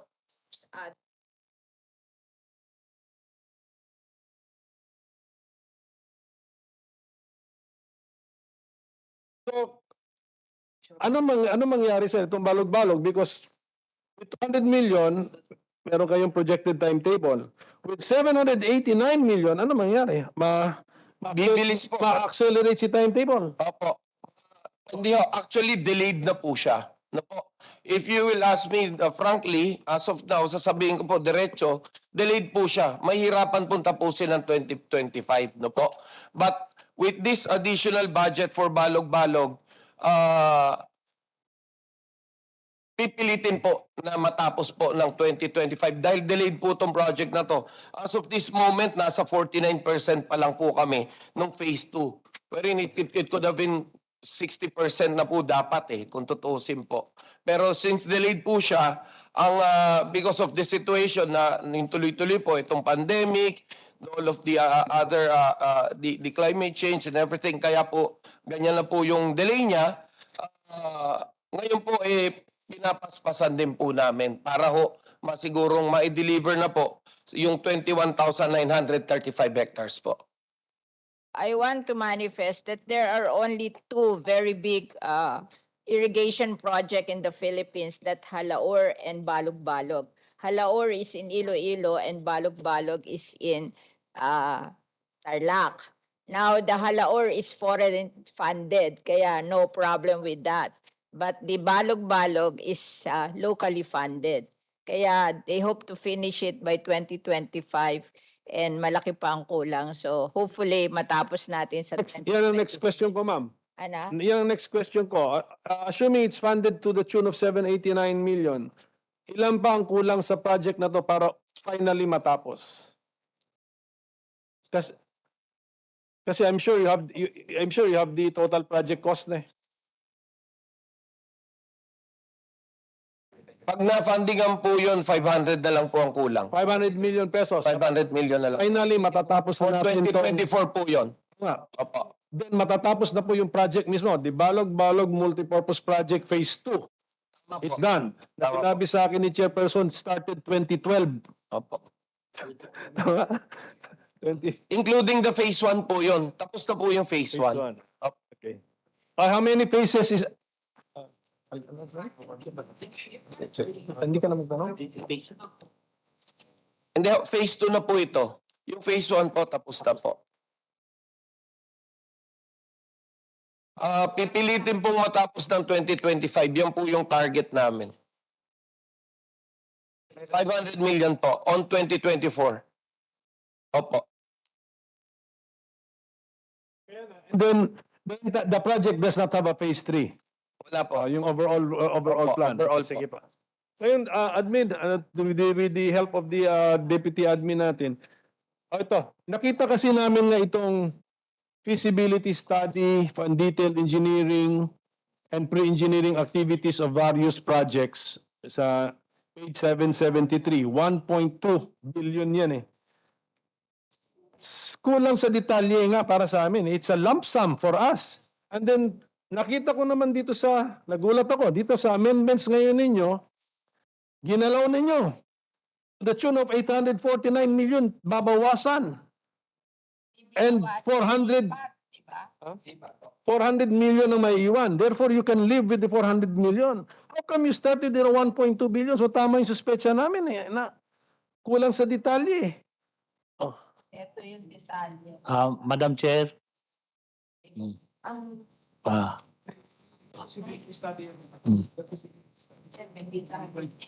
Isa lang daw po na print. Ano?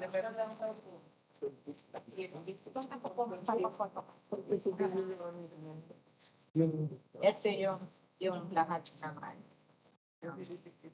Ito yung Ayan, yung detalye niya. Yung gusto niya kunin ang detalye nitong feasibility. Yan na nga, binawasan ko para doon sa bali. Hindi, ang point ko, Madam Chairperson, no, we make it of record. By a mere snap of our fingers, 800, and you 800 million babawasan, and you can live with it. Yes. Madam Chair, actually, just an explanation for the feasibility study and detailed engineering. Since it will take us years to finish the feasibility study and detailed engineering, ang ginagawa po, i-advance po para ho pag-aralan na habang maga kung ano po yung mga pag-aaralan. Then, naka-standby po siya, tapos hihintayin pong pondohan naman yung proyekto itself. Ganon po nangyari. A lot of feasibility study that I don't think they can implement for this. Yun po yung situation. Magsasalit siya na bank return.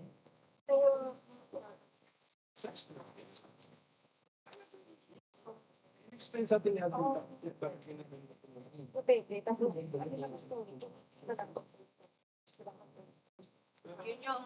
The same question I asked you, that's why you transferred it to Balog-Balog.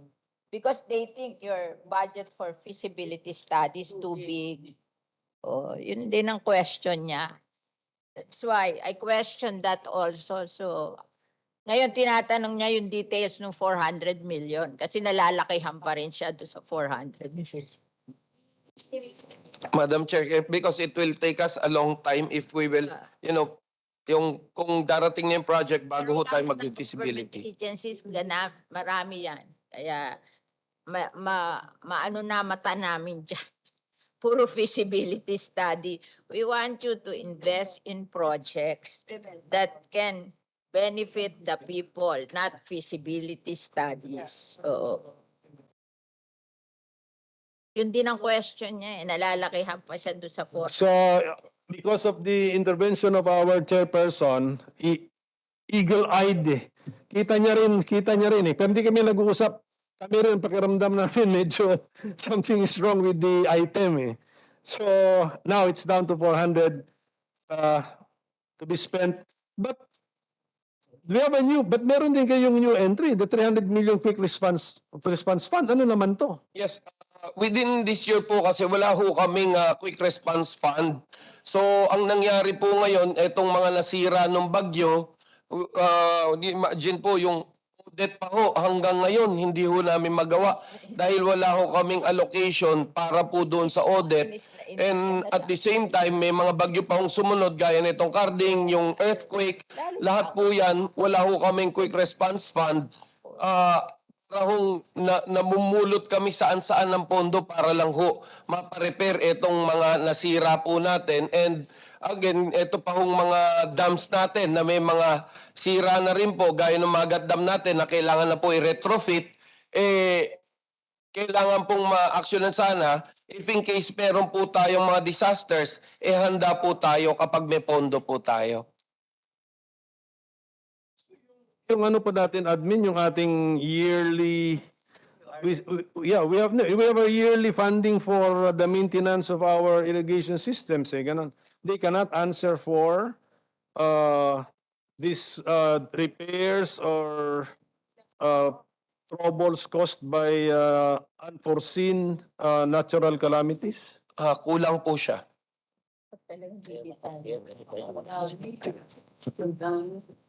Pero yun na nga, Yung 300 na QRM, okay ka doon. Ikaw nag-isip nun. Kasi ano rin, ako rin, okay din ako doon. Alam mo naman sa calamity, okay na rin kami.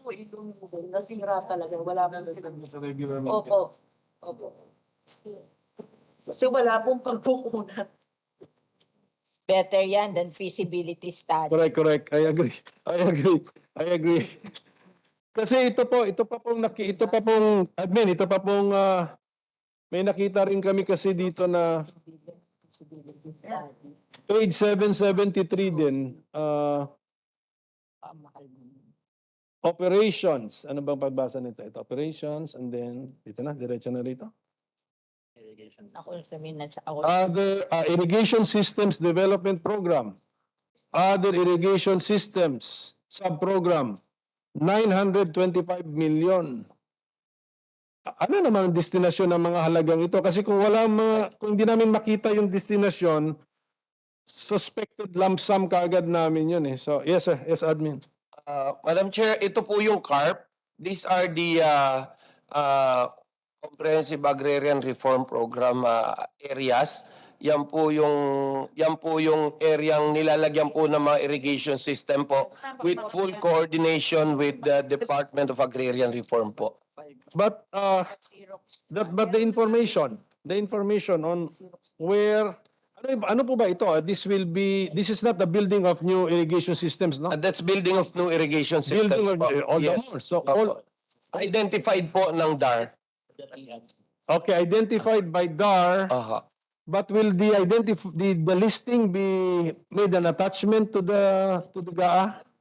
It will be? Yes, it will be. Okay, make sure tayo may attachment doon to the GAA. Meron po. Tignan nyo na lang. Talagang ano. Okay. Quick response pa, pag hindi nila nag- Okay, and then meron pa po kami nakita. Gulat nga ako, dami kami nakita sa NIA. Ito po, sir, paano basa nito? Ito, anong mother nito? Dito, small irrigation. Ano nga siya? Saan siya? Anong basa siya? Dito. Dito po sa inyong projects, locally funded projects. Page 776 naman. We have small irrigation project, SIP, nationwide. 2.6 billion pesos.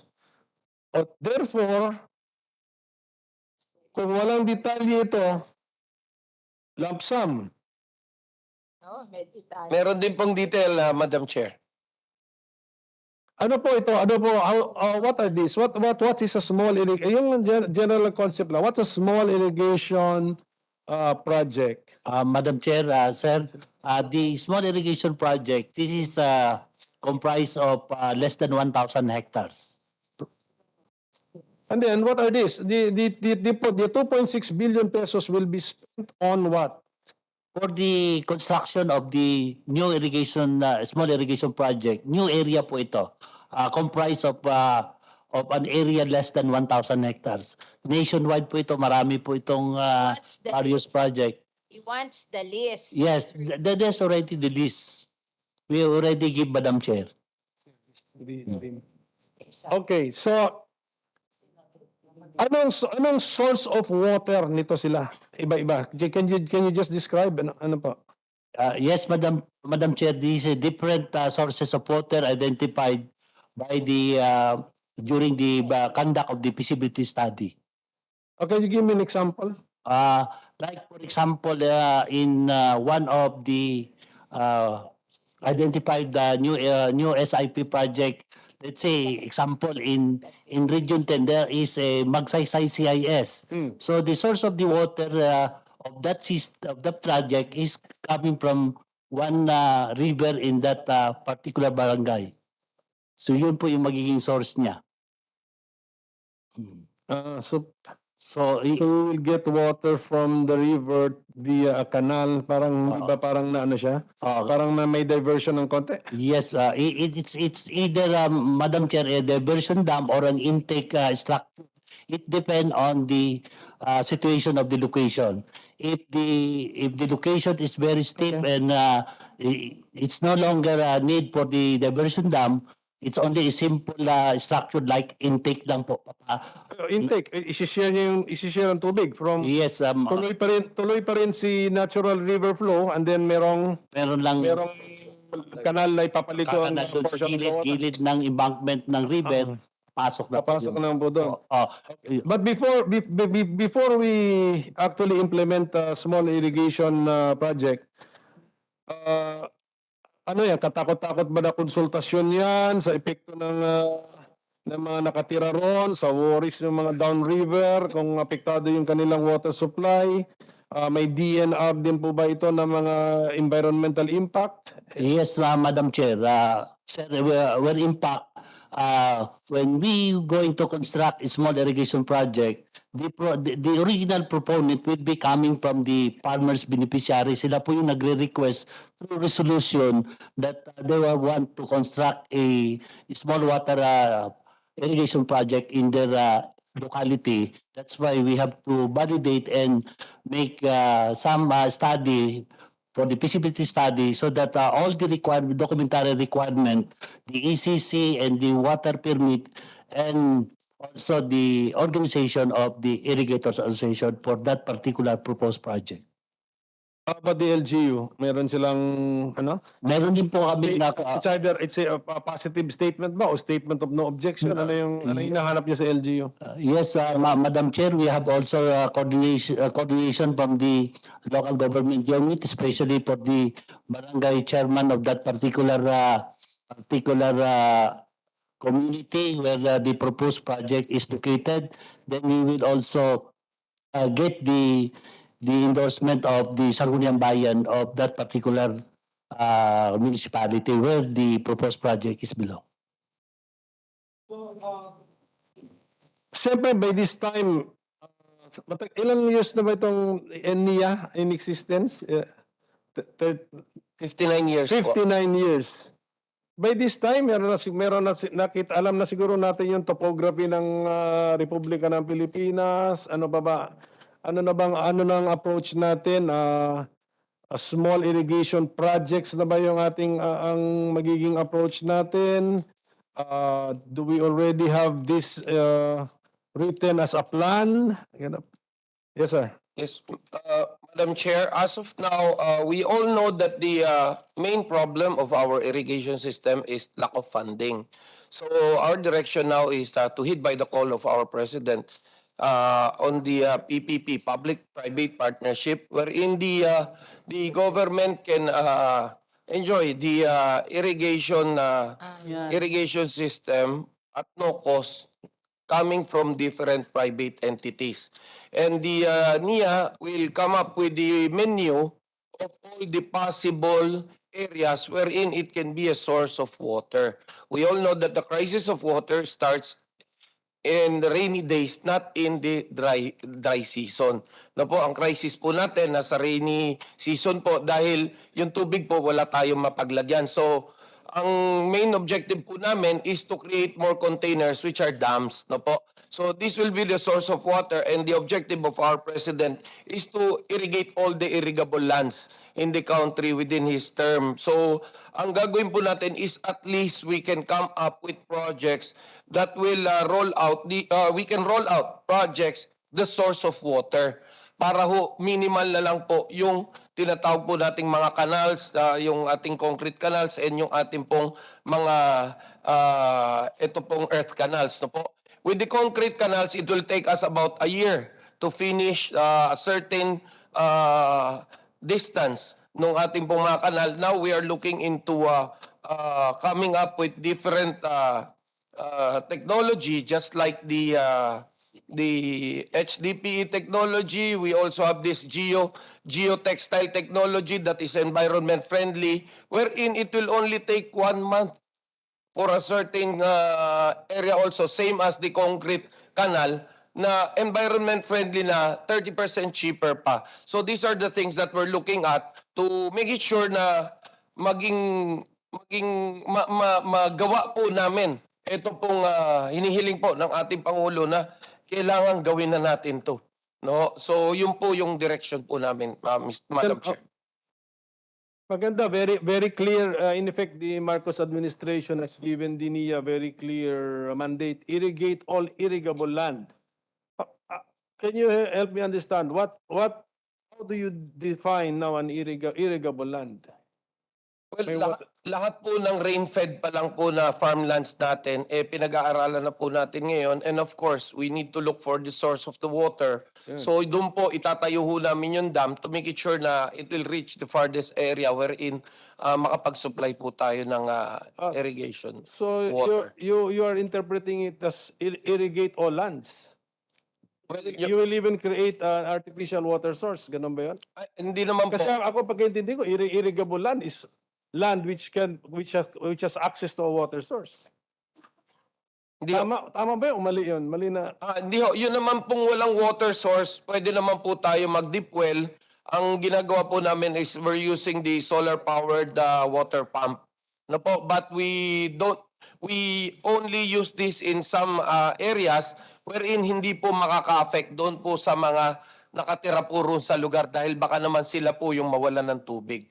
Kung kaya't yan po, ginagamit lang po yan doon po sa mga isolated na lugar na pwede hong kumuha ng tubig sa ilalim ng lupa. So lahat po talaga ng irrigable lands, maaari po magawa ng paraan. Lahat ng... Sige, may technology nga ngayon. Pwede mo masabi na all lands pwede nang gawa ng paraan. So, Pwede po. okay, tinitingnan ko lang yung how do you interpret the mandate. So, ano to? I mean, I can foresee a very busy NIA. I would know sa absorptive capacity ninyo. Kumusta ka sabi ng COA ng absorptive capacity? Ngayon, sir, meron sa corporate income sources ninyo would be irrigation service fees. 130 million pa rin ito na generate ninyo. Naapektuhan ba na ito ng program namin sa Duterte administration na free irrigation? Okay. Can you tell us how this was affected? And then can you tell me why there is still this 130 million being collected? Yes, Madam Chair, there's a big effect on the passage of the Republic Act 10969, the Free Irrigation Act, because those area above below 8 hectares, hindi na po namin sinisingil. Wala na po silang binabayad sa amin. Yung pong nakikita yung 130 million pesos po na irrigation service fee, yan po yung mga area na above 8 hectares na nakokolekta pa po namin. Kaya yan na lang po ang aming nakokolekta dito sa natitirang above 8 hectares. Kasi yun po yung out of the around 98% yung nag-avail ng PISF. Only 3% na lang po yung above 8 hectares. But that was a campaign promise na talaga na tinupad naman eh. Yung rent ninyo, income, where does that come from? Different areas and facilities ng NIA po. Gaya po nung mga properties po namin, meron din po kaming mga rental. Gaya ng offices din po. And we also have our resort hotel in Pantabangan. Oh, ganun ba? Dapat i-promote ng Department of Yes, Tourism. ecotourism. Yan. Ang other incomes po natin came from not only from hydroelectric power plant, the floating solar, meron po tayong ecotourism, meron po tayo ngayong bago pa po itong aquaculture, meron din po tayo. Sige, ito pong malaking amount, water service and hydropower generation, ano pa yan? What is that? Yung po sa Aboitiz, sa Magat Dam po, yung po yung share po natin doon po sa hydroelectric power plant. Tapos sa iba pa pong, sa Pantabangan, meron din po tayo. Okay. So parang ano to, under a joint venture agreement? What is this? Under a royalty setup or? Lease po. Lease. Lease. Okay. Of your facilities, irrigation facilities. Yes, Madam Chair. Ano niya? Meron na? Meron pa. Ano ba isa mo? This one? Nasaan yung DAR? Iba ba to?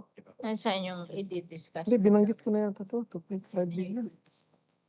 Separate pa siya. 5 billion, 2 billion. We did discuss. Okay, ito admin. Kasi dito talaga marami kaming kailangan na detalye. Check, pakisabi na rin kung meron na rin details ito. Ito pong improvement of service roads in national irrigation systems, 1.09 billion. Details, andun na rin, andun na rin, to be attached to the Madam Chair, GAA. nandiyan na po. Restoration of national irrigation systems, 2.59. Ilan ba itong nabanggit mo naman sa ano mo yung national irrigation systems? How many do we have, admin? Ilan yan? So, location-wise, yun na yun. Yeah, when you say that, yun, you're referring to those national Yes, irrigation. Madam Chair. And then, meron ka pang 5 billion, sandali. You have also a repair of a national irrigation system sa 5.5. Meron ka pang restoration nga na 2.5. Paano na depreciate na 8B na yun, ha? And that's 8B covering the same systems, the national irrigation systems. Tama o mali muna? Iba-iba. Iba-iba? Yes. Sige. Paano po? Can you explain? So, yung pong restoration of the irrigation system, there are area in the firm up service in the operational area which is not irrigated. Kaya po may mga kailangan tayong i-repair ng mga irrigation facilities just to restore that area na hindi napapatubigan ng ating system. Doon po sa repair, the same area pero po na may nangyaring mga bagyo, mga earthquake, may nasira pong mga irrigation facilities. Yun po yung ating ni-repair at para hindi na po lalala yung kanyang damage of ng ating mga irrigation facilities. So ang magiging indicator po natin doon is yung halimbawa sa kanal, yung total kilometers of the canal. Sa structure lang po, number of structures yung ating indicator na nire-repair. Pag-repair po. Okay, so meron na pala kayong item na pinagkukunan ninyo to repair the damages from earthquake, ganon. So kaya nga ang point ko, yung 300 million, instead na new line na quick response fund, ilagay siya dito sa line na ito na nagagamit for the calamity response. Madam Chair, yun pong nandito sa GAA po, yun po yung merong naka-listing na sub-project. When it comes during the time of the calamity, na meron pong biglang nasira na hindi po nakasama doon sa ating mga listing na nakalagay, yun po yung kailangan natin ng standby fund na para may pagawa natin. Kasi kung kukunin po namin po yung naka-appropriate dito sa naka-listing na yan, mawawalan po ng allocation yung ating dito sa GAA, which is already approved by the Congress. Meron po tayong breakdown ng sub-project po doon eh.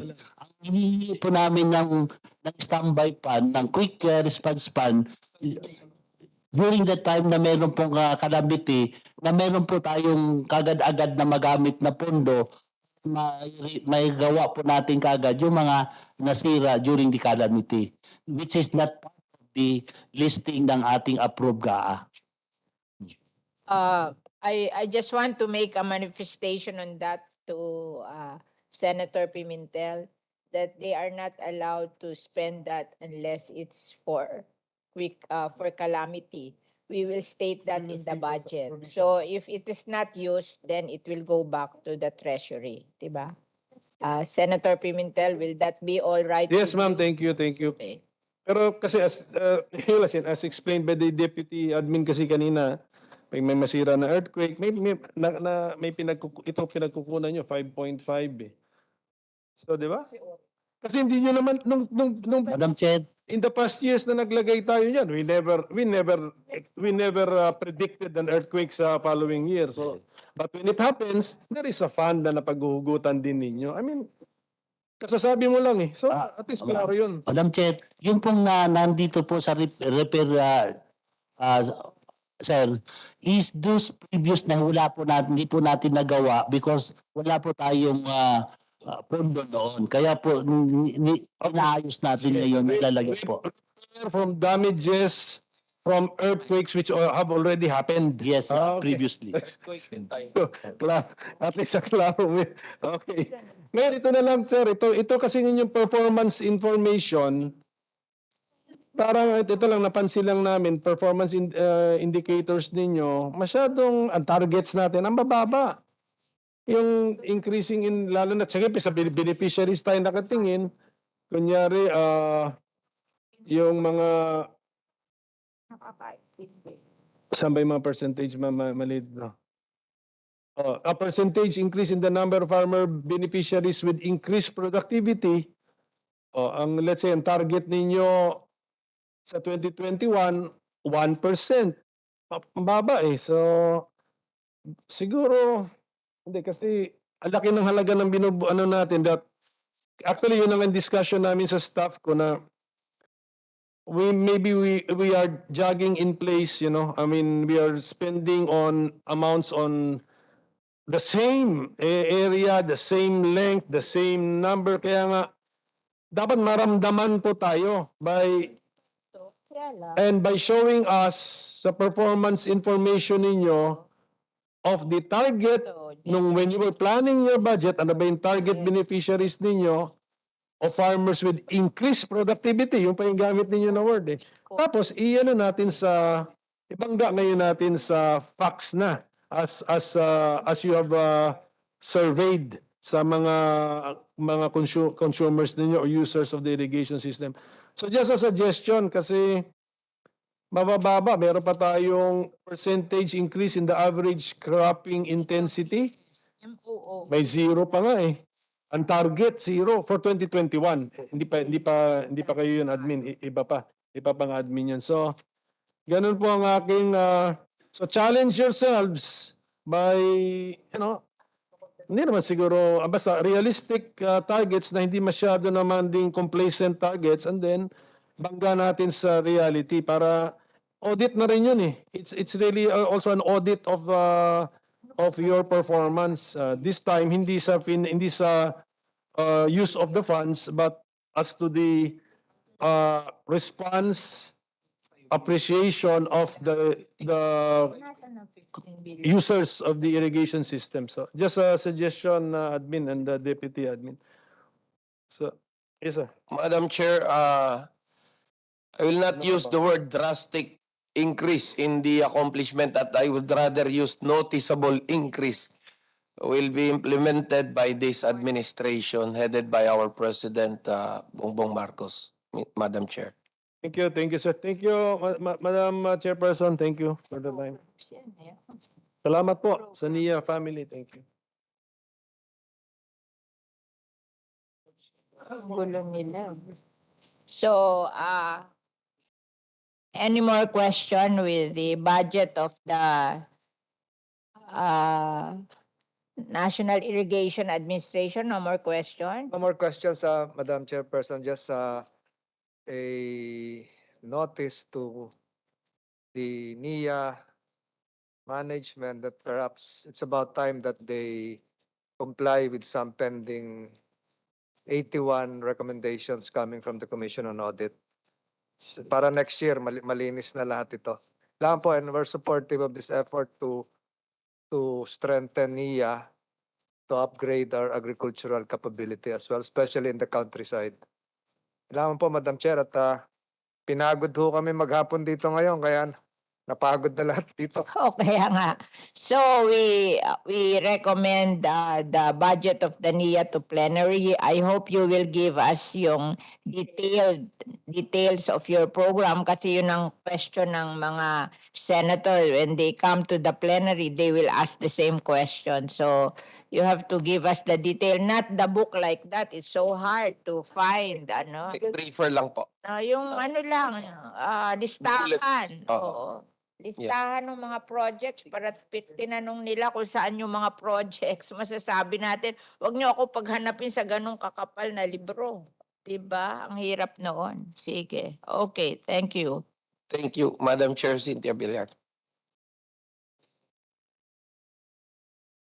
Thank you, Senator Tolentino, Senator Padilla, in behalf of Senator Pimentel, in behalf of the family of NIA and Department of Agriculture.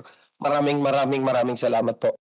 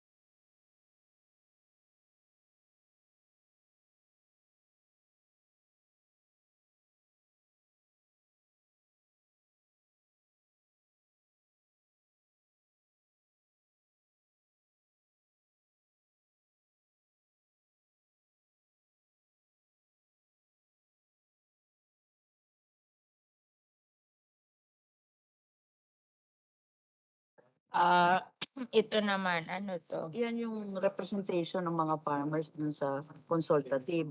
Susunod na daw sila sa atin na mula sa baba paakyat, hindi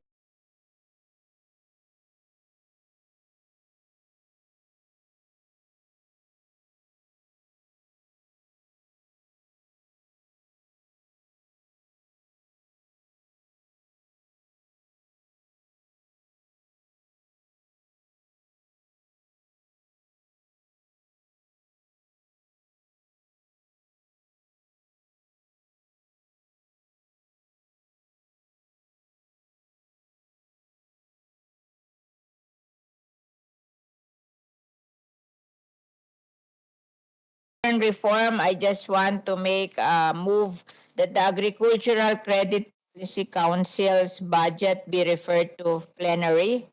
That's okay. And the Philippine Council for Agriculture and Fisheries be referred to plenary. Okay, thank you very much.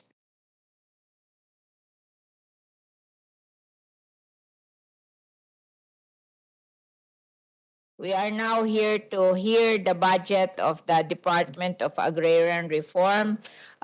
We are pleased that Senator Tolentino, Senator Padilla, and Senator Coco Pimentel are here to discuss with us the budget of the Department of Agrarian Reform. We will ask now the our concept to read the names of the resource person in attendance to discuss the budget of the Department of Agrarian Reform. Thank you. Madam Chair, the following Department of Agrarian Reform officers and personnel are physically present in this room. Secretary Conrado M. Estrella III, Attorney Casel Celeste, Undersecretary, Attorney Milagros Isabel A. Cristobal, Undersecretary, Attorney Luis Minrado Panglayan, Undersecretary, Jesri Palmares, Undersecretary, Attorney Marilyn Barua Yap, Undersecretary, Amihilda J. Sangkupan, Undersecretary, Engineer Joy Sumatra, Assistant Secretary, Aurita C. Ang, Assistant Secretary, Joseph Angelo Martires, Assistant Secretary, Ubaldo Sadjarin, Assistant Secretary, Susana R. Serrano, Assistant Secretary, Rene Icolocar, Assistant Secretary, Attorney Roland Manalaysay, Executive Director, Emmanuel Falaria, Director Planning Service, Lita M. Rosales, Dennis G. Ramos, Director, Ana Bitina Pangalangan, Francine Kylie Casio, Raquel Reveche Rowena Vasquez, Sheila Imperial, Maria Veronica Villanueva, Alexandra May Puno, Tisha Kayla Shana, and a lot more personnel and officers from the Dharma, Madam Chair, who are online. We can call on them if the need arises. Thank you. Okay, thank you very much. We call now on Secretary Madam Chair. Estrella to present. Yes. before the, Yeah, okay. if I may have an introduction. Recognize Senator Tolentino. Madam Chairperson, I support the budgetary increase of the Department of Agriculture from the current level of agrarian reform. I'm sorry, I'm tired. From the current level of 10.44 billion to 15.85 billion. But just the same, Madam, before you clap your hands, I'm not yet through. Before the plenary, it behooves on the DAR management to provide this committee the accomplishment of the department relative to the land tenure security program that they have, which which I think should be the torchbearer in terms of the department's advocacy, especially for 2023. The LTSP will be receiving the highest appropriations among the programs at 9.18 billion for the next fiscal year. So sana po mabigyan kami before the start of the plenary. Lahat po na nandito. Interesado po kung malaman po yon dahil yun po yun nakakatulong sa ating mga magsasaka. But just the same, Madam Chairperson, I am in support of the DARS programs, especially the program that I mentioned a while ago. And I will not be asking searching questions now because I'm very tired. But it will not prevent me, Madam Chairperson, from asking questions in the plenary with the indulgence of the Secretary here. Pero kailangan pong tulungan natin ang Department of Agrarian Reform. Refrain from clapping your hands. It might arouse the interest of Senator Pimentel to ask more questions. Thank you, Madam Chairperson. Thank you very much, Senator Tolentino, for your support to the Department of Agrarian Reform. We now continue with the hearing. We will ask now Secretary Estrella to present their budget. Thank you, Madam Chairperson, and to the distinguished members of the Committee on Agriculture and Agrarian Reform. And we are very happy for the support that our colleagues, former colleagues, akala ko nasa Congress pa ako, in the Senate, the support that they have manifested here. I realize that you were here since 9 o'clock in the morning, and I know that you're really so tired. That's okay. That's okay. Thank you. We're prepared to stay here up to We thank you. midnight. And that is why we will try our best to be very brief, but present a very brief but meaningful presentation. Thank you. Please, this slide.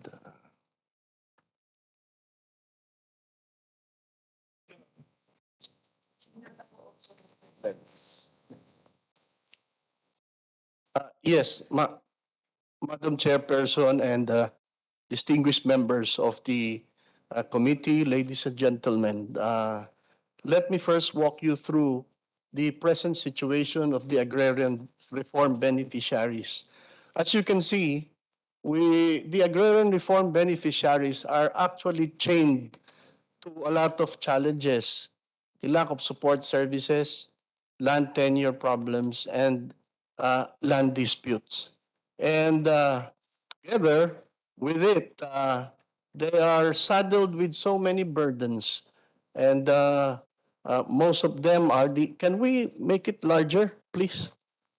Can you make the slide larger? Madam Chairperson, may I move closer? I'm sorry, I'm already senior citizen. Chair.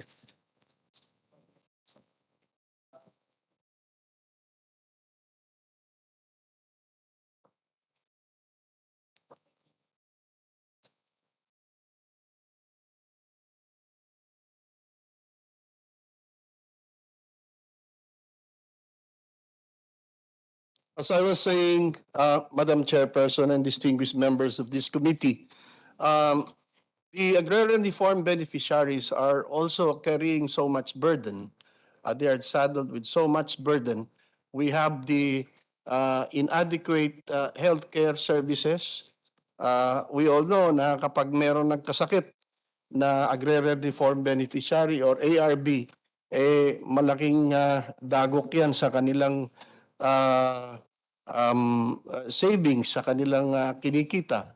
And we have lack of agricultural infrastructure facilities such as irrigation, farm-to-market roads, post-harvest facilities, and etc. And the lack of modernized farming methods, and also weak market networks, lack of diversified income sources, and inadequate educational assistance, to name some of the major burdens that our agrarian reform farmers, agrarian reform beneficiaries are carrying. But it is obvious that they are carrying a lot of burden, and there are tremendous challenges that they are facing, and even the Department of Agrarian Reform.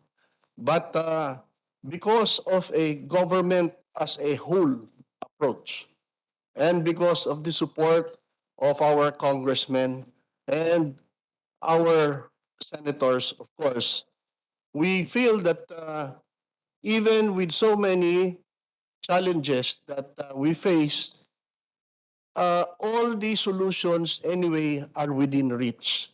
So let us one by one tackle these problems. These are the plans of the Department of Agrarian Reform. Let us tackle first our interventions for the land tenure problems. Next slide, please.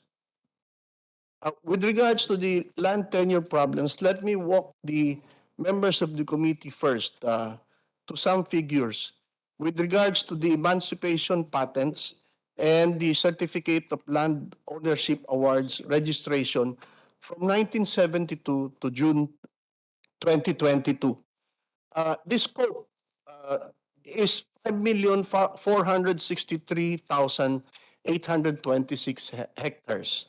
And so far, we have distributed already 4,959,154 hectares. And the number of ARBs so far that have benefited are already 2,917,322.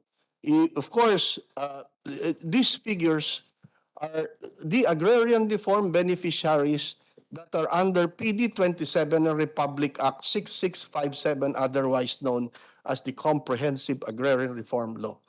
And there is another mode of distribution, the EO 75. EO 75 series of 2019. These are the lands owned by the government, arable lands owned by the governments, and most of them actually are owned by state universities and colleges. And so far, what we have identified, and we are still trying to identify some, by the way, the land holdings is 116, and the area is 256,121 hectares. We have validated already number of land holdings, 43, and an area of 114,604 hectares, of which some of them were already distributed. But when I took over as Secretary of Agrarian Reform, I ordered for a moratorium on the distribution of these government-owned properties, lands, because especially those that are owned by the state universities and colleges, we don't want them to be distributed just to anybody else. We want to reserve these lands, and these are first-class farmlands, we want to reserve them as provided for in Republic Act 6657. Number one, to retired AFP and PNP personnel. Number two, to rebel returnees. And number three, the most important of them all, to students who will be graduating from a 4-year agricultural course. In connection with that, I think there is a opinion that we don't want to distribute the land of the state universities and colleges. We should remember that there is really a move, that a strong opinion that it should not be distributed. So I guess you have to consider that. Kasi ayaw nila talaga. Maraming ayaw. Okay, I just want to make that manifestation. I don't know how we will do it, but there is resistance to that. I fully agree with the chairperson, Senator Cynthia Villar. That is why when I took over, I placed a moratorium on distribution of these lands. However, there are some state colleges and universities who are willing to share some of their land. They have vast lands and they are willing, but most of them would rather maintain their lands. And I will respect the decisions of our state universities and colleges, because we found out that there are other more important lands that we could take over rather than the state universities owned by state universities and colleges. Thank you very much for that. I yes, just ma'am. forward that opinion because I have heard a lot of complaint about that. Thank Yes, you very ma'am. much. And it's the same thing that we heard also. That is why we would like to be fair to all parties, Madam Chairperson. In fact, because we have identified many lands and we would like to duplicate what was done in the early days of the agrarian reform program, when the father of the president, the incumbent president, President Ferdinand Marcos Sr., and a certain Secretary Conrado Estrella Sr., that what they have done before is that they established so many national agrarian reform resettlement areas. And we are reserving these lands so that in the hope that we could up agrarian reform communities filled with farmers who are equipped with enough knowledge in agriculture and who will be prepared to embark on a more scientific and modern farming methods for greater production. Next page, please. Now, the other intervention that palakihin nga ninyo. The other intervention for land tenure problems, Madam Chairman, is, if we will remember the State of the Nation address of President Ferdinand Bongbong Marcos, he said there that he is going to sign an executive order for the moratorium of payments of amortization fees and interest of ARB loans. And true to his word, Madam Chairperson and distinguished members of this committee, the President signed EO number 4 in his birthday in September 13. So we already have a signed EO, and this moratorium will last for 1 year. And the purpose of this, Madam Chairperson, is wala naman nakakabayad eh. It shall ease the burden of regular amortization and interest payments, and the cash realized here by the farmers, or the savings that they will realize here, may instead be channeled to other agricultural ventures.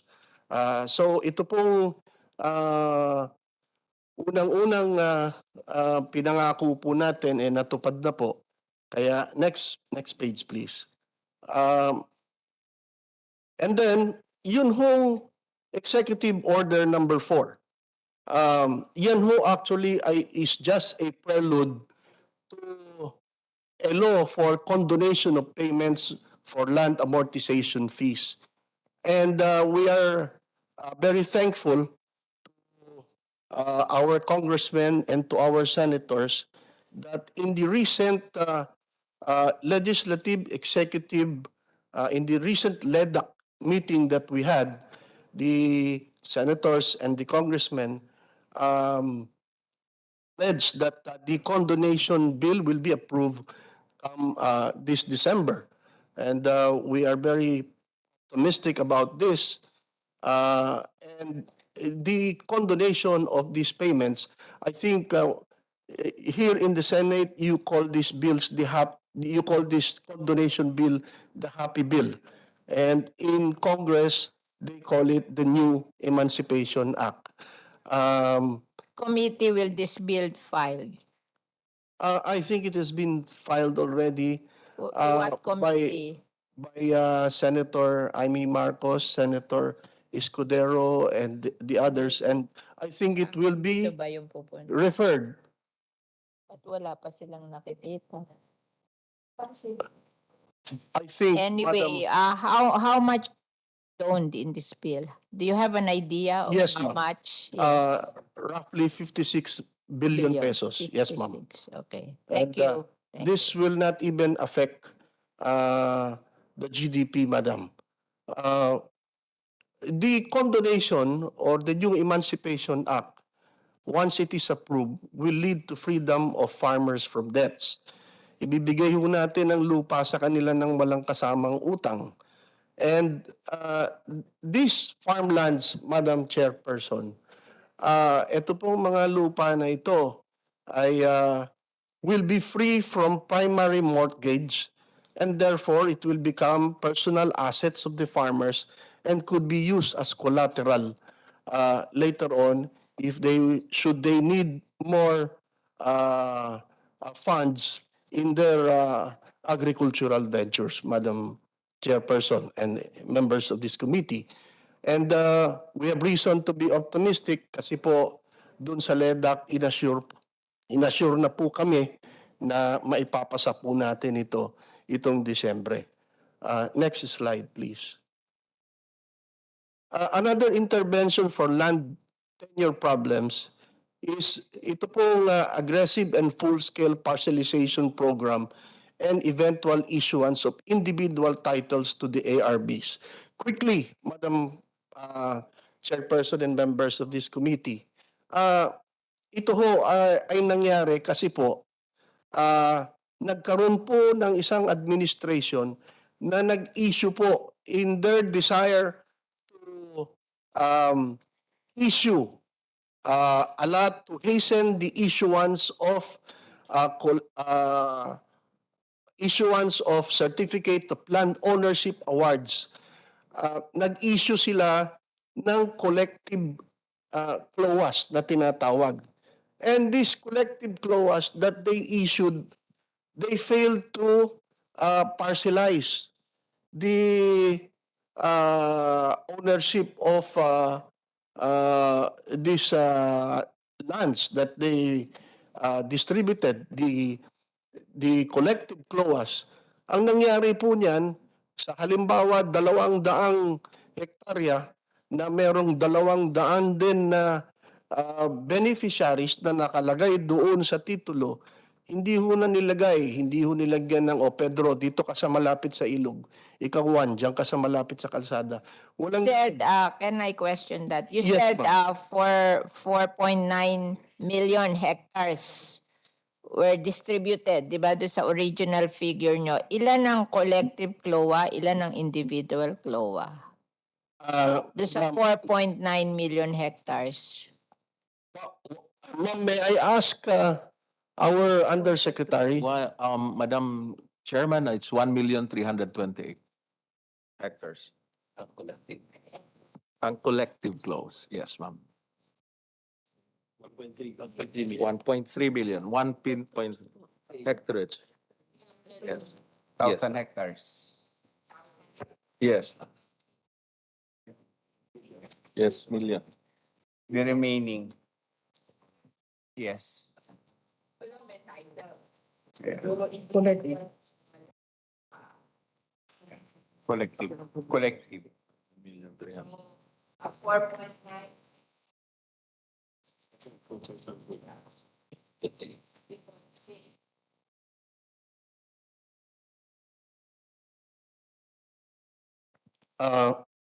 Ma'am, that's why even this one, with this problem, ma'am, we also have the solution because we have a World Bank fund that will fund what you call the split support for parcelization of individual land titles. Support for parcelization of, ano bang ibig sabihin nun? Yung split? Support for parcelization of lands for individual titling. Yung project na yan. No, ma'am.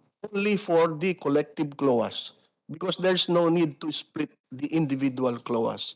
But for collective CLOAS, there is a need to split it. In fact, ito ang isa sa mga naging reason, nagkaroon ng away, kaya sometimes yung Department of Agrarian Reform, yung DAR, tinatawag nila Department of Away and Reklamo. Pero ngayon, ma'am, gagawin na natin ito. Magkakaroon na ho ng splitting ng titles, pati dun sa, kaya na-delay din ng mga payments dahil walang gusto magbayad. Hindi nila alam kung anong babayaran nila. So, we have this fund and medyo nahuli lang kami ng konti sa pag-implement because the release of the initial fund for split project, ma'am, was delayed. Nahuli ho. Well, we don't want to be blaming anybody anymore, but ito ho yung kasagsagan kasi ng pandemic, kaya ho siguro hindi nila ini-release kaagad. But now that it is, a portion of it has been released already, and we have earmarked for next year another fund for this split project. I think, ma'am, with this, we have more reason to be optimistic in these coming years, and we will be able to deliver from the confusing collective CLOAS, we will be able to deliver individual CLOAS, Madam Chairperson. I just want to ask a question. This 6,141,000,000, this is our equity. Di ba, World Bank finance to, but we have to have an equity. This is the total equity, this 6.141 billion. Madam Chairperson, if you are referring to the equity, they have really released this. Ito ho yung nahuli, yung na-late nilang So in-release. this is equity of the Philippine government. Hindi po yan 6 billion na yan. Galing to sa World Bank. Yung para sa 6 billion for next year, galing po na sa World Bank po yan. So yung equity natin, di pa natin binibigay. Naibigay na ho nila yung iba at nagamit na rin ho natin. So ilan na sa equity natin ang naibigay natin? Kasi parang ang remember ko dito, 19 billion ng World Bank, 5 billion ng Philippines, di ba? So ilan na nabigay ng Philippines sa kanilang equity?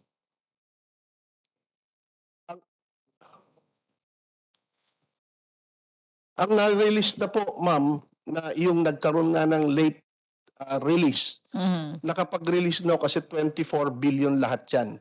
Yung 5 billion is equity. And then Yun ho ang na-release na. so we have released that. That's Yes. the first part. Oo. So Ginagamit- 6 billion na to, World Bank na to. World Bank na po. Itong nakalagay sa inyong budget. Yes Okay. po. I just want to clarify. Yes Okay. po. Oo. So with this, therefore, with the delivery of CLOA, we will be able to solve the land tenure problems, Madam Chairperson. And because of that, we will be able to remove one of the chains that is preventing the farmers to grow further. Next, Madam Chairperson, we would like to address the land disputes.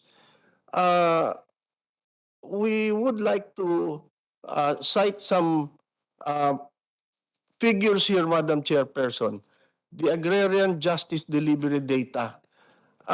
Doon po sa DARAB, doon sa Department of Agrarian Reform Adjudication Board, we have pending cases. When we took over, Madam Chairperson, we have a total of 2,362 pending cases.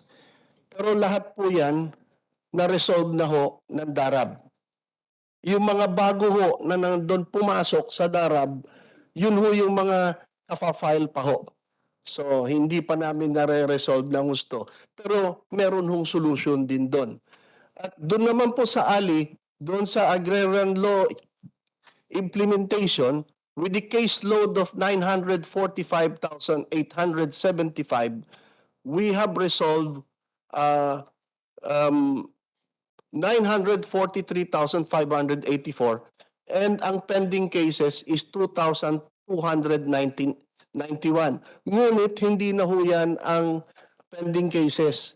Kasi ho, very recently lang ho, meron kaming ni-resolve na 326 cases.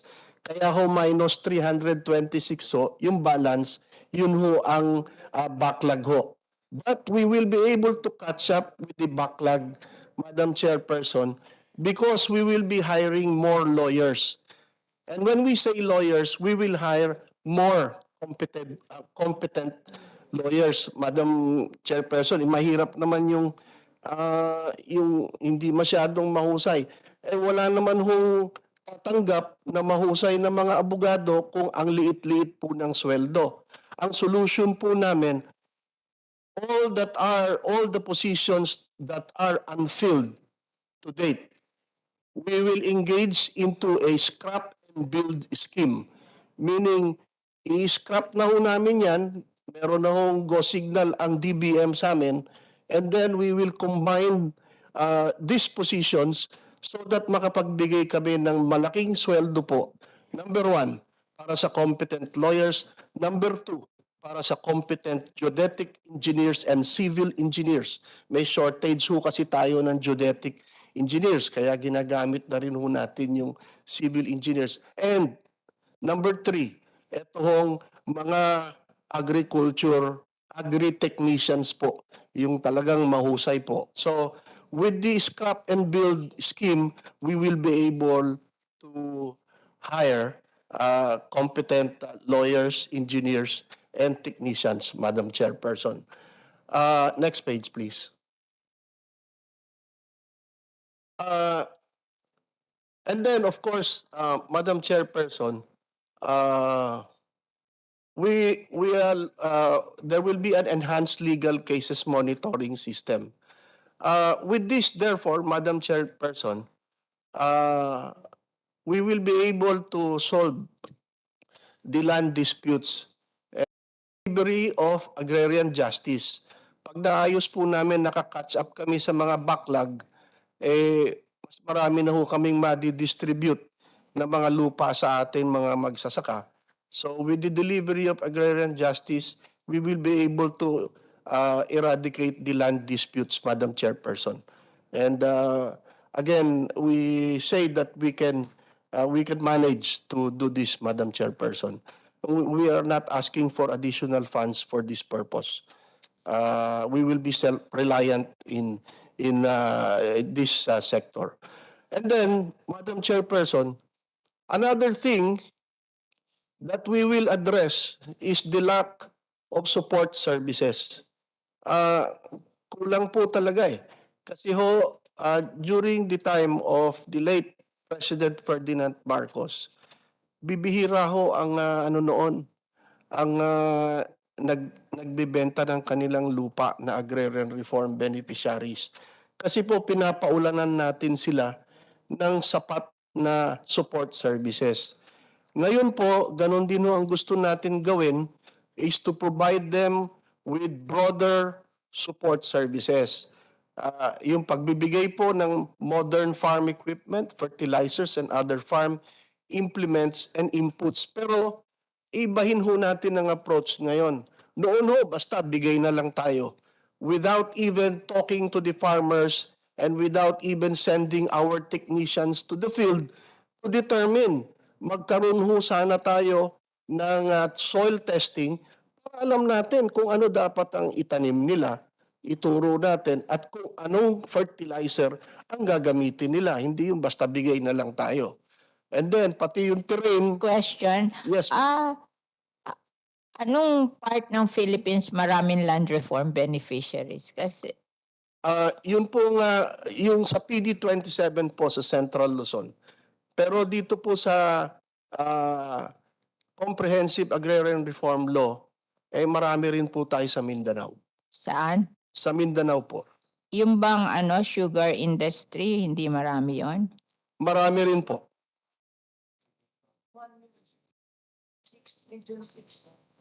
Pero ang pinakamarami po, Madam Chairperson, ang pinakamarami po ay ang coconut planters. Yung Mindanao, coconut yon, no? Opo, at saka portion of Visayas and Southern Tagalog.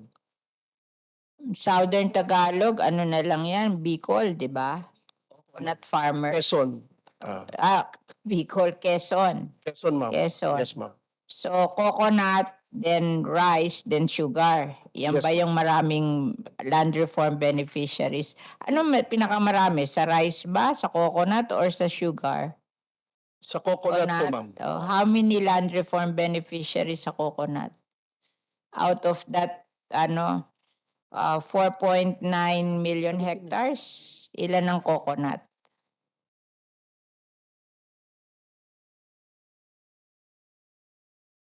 Ang sugar, ilan? Find out nga ako, ilan ang sugar, ilan ang coconut, ilan ang rice. Madam Chair, Ako na. coconut is 1.5 million hectares and the rice po, Madam Chair, is 1.3 million hectares, ma'am. Mas marami coconut. And then the sugar,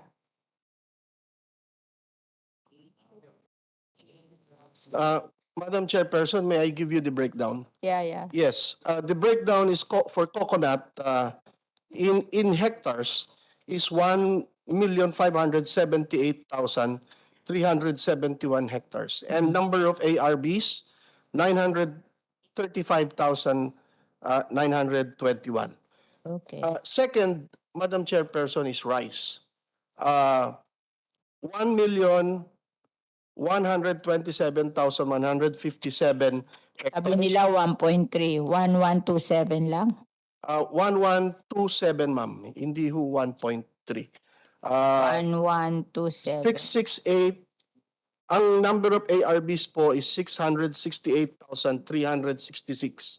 1127 million and then ang ARBs is 668,366. okay. At ang number 3 po, ma'am, is corn. May corn pa. Yes, marami ho rin ng corn. 796,019 ang hectarage. And ang ARBs po ay 472,012. And then number 4 is sugarcane. Sugar. Madam Chairperson and members of the committee, 414,702 hectares and 245,904 ARBs. And then coming in fifth, For how many ARBs? 4,000. ARBs for sugarcane is 245,904. And then number 5, vegetables, 143,212. And ang beneficiaries po natin ay 84,920. Yan ho ang top 5, Madam Chairperson. So yung top 5 is how much pag inad? Just a minute, ma'am. Para kung 90% na yun. Adin mo nga. Price is 1124. 111. 6. Ang coconut is 1,578. Ang corn is 796. Ang rice is 5 lang eh. What is the total? Para alam natin kung ilan ang natira sa miscellaneous. Yes, ma'am. Lumalabas po na a little less than 4,000, ma'am. So may natira pa ring 900. Yes, ma'am. 900,000 hectares. Yes, ma'am. 4 million. Okay. So, ang natira is 20%, di ba? Okay. Can you give us the list up to 4.9 million para alam lang namin, ha? You give Certainly, us a list. We're just curious. I'm curious. Okay. Certainly, ma'am. So that when we make the development plan, we know what to prioritize. Then we can say that it's coconut and rice and corn, then sugar, di ba? Then vegetables, no? When we make the development plan for land reform beneficiaries. Kasi minsan yung Department of Agriculture, nakakalimutan nila yung small farmers para alam lang nila kung sino yung mga ARBs para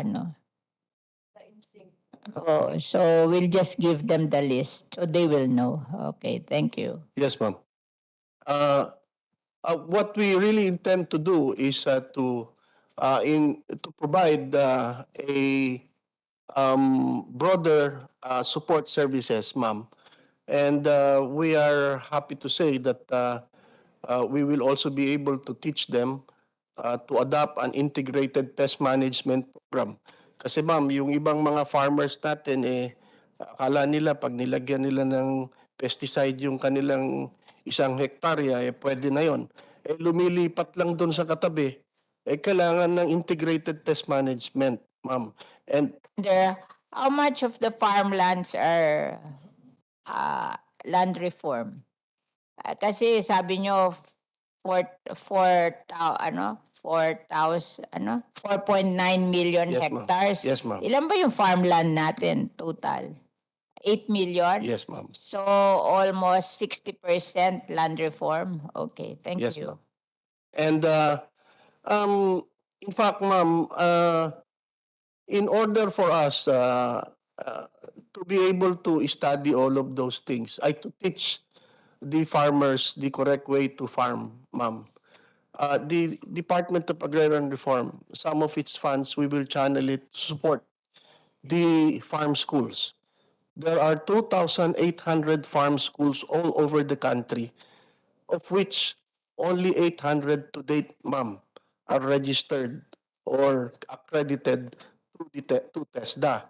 But If the land reform beneficiaries have farm schools, kasi yon all over the Philippines, we don't know if it's in the land reform areas. Kaya tingnan nyo rin kung yung land reform areas may farm schools para doon na lang kayo magtuturo. If pag wala, magtayo tayo, di ba? Yes, Okay, ma'am. thank you. And it is important to note that the person who championed the establishment of farm schools all over the country is no less than our chairperson, Senator Cynthia Villar. Marami po kayong natulungan na mag-establish po ng farm schools. And in fact, the chairperson is leading by example. May sarili rin siyang farm school na siya pa ang gumagastos. Kasi po, nung mapasa ko yung farm school, unang tinanong sa akin ng farmer, ano ba ho yung farm school? So I had to build farm school so I can say that you go to my farm school, that's the model of a farm school. Otherwise, ano ituturo ko? Nagsisimula pa lang. Kaya ako nagtayo ng farm school. And we thank you for that, ma'am. Next. Yes, ma'am. Doon po sa farm ng anak ko, ginagawa na po. So, next page, please.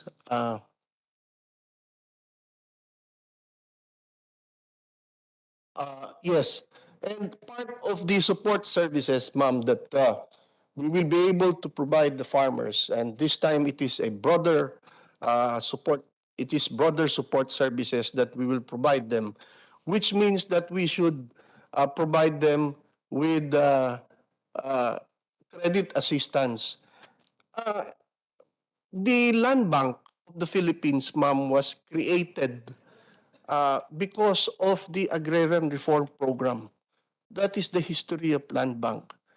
And that is why, ma'am, in one of our board meetings in the Land Bank of the Philippines, the Secretary of Finance, Secretaries of Department of Agriculture, Labor, and myself, Department of Agrarian Reform, all sit in the board as ex officio members. And we called the attention of the land bank management to streamline the processes for loan applications.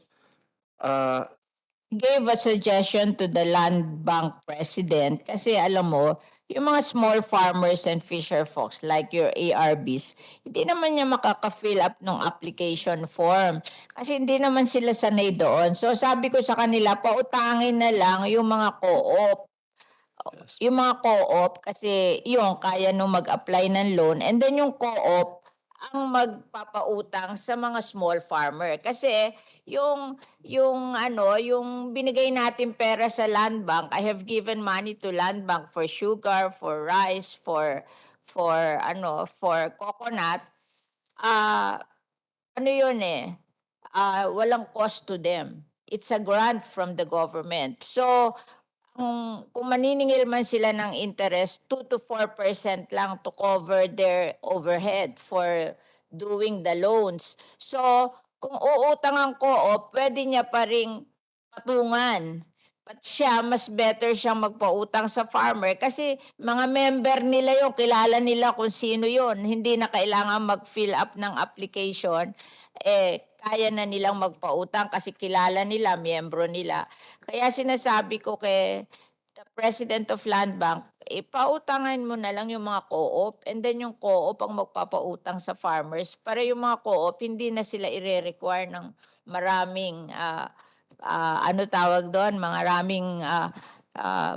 requirement kasi kilala naman sila. Kasi ang problema ng land bank, hindi nila kilala yung mga farmers. So they are requiring so much which the farmers cannot do because they're not trained for that. So yun na siguro gagawin natin na encourage natin yung mga co-op na sila ang mangutang at mag-relent sila sa farmers. Yun lang. Thank you, ma'am. As a matter of fact, ma'am, because of probably because of the we called their attention to it, and combined with your reminder to them, they approve our request, Madam Chairperson, and they streamlined the processes and the requirements. In fact, we have a copy here of their letter, but I don't think we can read this. We are not bionic persons here, but there is an explanation. Next page, please. The Land Bank of the Philippines simplified and improved loan processes and availments. When it comes to loan application requirements, ma'am, dati-dati kasi ang nire-require nila 11 pages. Ngayon, ma'am, isang page na lang. Kasi, parang yung mga nagpapautang sa 5-6, kaya napipilitan umutang yung mga magsasaka natin doon. Ang dali-dali. Kahit sa palaran ng sigarilyo. In fact, our minority floor leader and our senator from Cavite, they are lawyers and they know for a fact that doon po sa sa batas, under obligations and contracts, yun yata pati sa palaran ng sigarilyo, pag nag-agree kayo doon, binding na yun. Kaya ginawa na lang nilang isang page. Pagkatapos, Madam Chairperson, dati-dati ang daming ID na hinihingi. Ngayon, isang ID na lang. ang hinihingi, isang government ID na lang. At pagdating sa approval process, Madam Chairperson, shinorten na nila yung yung approval, yung period for approval of the ginaya nila yung setup din ng 5-6. At itong effect na ito, ma'am, to date, according to our people on the ground, na mukhang aabot sa 7 billion na ang amount na uutangin ng mga farmers dahil na-encouraged na sila na umutang through committees, Madam Chairperson, either cooperatives, Madam Chairperson, with very friendly rates, Madam Chairperson. Yan na ngayon ang gagawin ng Land Bank, and then nag-hire sila ng meron na yata silang mga tao na bababa sa mga agrarian reform beneficiaries para turuan sila na magproseso ng kanilang loan application. And I'm happy to note, Madam Chairperson, yun hong sinasabi ko kanina na government as a whole approach. Ang Land Bank of the Philippines po ay naglaan ng 10 billion, 10 billion na pondo ho sa mga ating mga agrarian reform beneficiaries. At kailangan naman ho, dahil talagang ang existence nila because of the agrarian reform program. Next page, please. Kaya ho, mabibigyan natin sila ng credit assistance, pagkatapos yung capacity development, we will provide funds for farm schools at Sa Kalade, ang dami mong uwi doon. Bukas na tayo. o hindi, sige, bibilisan ko na. Sabi po, Ma'am, bibilisan ko na. Sayang naman, pre-practice ko pa ito ng ilang araw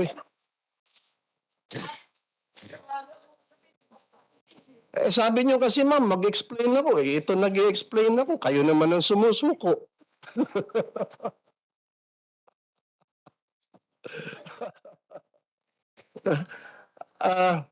Eto, ma'am, yung capacity development, that will provide funds for farm schools that are not yet TESDA accredited. So with an expanded and broader support services that we will be able to provide them, matatanggal natin yung isang kadena, ma'am.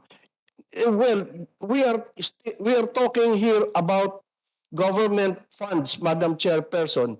Wala pa ho yung private sources kasi very recently, ma'am, meron kaming nakuha na pondo from the private sector amounting to 17.9 million na ibinigay po ng Pilmico Aboitiz Group na 17.9 million po para sa livelihood projects for agrarian reform beneficiaries.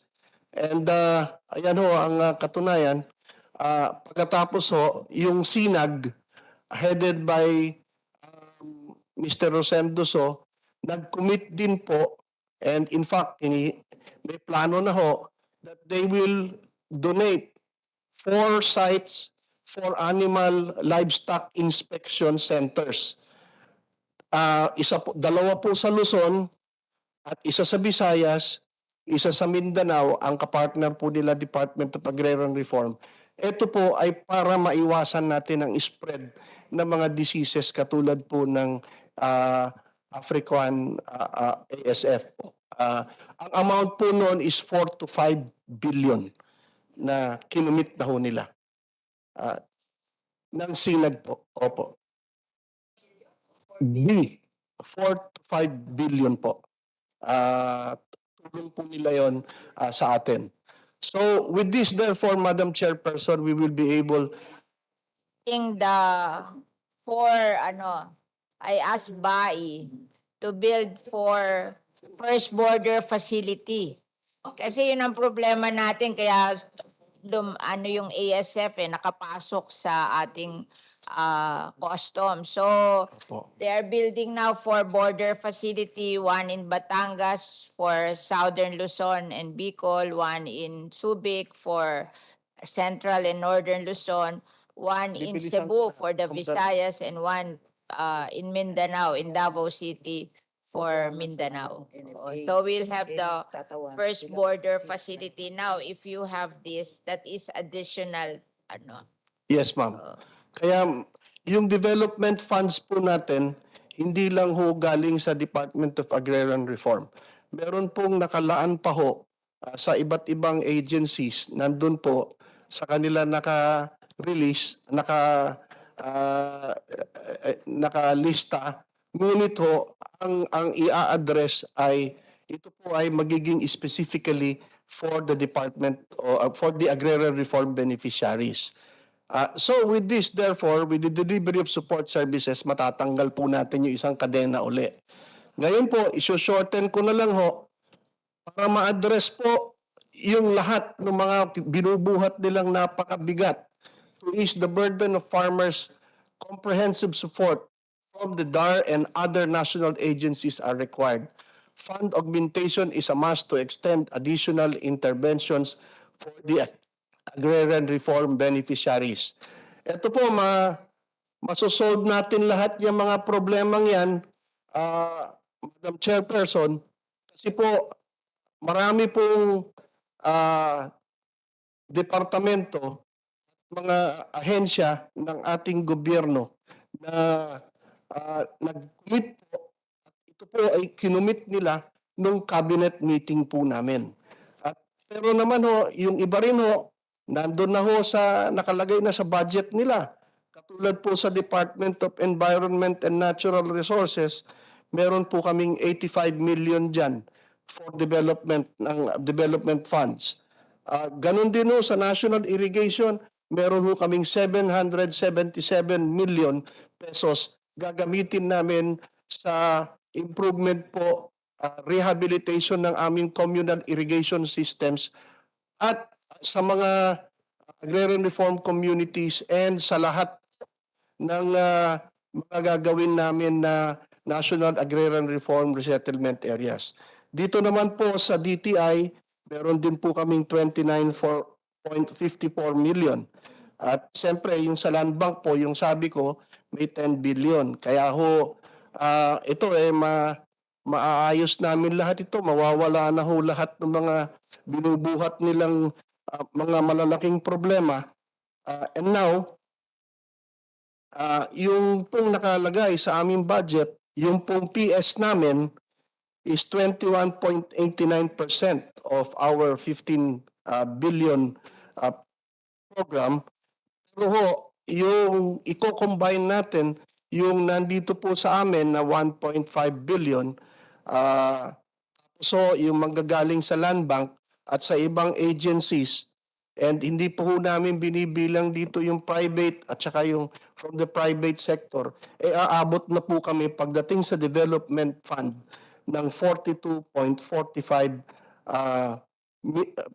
po sa development fund as against our PS or overhead cost na 21.89%.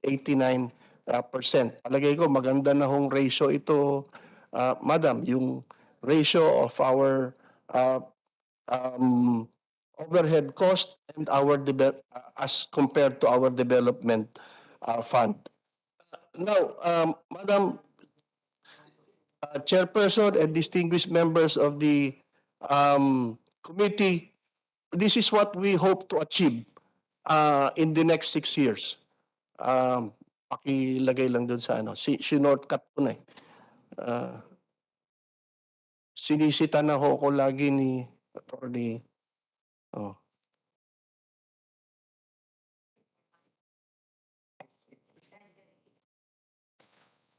Hindi ho, kasi ho, pati sa yung lupa po, bibilin din ho nila. Yun po ang expensive component doon. Madam Chair, if I may interject. Hinahanap ko yung litrato ko doon eh. Balik nyo nga doon yung ano. Sabi sa akin ni Senator Padilla, ako lang daw yung hindi nilagay dito. So, palagay ko ako yung bata doon na isa.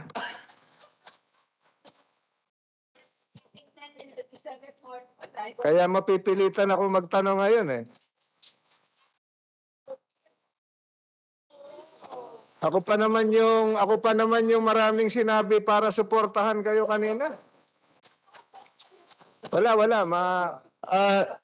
Senator, Sa bagay pumalak pa kayo kanina, siguro tinatago niyo yung larawan. Yung pinabata niyo ako masyado. Senator, Wala yun. Senator, wala ho dyan ang litrato niyo. Yung litrato niyo ho, nandun ho sa puso ng mga agrarian reform beneficiaries. Kaya ho, huwag po kayong magdala. Sir, Questions, sir. Bago tayo magapunan, go ahead. Secretary. yes, sir. Thank you. This is what we intend to achieve at the next 6 years, Your Honors. We want self-sufficient ARBs and ARB households. At least 80% or 743,000 ARBs empowered as food security player and provider. At we hope also to a more progressive and innovative ARBOs, Agrarian Reform Beneficiaries Organizations. At least 85% or 7,800 ARBOs with stable business operations and sustainable and resilient agrarian reform communities. At least 80% or 1,300 agrarian reform communities with improved business ecosystem and connectivity towards food security player and provider. That's what we intend to do in the next 6 years. And the budget that we need, Madam Chairperson and members of this committee, I would like to ask our Assistant Secretary, Orit Ang, to please present the budget that we are asking. Thank you, Madam Chairperson. Good evening, Madam Chair, and to the members of the committee. Good evening po to our honorable senators. Our budget for 2023 as included in the National Expenditure Program totals to, next slide please, totals to 15.85 billion. Next slide please. Yan. And the biggest share of our budget goes to operations with 81% or 11.66 billion. Next is for general administration and support with 2 billion or almost 14 billion. And the least amount goes to support to operations with 728. We now go to the breakdown of the operations budget, wherein 52% goes to the project split or the support to parcelization of lands for individual titling with 6.1 billion. And 26% will be going to land tenure security program with 3 billion budget. And the Agrarian Reform Beneficiaries Development and Sustainability Program has a budget of 1.57 billion. 7.8% of the budget goes to Agrarian Justice Delivery Program with 915 million. Next slide, please.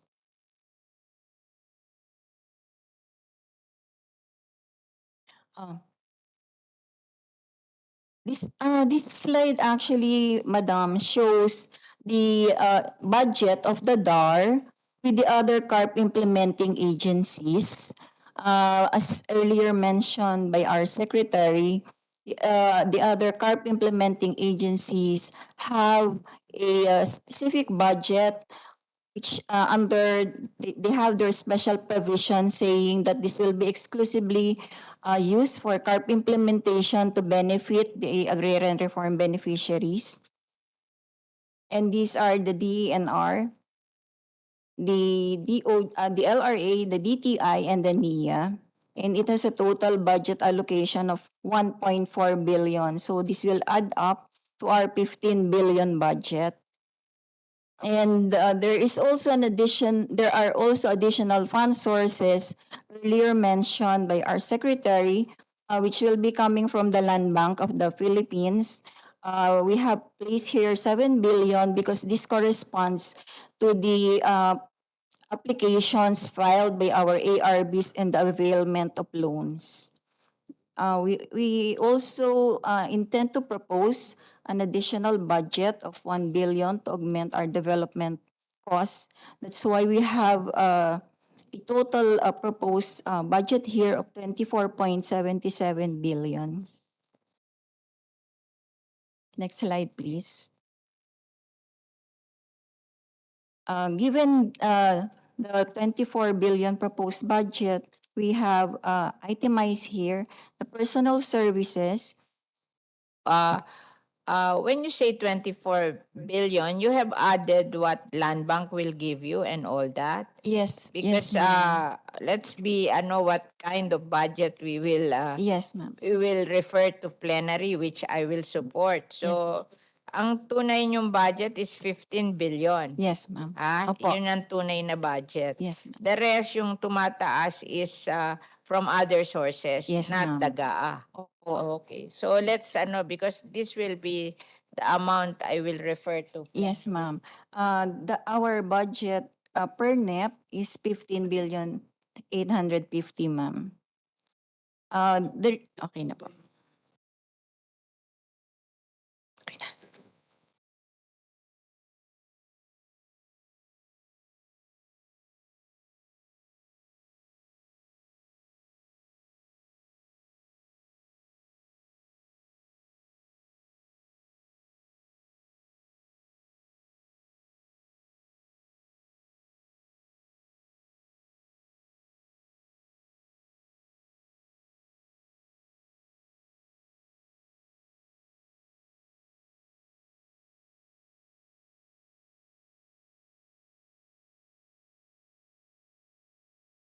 Not GAA. Let's be correct on that. Yes, madam. Yung 15 billion. 15 billion lang po, madam. Yeah, 15.85, opo. Okay. Are you asking questions? Madam Chair, that was not actually a budget presentation. That was a lecture, comprehensive lecture on the issues and